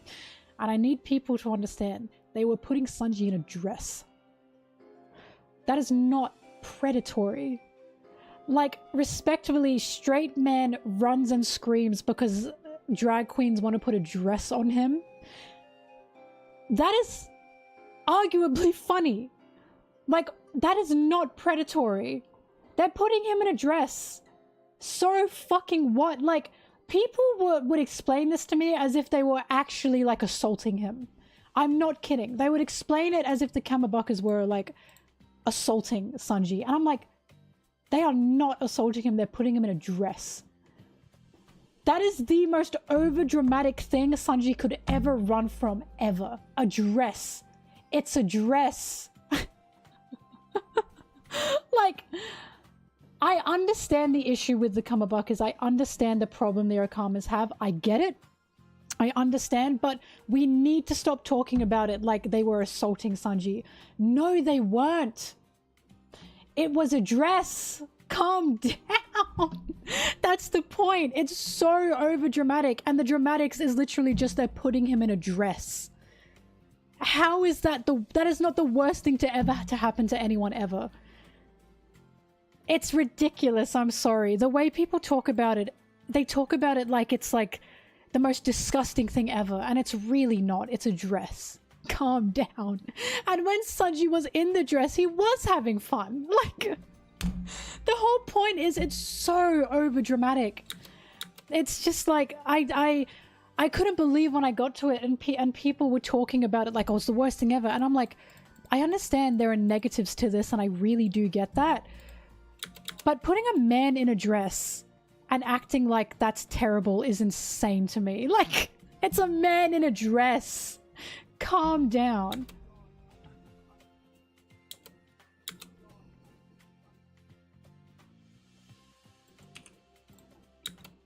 The worst thing to ever happen to a man is he gets feminized. That's assault. Really think about that. They're calling a man being force-femmed assault. I think that's insane, respectfully. I just think that's crazy.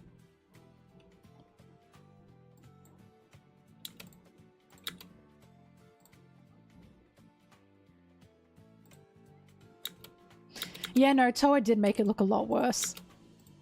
Toa made them seem so much more aggressive than they actually were, and in turn made Sanji also seem more aggressive than he actually was.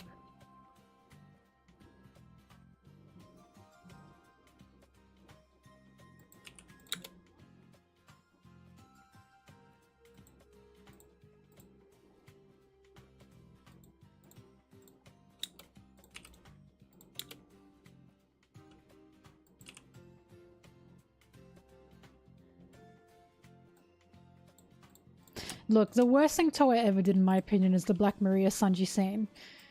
Not the scene as a whole, I liked the majority of the scenes. The scene where he does the "that's naughty" thing. I can't stand that. That was, like, actually gross. It totally upended the reason Sanji was even there.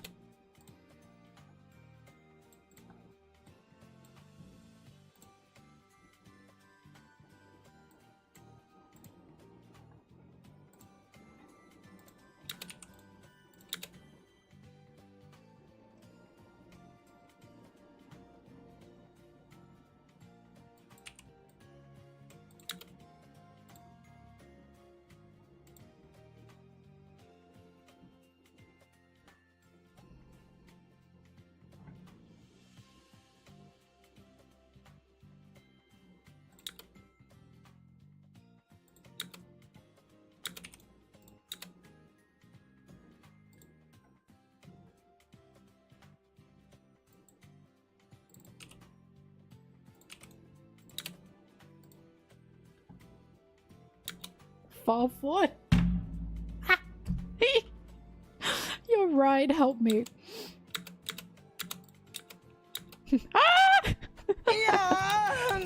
What perfect Oh, timing. not to derail things, but I had this idea before I joined stream I wanted your opinion on.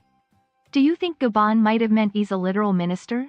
Imagine if Uruj is one of his disciples, what with his hobbies, including debauchery. Debauchery? Are you 80? Sorry. I don't think Gaban's a literal minister, no. Honestly, I don't know what to say for that because I have no idea about Uruge? Is that how you say his name? I don't know anything about him. I have no idea if he'll play any kind of role in the story. But no, I don't think Gaban's a literal minister. I think he's just an eccentric old man who loves love.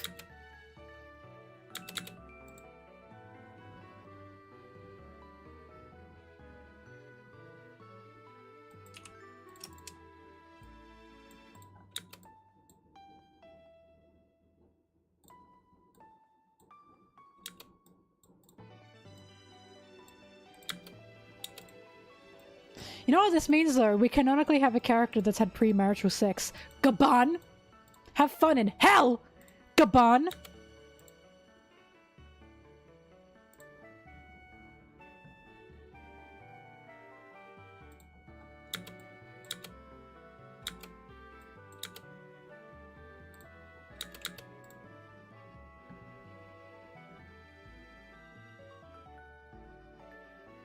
Whack his pee-pee.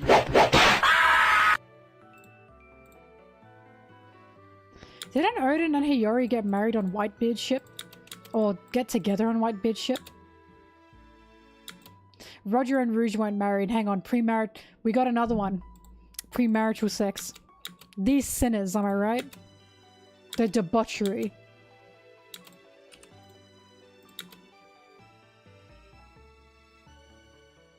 No wonder Roger died!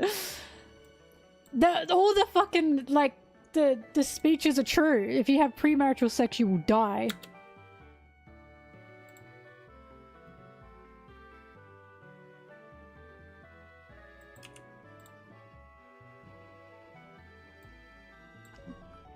Salem, don't say that. Oh! I don't want to think about that! Oh my god!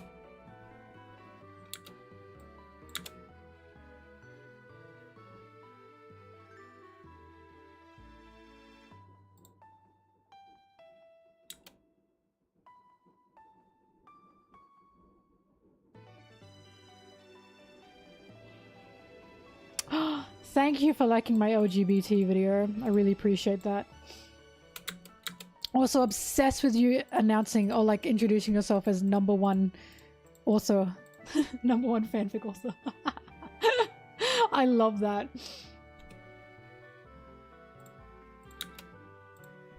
But I'm glad you used that video for a discussion. That was the point of it.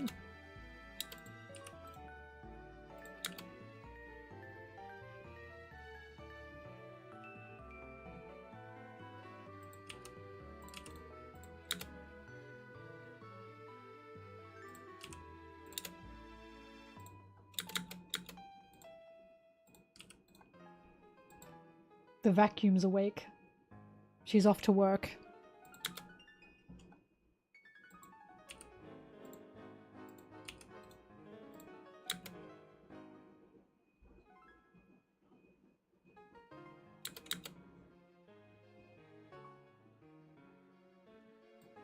No, Cyber Weasel, I say ride that home. That's a great introduction.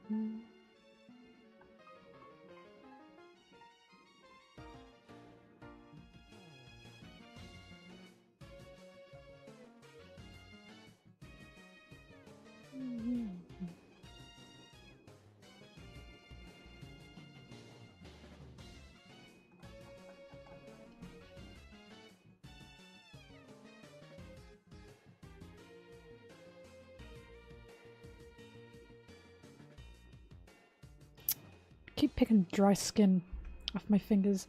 Enough!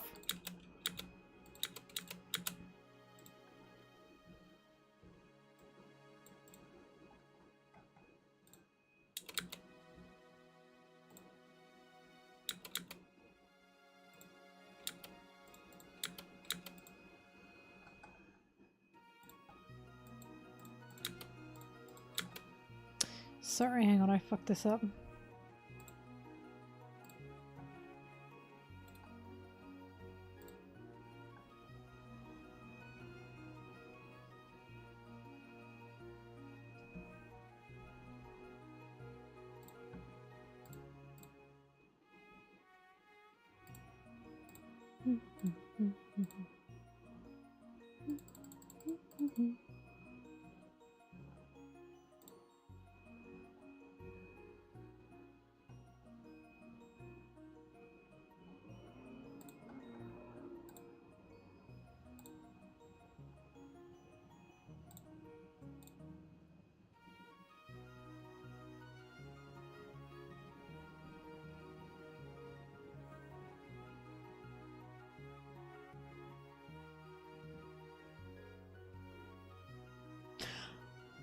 Oh my god! Sorry, I missed Smirker. I read a Smirker tweet and I was checking how he was doing. Now I miss him. Oh, I miss that man. Smirker, you're the only pig that I care about. Women aside, obviously.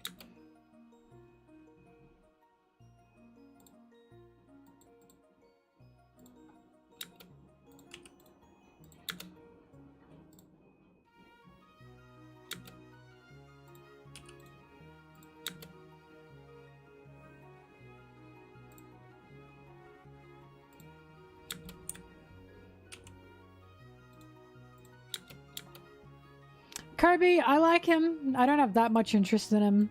Gop. Smirker, though. I don't know. Smirker's cute to me.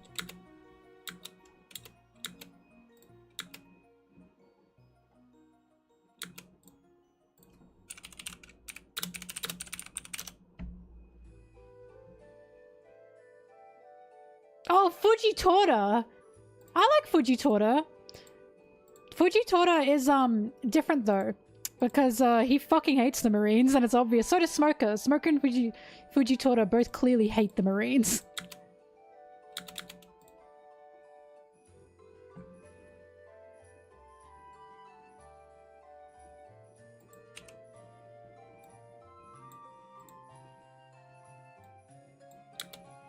Yeah, and he was drafted. Smoker was literally raised in the Marines, by the way. I'm pretty sure that was like... Was that on an SBS, I think, that Oda talked about? That he was a rowdy kid. And Hina was the one that, like, looked after him. Oh, Smoker, get out of there, please.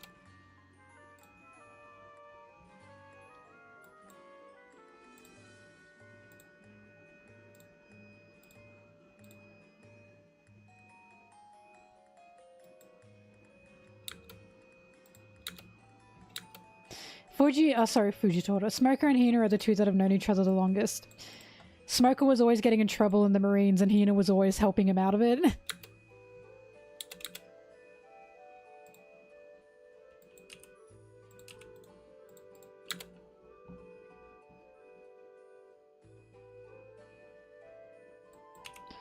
No, Hina's older than Smoker.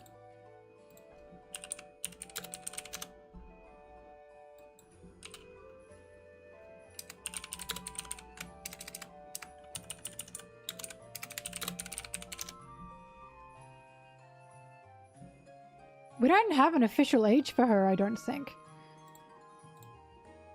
Is she younger? Either way, she was the one that was looking out for Smoker all the time. That was like a point of their story. Smoker was always getting in trouble and she was always above him and getting him out of trouble.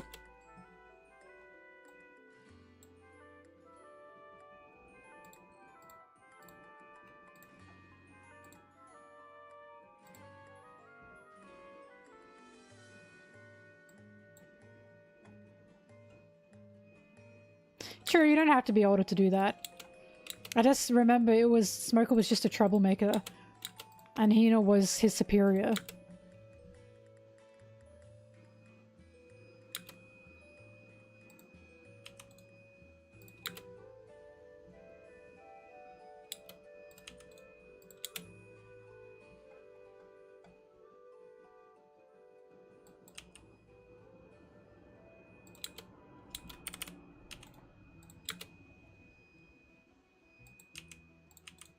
Howdy do, boys!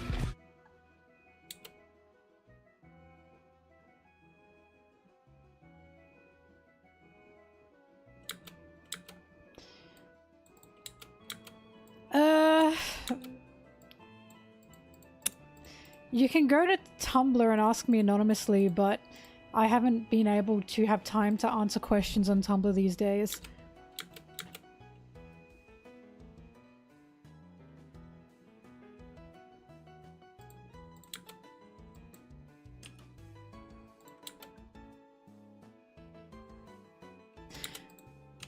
Check my YouTube video bios, for the love of God!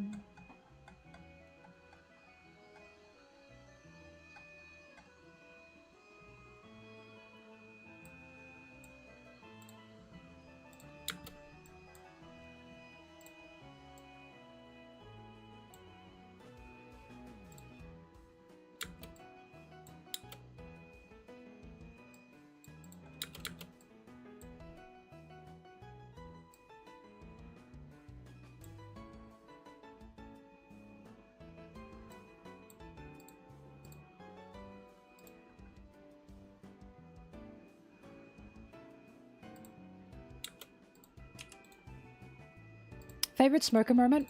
Where Luffy says to Smoker, "You're actually a good guy, I like you." And Smoker went, "Get out of here!"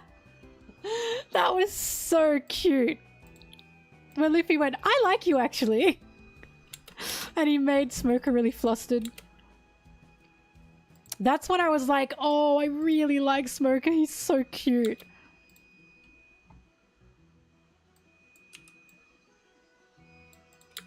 Also, one of my favorite Smoker moments is, this is a combination. Punk Hazard, when Smoker's talking to Law and Smoker's like, "Is there anyone in there?" And Law's like, "No, just me. This is my holiday home." Straw Hats appear. Sanji, Nami, they're yelling everything. They disappear. And Smoker and Law stand in silence and Smoker goes, "You lied to me! There are people here!" And Law's like, "I'm as shocked as you!" That was so funny. He went, "Damn!" Also, when Smoker was in Tashigi's body and he had to have his tits out. Like, he had to. That was so funny. She buttoned up her shirt as Smoker and he... Smoker's like, "I need them out. I can't focus otherwise."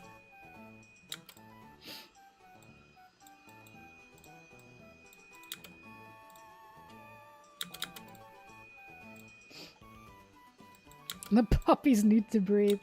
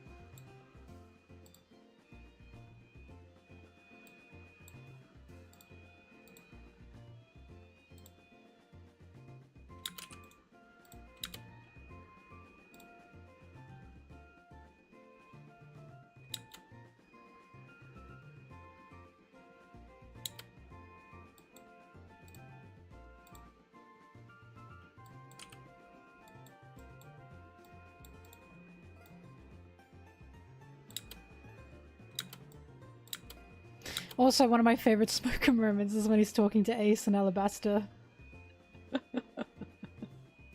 And he's trying to be so cool. Like, hand yourself over, Ace. And then Luffy just fucking barrels through the wall. And then Ace sees Luffy and goes, "Oh, Luffy!" But before he can say anything, Smoker grabs Ace and shoves him into the ground. And And Smoker says to Luffy, stop eating while I'm talking to you. Oh, Luffy and Smoker were so funny.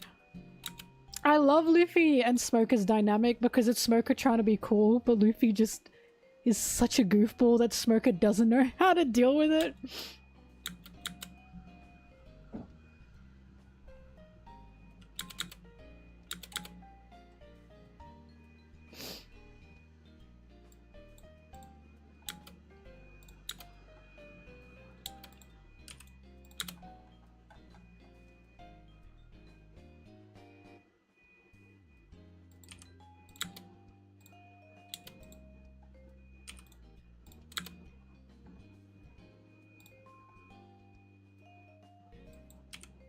Also just enjoyed Smoker and Punk Hazard in general. Funny stuff aside, I adored that he fought, fuck, what was the name of the guy? Doffy's Marine. Virgo, thank you. Shit, why did I forget that?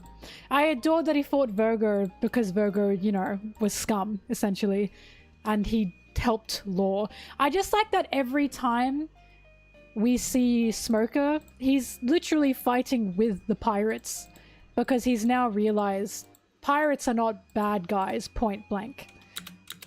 I'm allowed to help them if I want to help them. So him helping Law was like, I love that.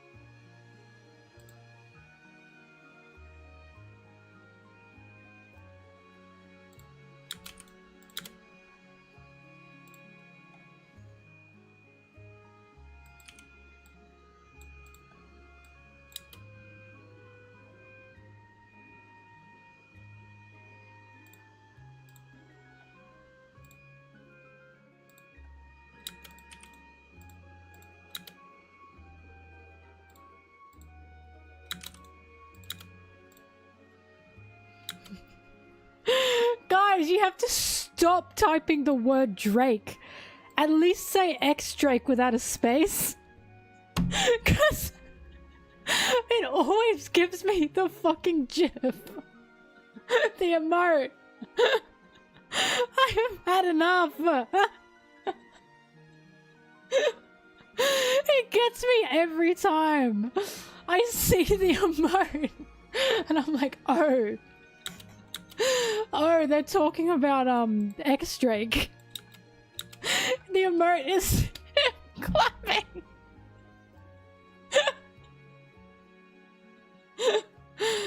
Oh, it doesn't work when you don't capitalize it. Oh god, that's funny. It's a, chat thing, so if you type it, you'll see it in my chat on the screen. Yeah, there he is.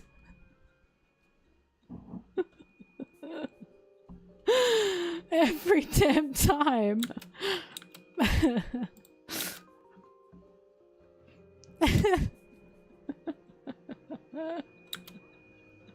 It happens every time. It kills me. It's been there for ages. Like mid-conversation, you guys will be talking about X Drake. In the middle of the sentence, he's just there. No, without the space, little Luffy.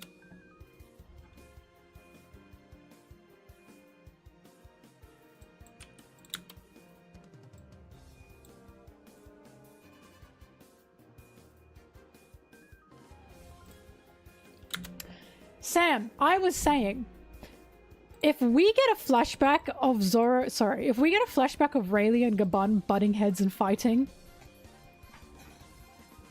I'm done. I'm done. That's it.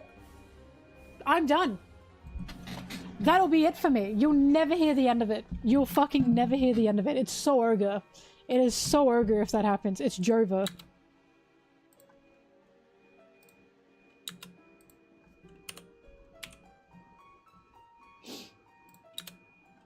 Oda's looking into the camera. They literally have Zoro and Sanji's body shapes, by the way. That made me laugh out loud. That made me lol. The mayo, even, when I first saw it. Like, I say this with all respect in the world. This is just Zoro and Sanji. That's them! This is what I mean when I say Gabon and Rayleigh are just Zosan thrown in the blender. That's like their exact body types.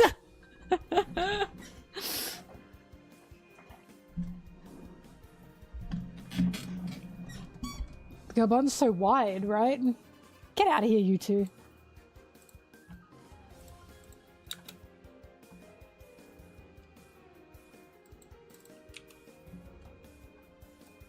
Sozan.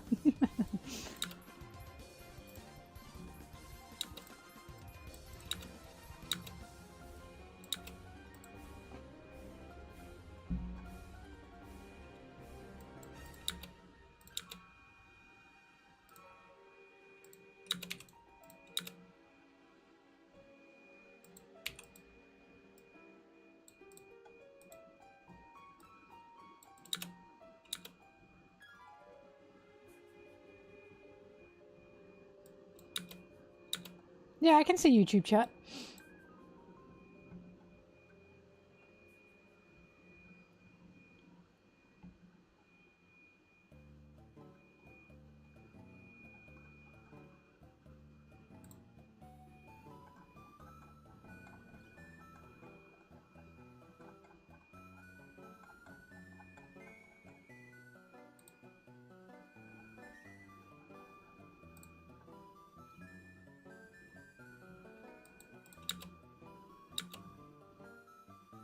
Oh, that's my vacuum cleaner, sorry.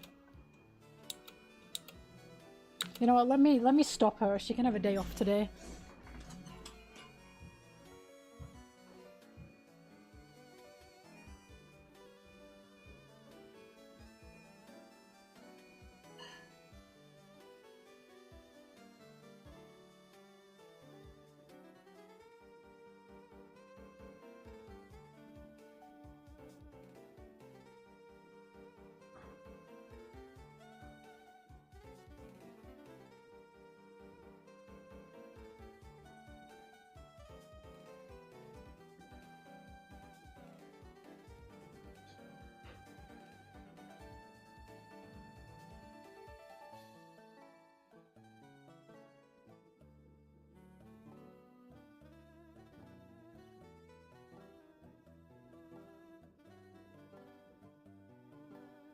Howdy do, boys.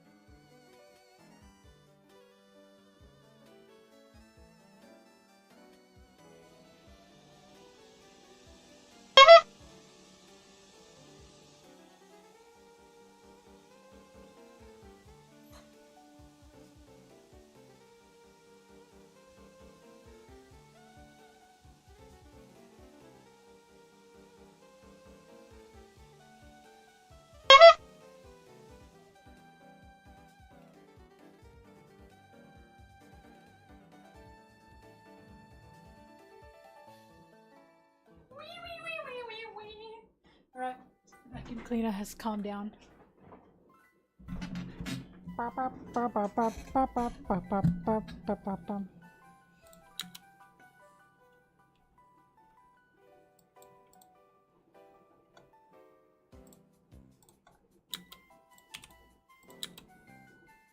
The Roomba's name is Louise.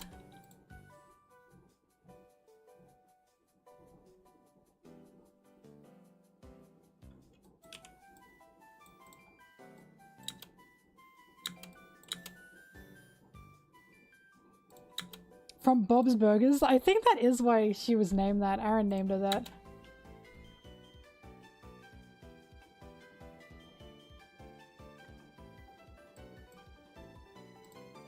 Nope, no chapter this week. We're free!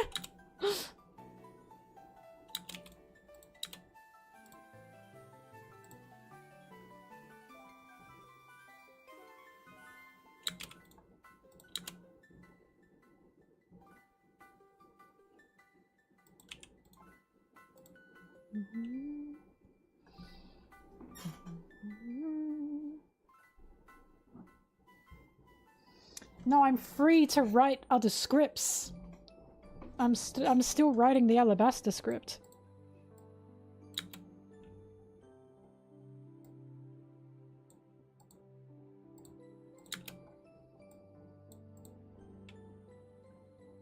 No, there are no spoilers.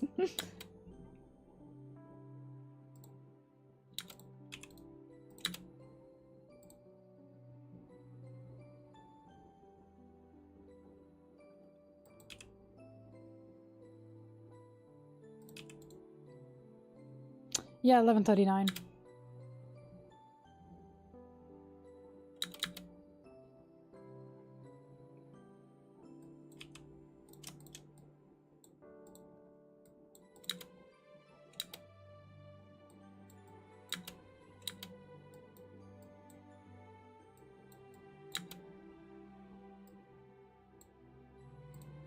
Ah!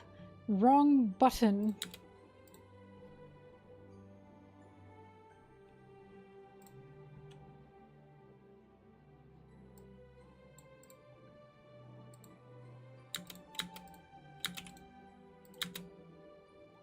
Howdy do, boys. I have not played One Piece World Seeker. Yeah, the arc videos are going to get longer and longer. 1,000,000,000%.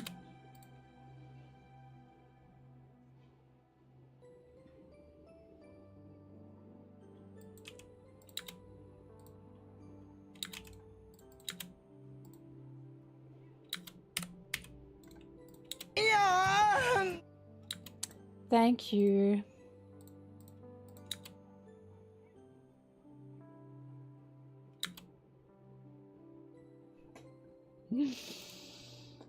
The Drorks are going to be rereading it with guests. ...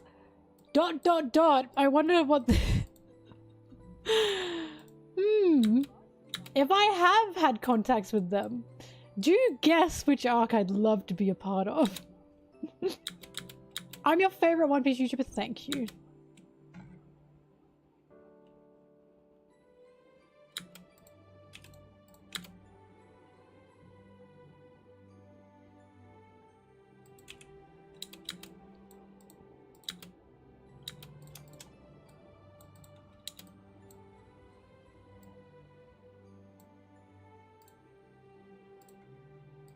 I could talk crazy about Syrup Village though, unironically.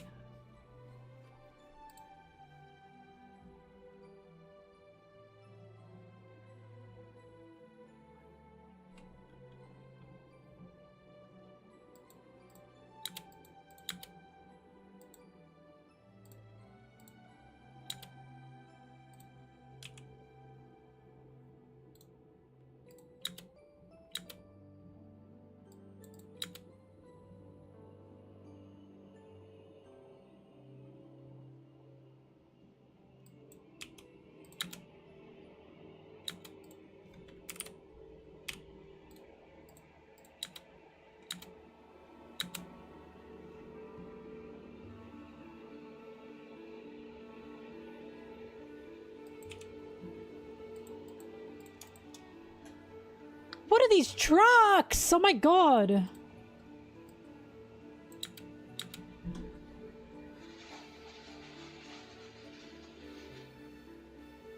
Got fucking doomsday happening outside my window. What?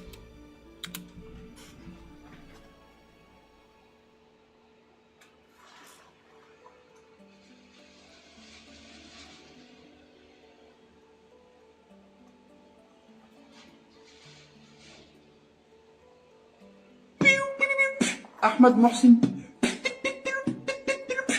They are cutting some branches off of trees. I'm sorry if you can hear that. It's incredibly loud and annoying. No. Hi, I'm back from my annual as fucking. I'm so upset. The way you went into it knowing you were gonna be upset, Marco, and you come back and say, yeah, that was upsetting. Did they announce anything good at least?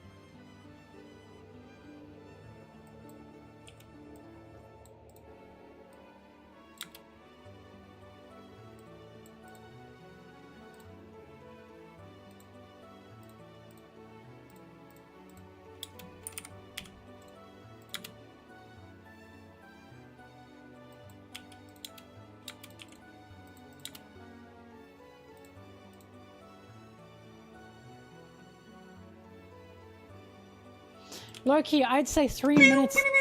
Ahmed Mohsin. I'd say 3 minutes are dedicated to, I was right, it was Gabon. Nothing we didn't already know? Okay. This, I hate mechanical sounds. I hate truck sounds. This is pissing me off.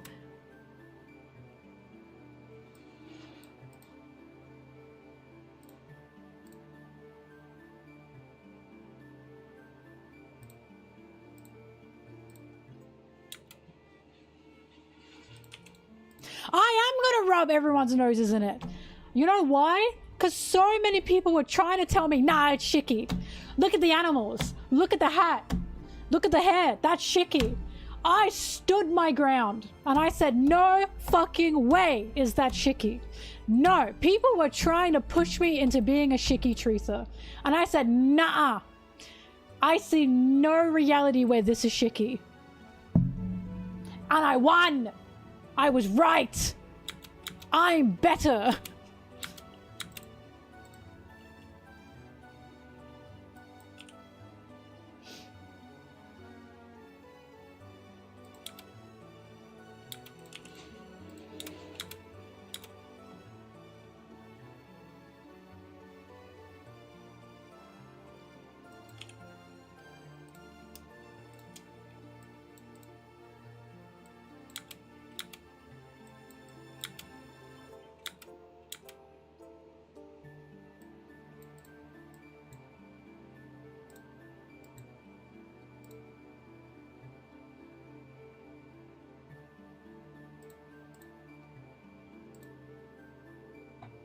I can now be the One Piece YouTuber that people say she guessed it was Gabon. Me. I get that title.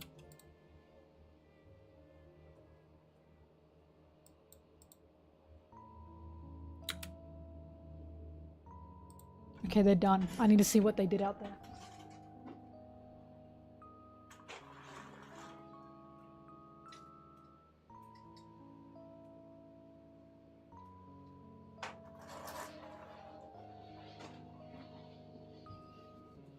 They're just pruning some branches.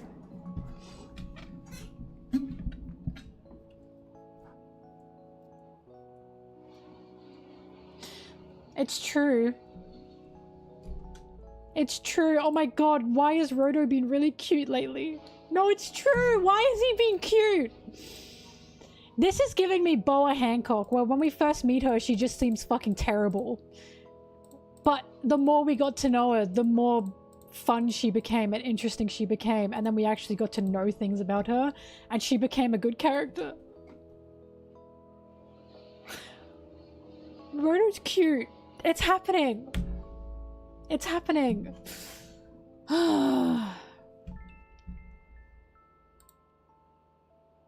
Man. Anyways, my point is I was right about Gabon. I guessed it was Gabon and I was right. And I get that title. People will say MelonTeee guessed it was Gabon. Ooh, that feels good. When it's the Roger Pirates, fuck do I know my stuff.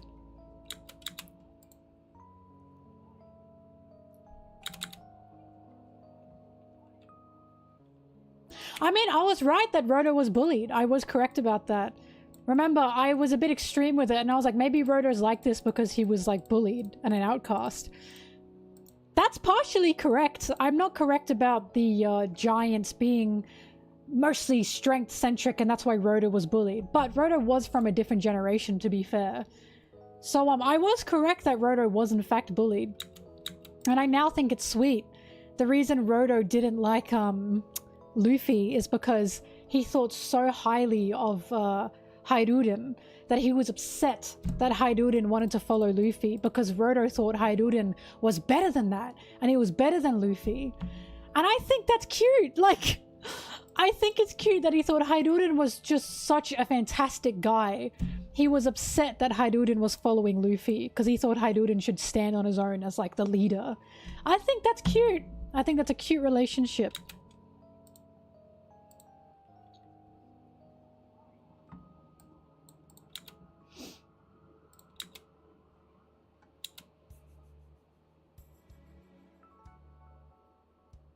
Ryan and Gabon are related to keys. No, I didn't notice that.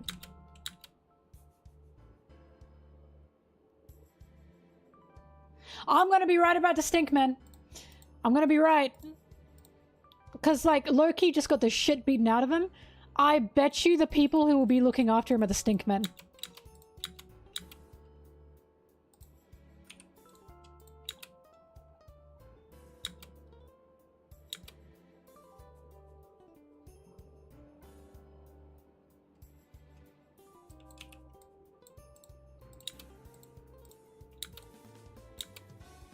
Guys, I'm hungry. And I'm like, oh my god, why am I so hungry? I haven't eaten in like 24 hours. Because I had the biggest, fattest sleep of my life.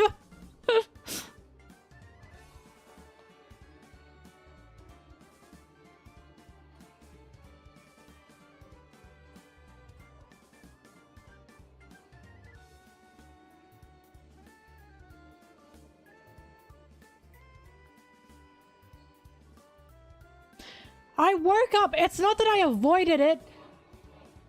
I just woke up after having a huge sleep.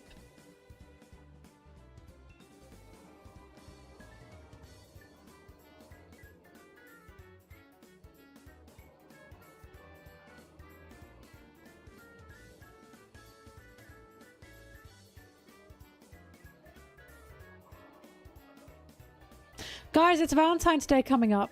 Anyone gonna ask me to be their Valentine?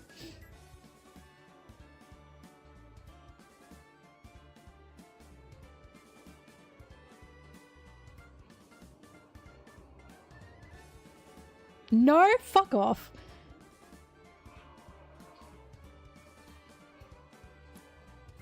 Only Flamingo is nice to me. Thank you, Flamingo. You know what? Yeah, I will be your Valentine. Because everyone else is so mean to me here.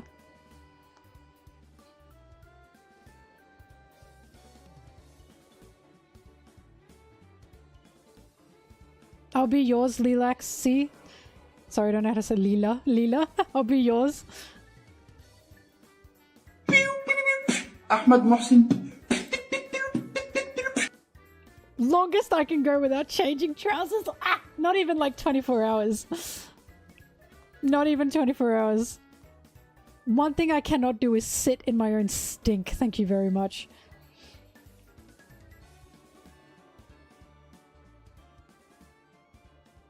I'm not asking you.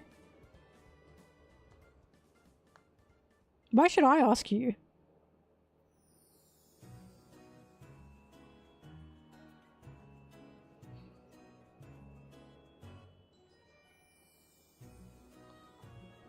Hold up, I gotta double check that I have a barbecue sauce.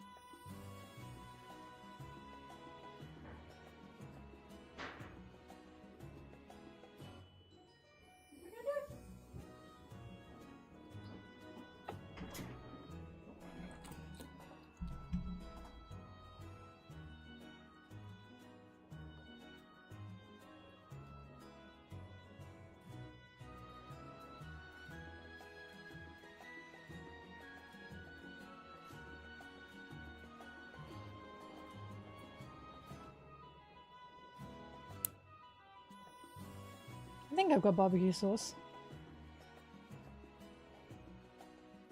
Man.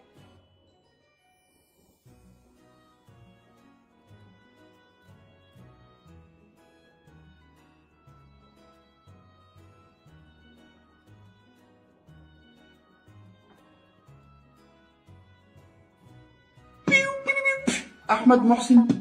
Beep, beep, pew, beep, beep, pew.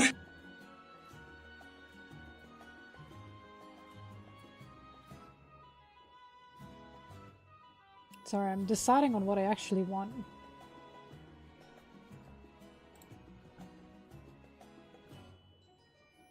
That's a joke. Even jeans? What do you mean even jeans? No way can I wear jeans for 24 hours.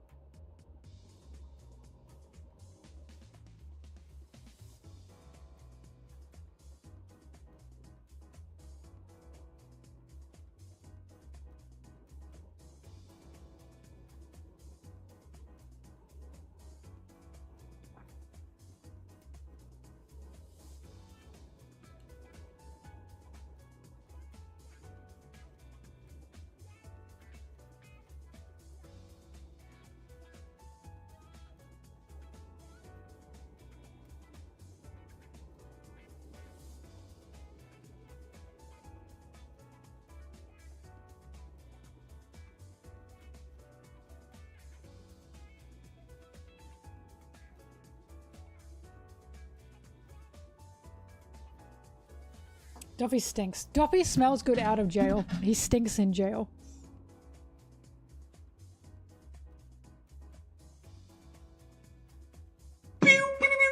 أحمد محسن.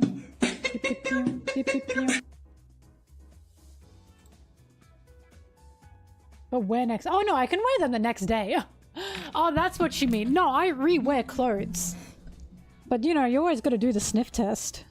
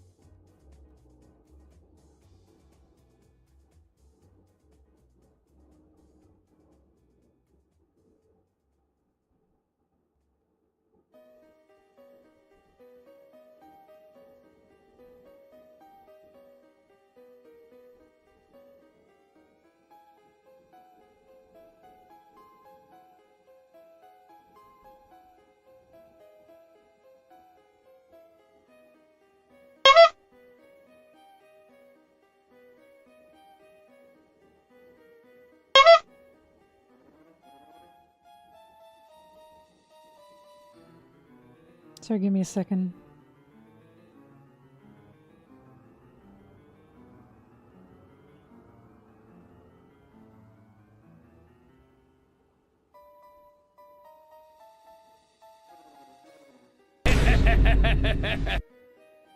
That was pathetic.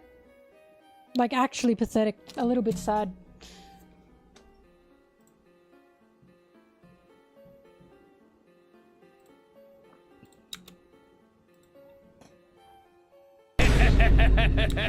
What are you doing? What did you think would happen?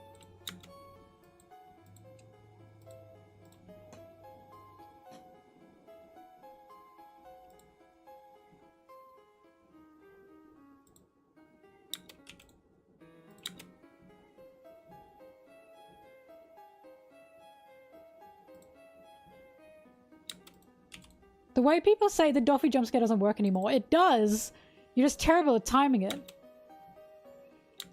Brigley, Blueberry's a cat. That is fucked up.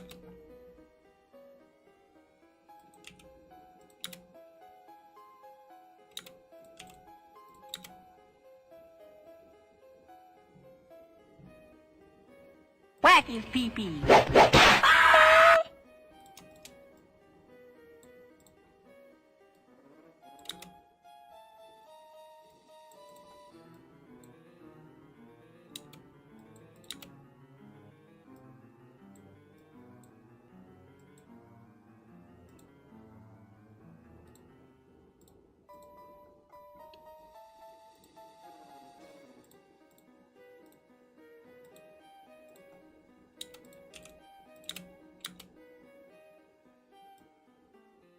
Plan for Valentine's work.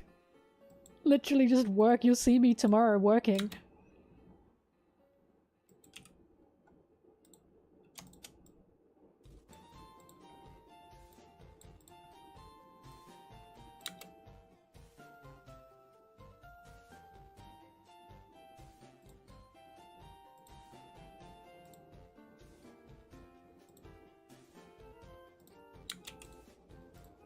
Hang on. Actually, I'll do it after I finished editing.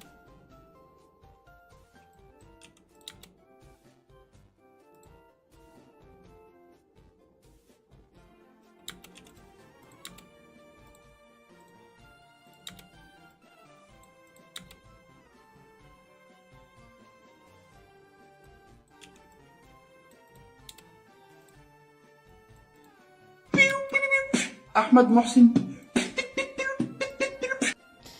If you wanted to make a vid, but it already exists with pretty much the same talking points, conclusions made, that you know about it, would you still make it? If I had my own thing to add to it, yes. I would. If it's just the exact same vid, no. But if I have additions to make, then yes.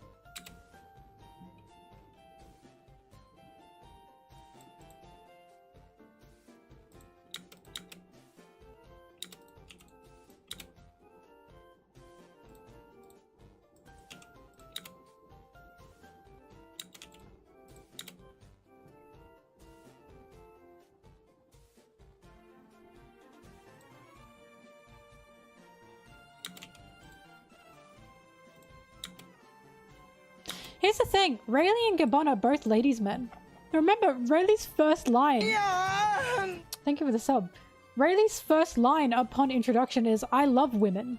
I love young women. When the fuck has Zora ever expressed any interest to women? I even say that in this video. I say, as funny as the Sanji Gabon comparisons are, we have to remember they're not one-to-one. I don't ever remember Zora saying he likes women.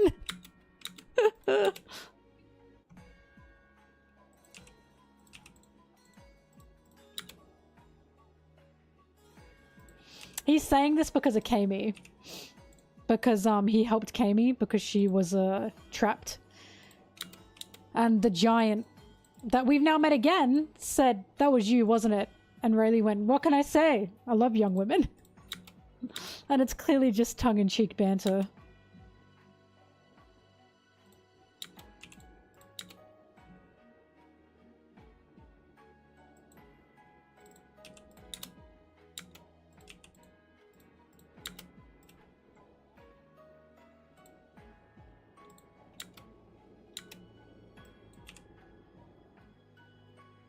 Yeah, Rayleigh's not being creepy by any means.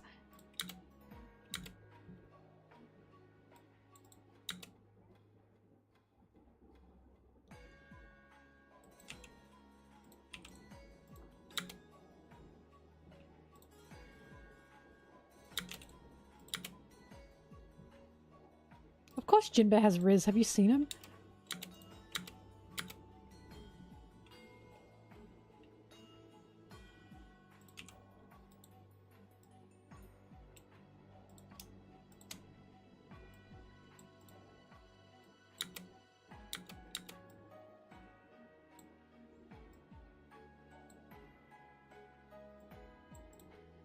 She likes her men large and blue color-coded.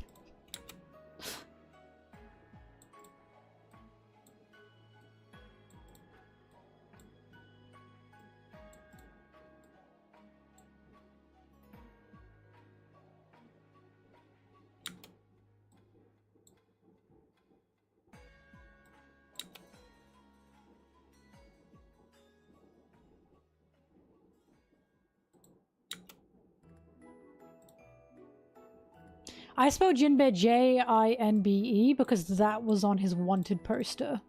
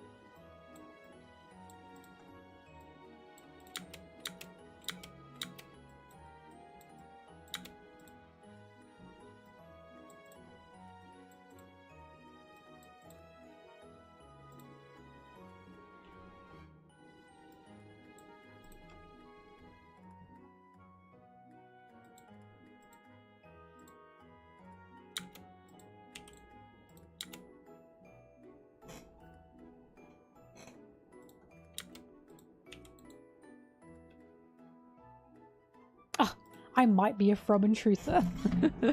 Maybe. I'm as much as a Frobin truther as Oda is. Again, it's clear to me that he likes them, or he just finds them sweet to a degree.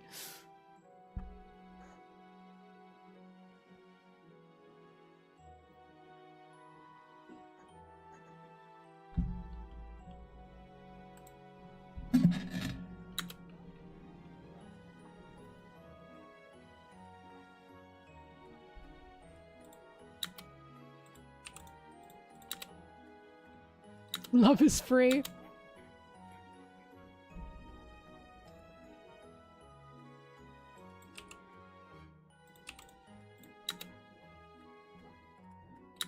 No, I also like Robin and Jinbei. I like both of them. I'm not exclusive.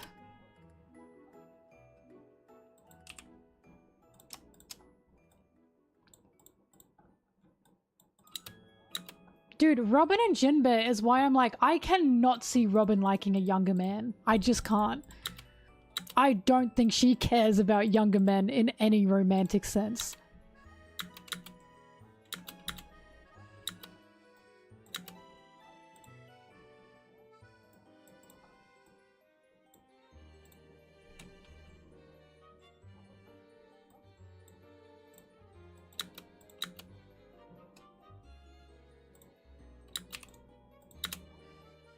She likes dads. Yeah. That is so real. Wait, you're right. She sees a dad-coded man and goes, you're so right. Hang on. You're so correct. She's about that life.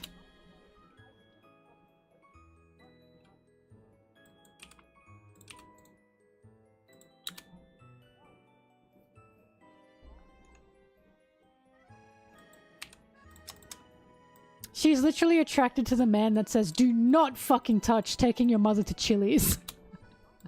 That's definitely what she's attracted to.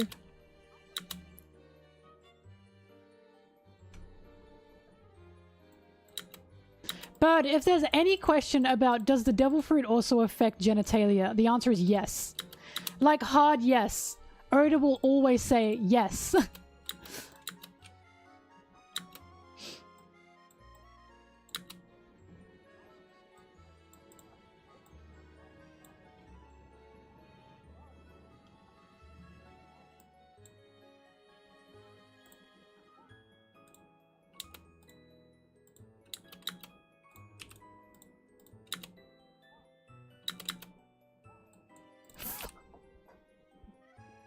jokes!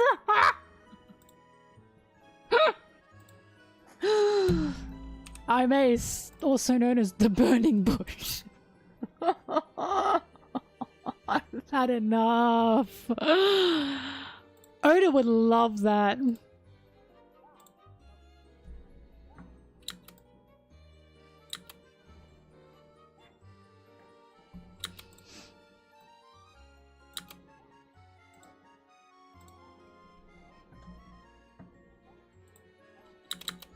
Sometimes we have these conversations and I'm like, these are filthy conversations. What are we talking about? Then I remember this is like Oda's own like thing.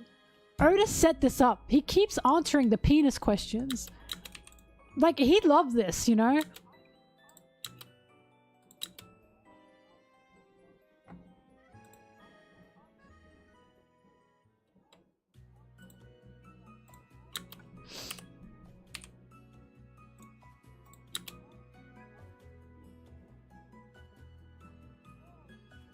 Like the fucking Shanks your dick image, that would make Oda burst out laughing. I know this. He'd find that so funny.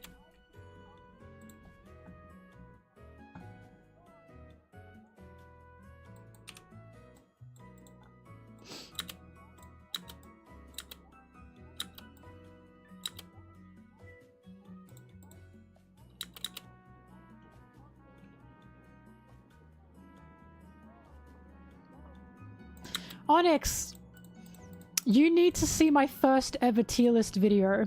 I talk about Crocodile, and I talk about why he's not higher on the list. And one of the reasons is he's sand. I can't deal with that.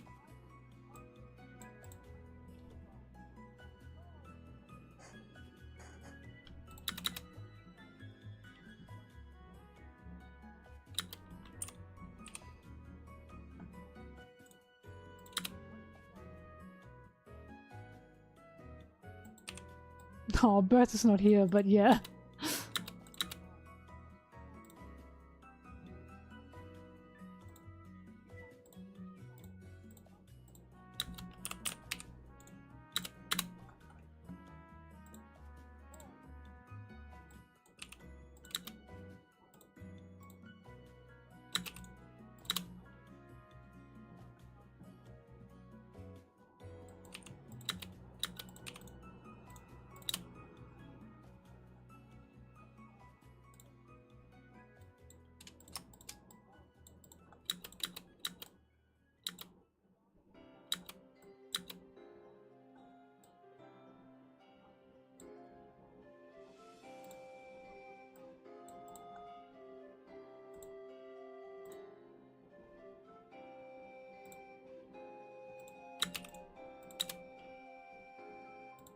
He's a fish man, not a fish boy.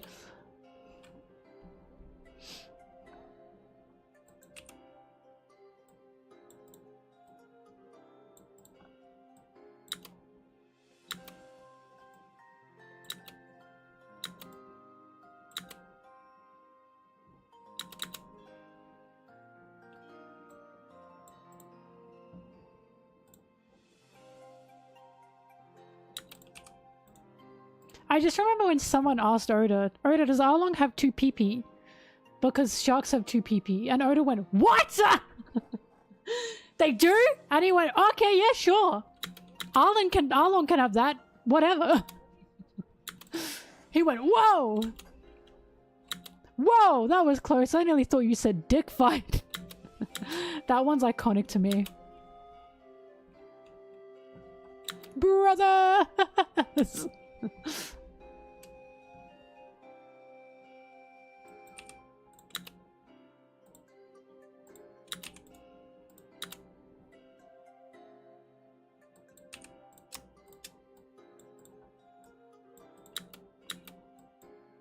It's so over when he makes the echidna fruit. It's so over. The echidna fruit.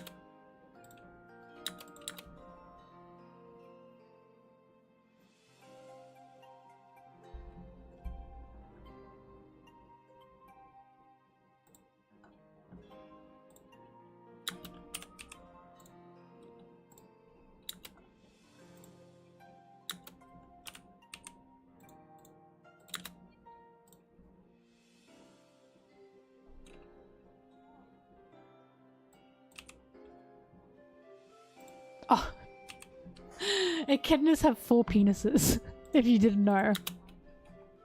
2 of them don't work, by the way.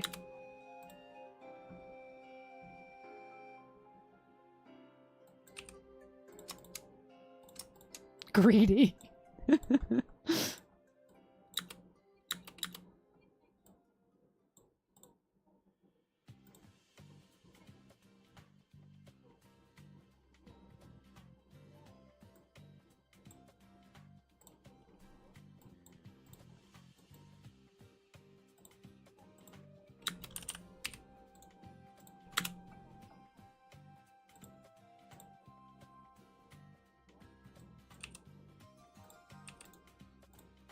They're mammals. Echidnas lay eggs, though. I need you to know this.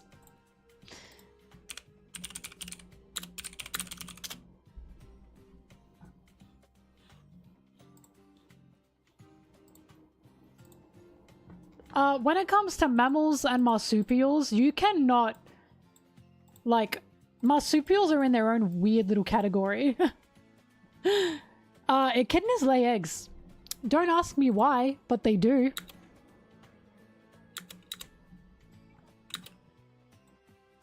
Platypuses lay eggs as well.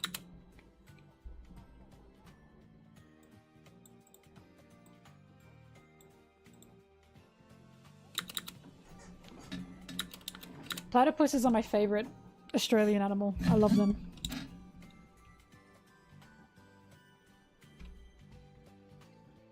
Because usually you hear mammal. Nah, mammal doesn't have a cloaca. And I'd be like, yeah, obviously. But marsupials of Australia do not have the same rules as mammals. And I don't know why.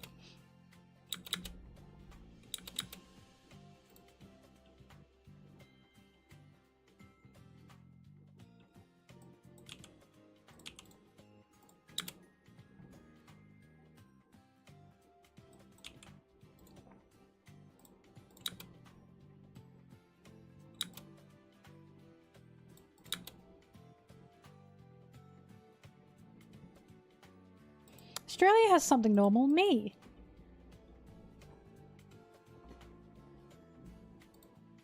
I'm normal.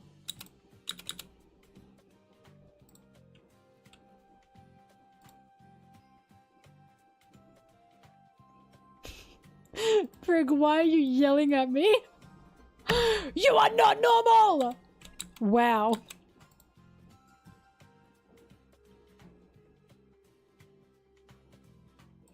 Alright, I'm done editing for today. I can play Marvel Rivals. But before I leave the stream, and before I leave to come back to play a game, someone sent me something. I don't know who sent me this.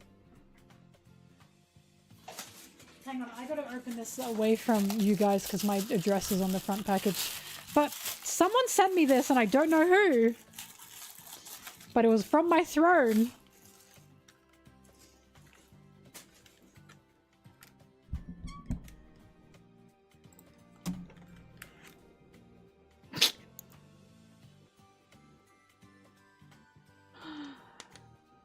Whoever sent me this, thank you. Thank you.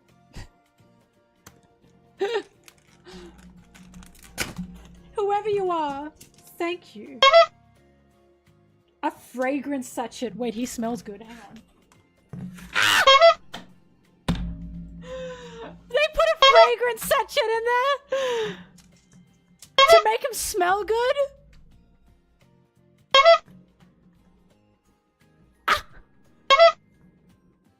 Hang on, I'm laughing, wait.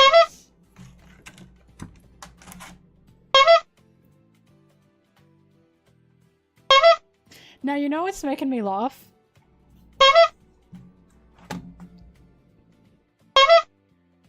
I'm 90% sure. Zoras are bigger than Laws!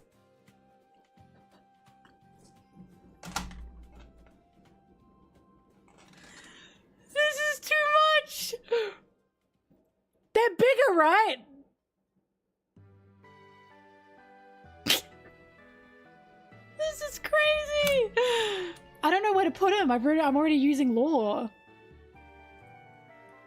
Booby bump? Here you go. There.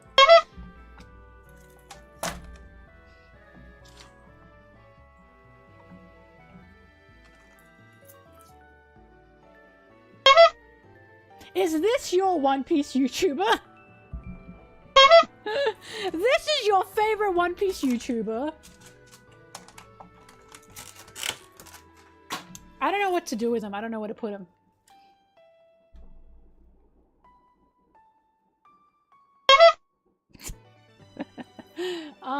Okay, for now I'm gonna put him up here. So whenever I need him, I'll get him.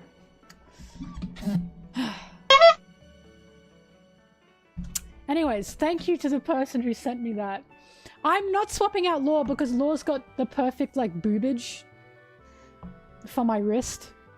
And, I'm worried that swapping them out will, make me have to adjust on my wall.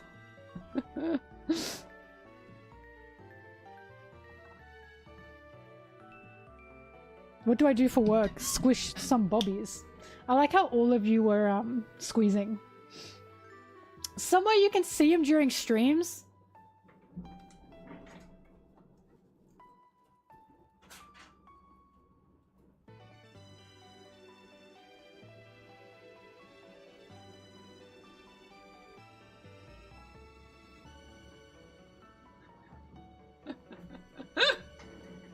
Is that enough? What a beautiful pair they make.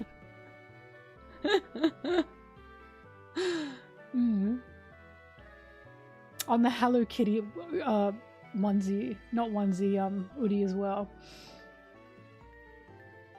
Alright. Well, thank you to whoever sent me that. I'm sorry I didn't catch if it was anonymous or not. The gift corner. I love it. Love is free, so true. I love it. I now finally have Zoro's boobies to squeeze. For real, for real. Oh, that's rough. But I will now be leaving and I'll be coming back to play Marvel Rivals. Okay, okay? Let me get in my box. Yippee! Alright. Thank you, everyone. There's a lot of people here. I'm shocked at how many people are here. Thank you for joining me. I'll be back in about 20 minutes to play some Marvel Rivals. If you're not going to see me then, you'll probably see me tomorrow to keep editing. So yeah, thank you, everyone. Thank you for the subs, the donations, the gifts. I really appreciate it. And I will see you in about 20 minutes. Bye-bye. Bye-bye-bye-bye-bye-bye-bye-bye-bye-bye. Bye.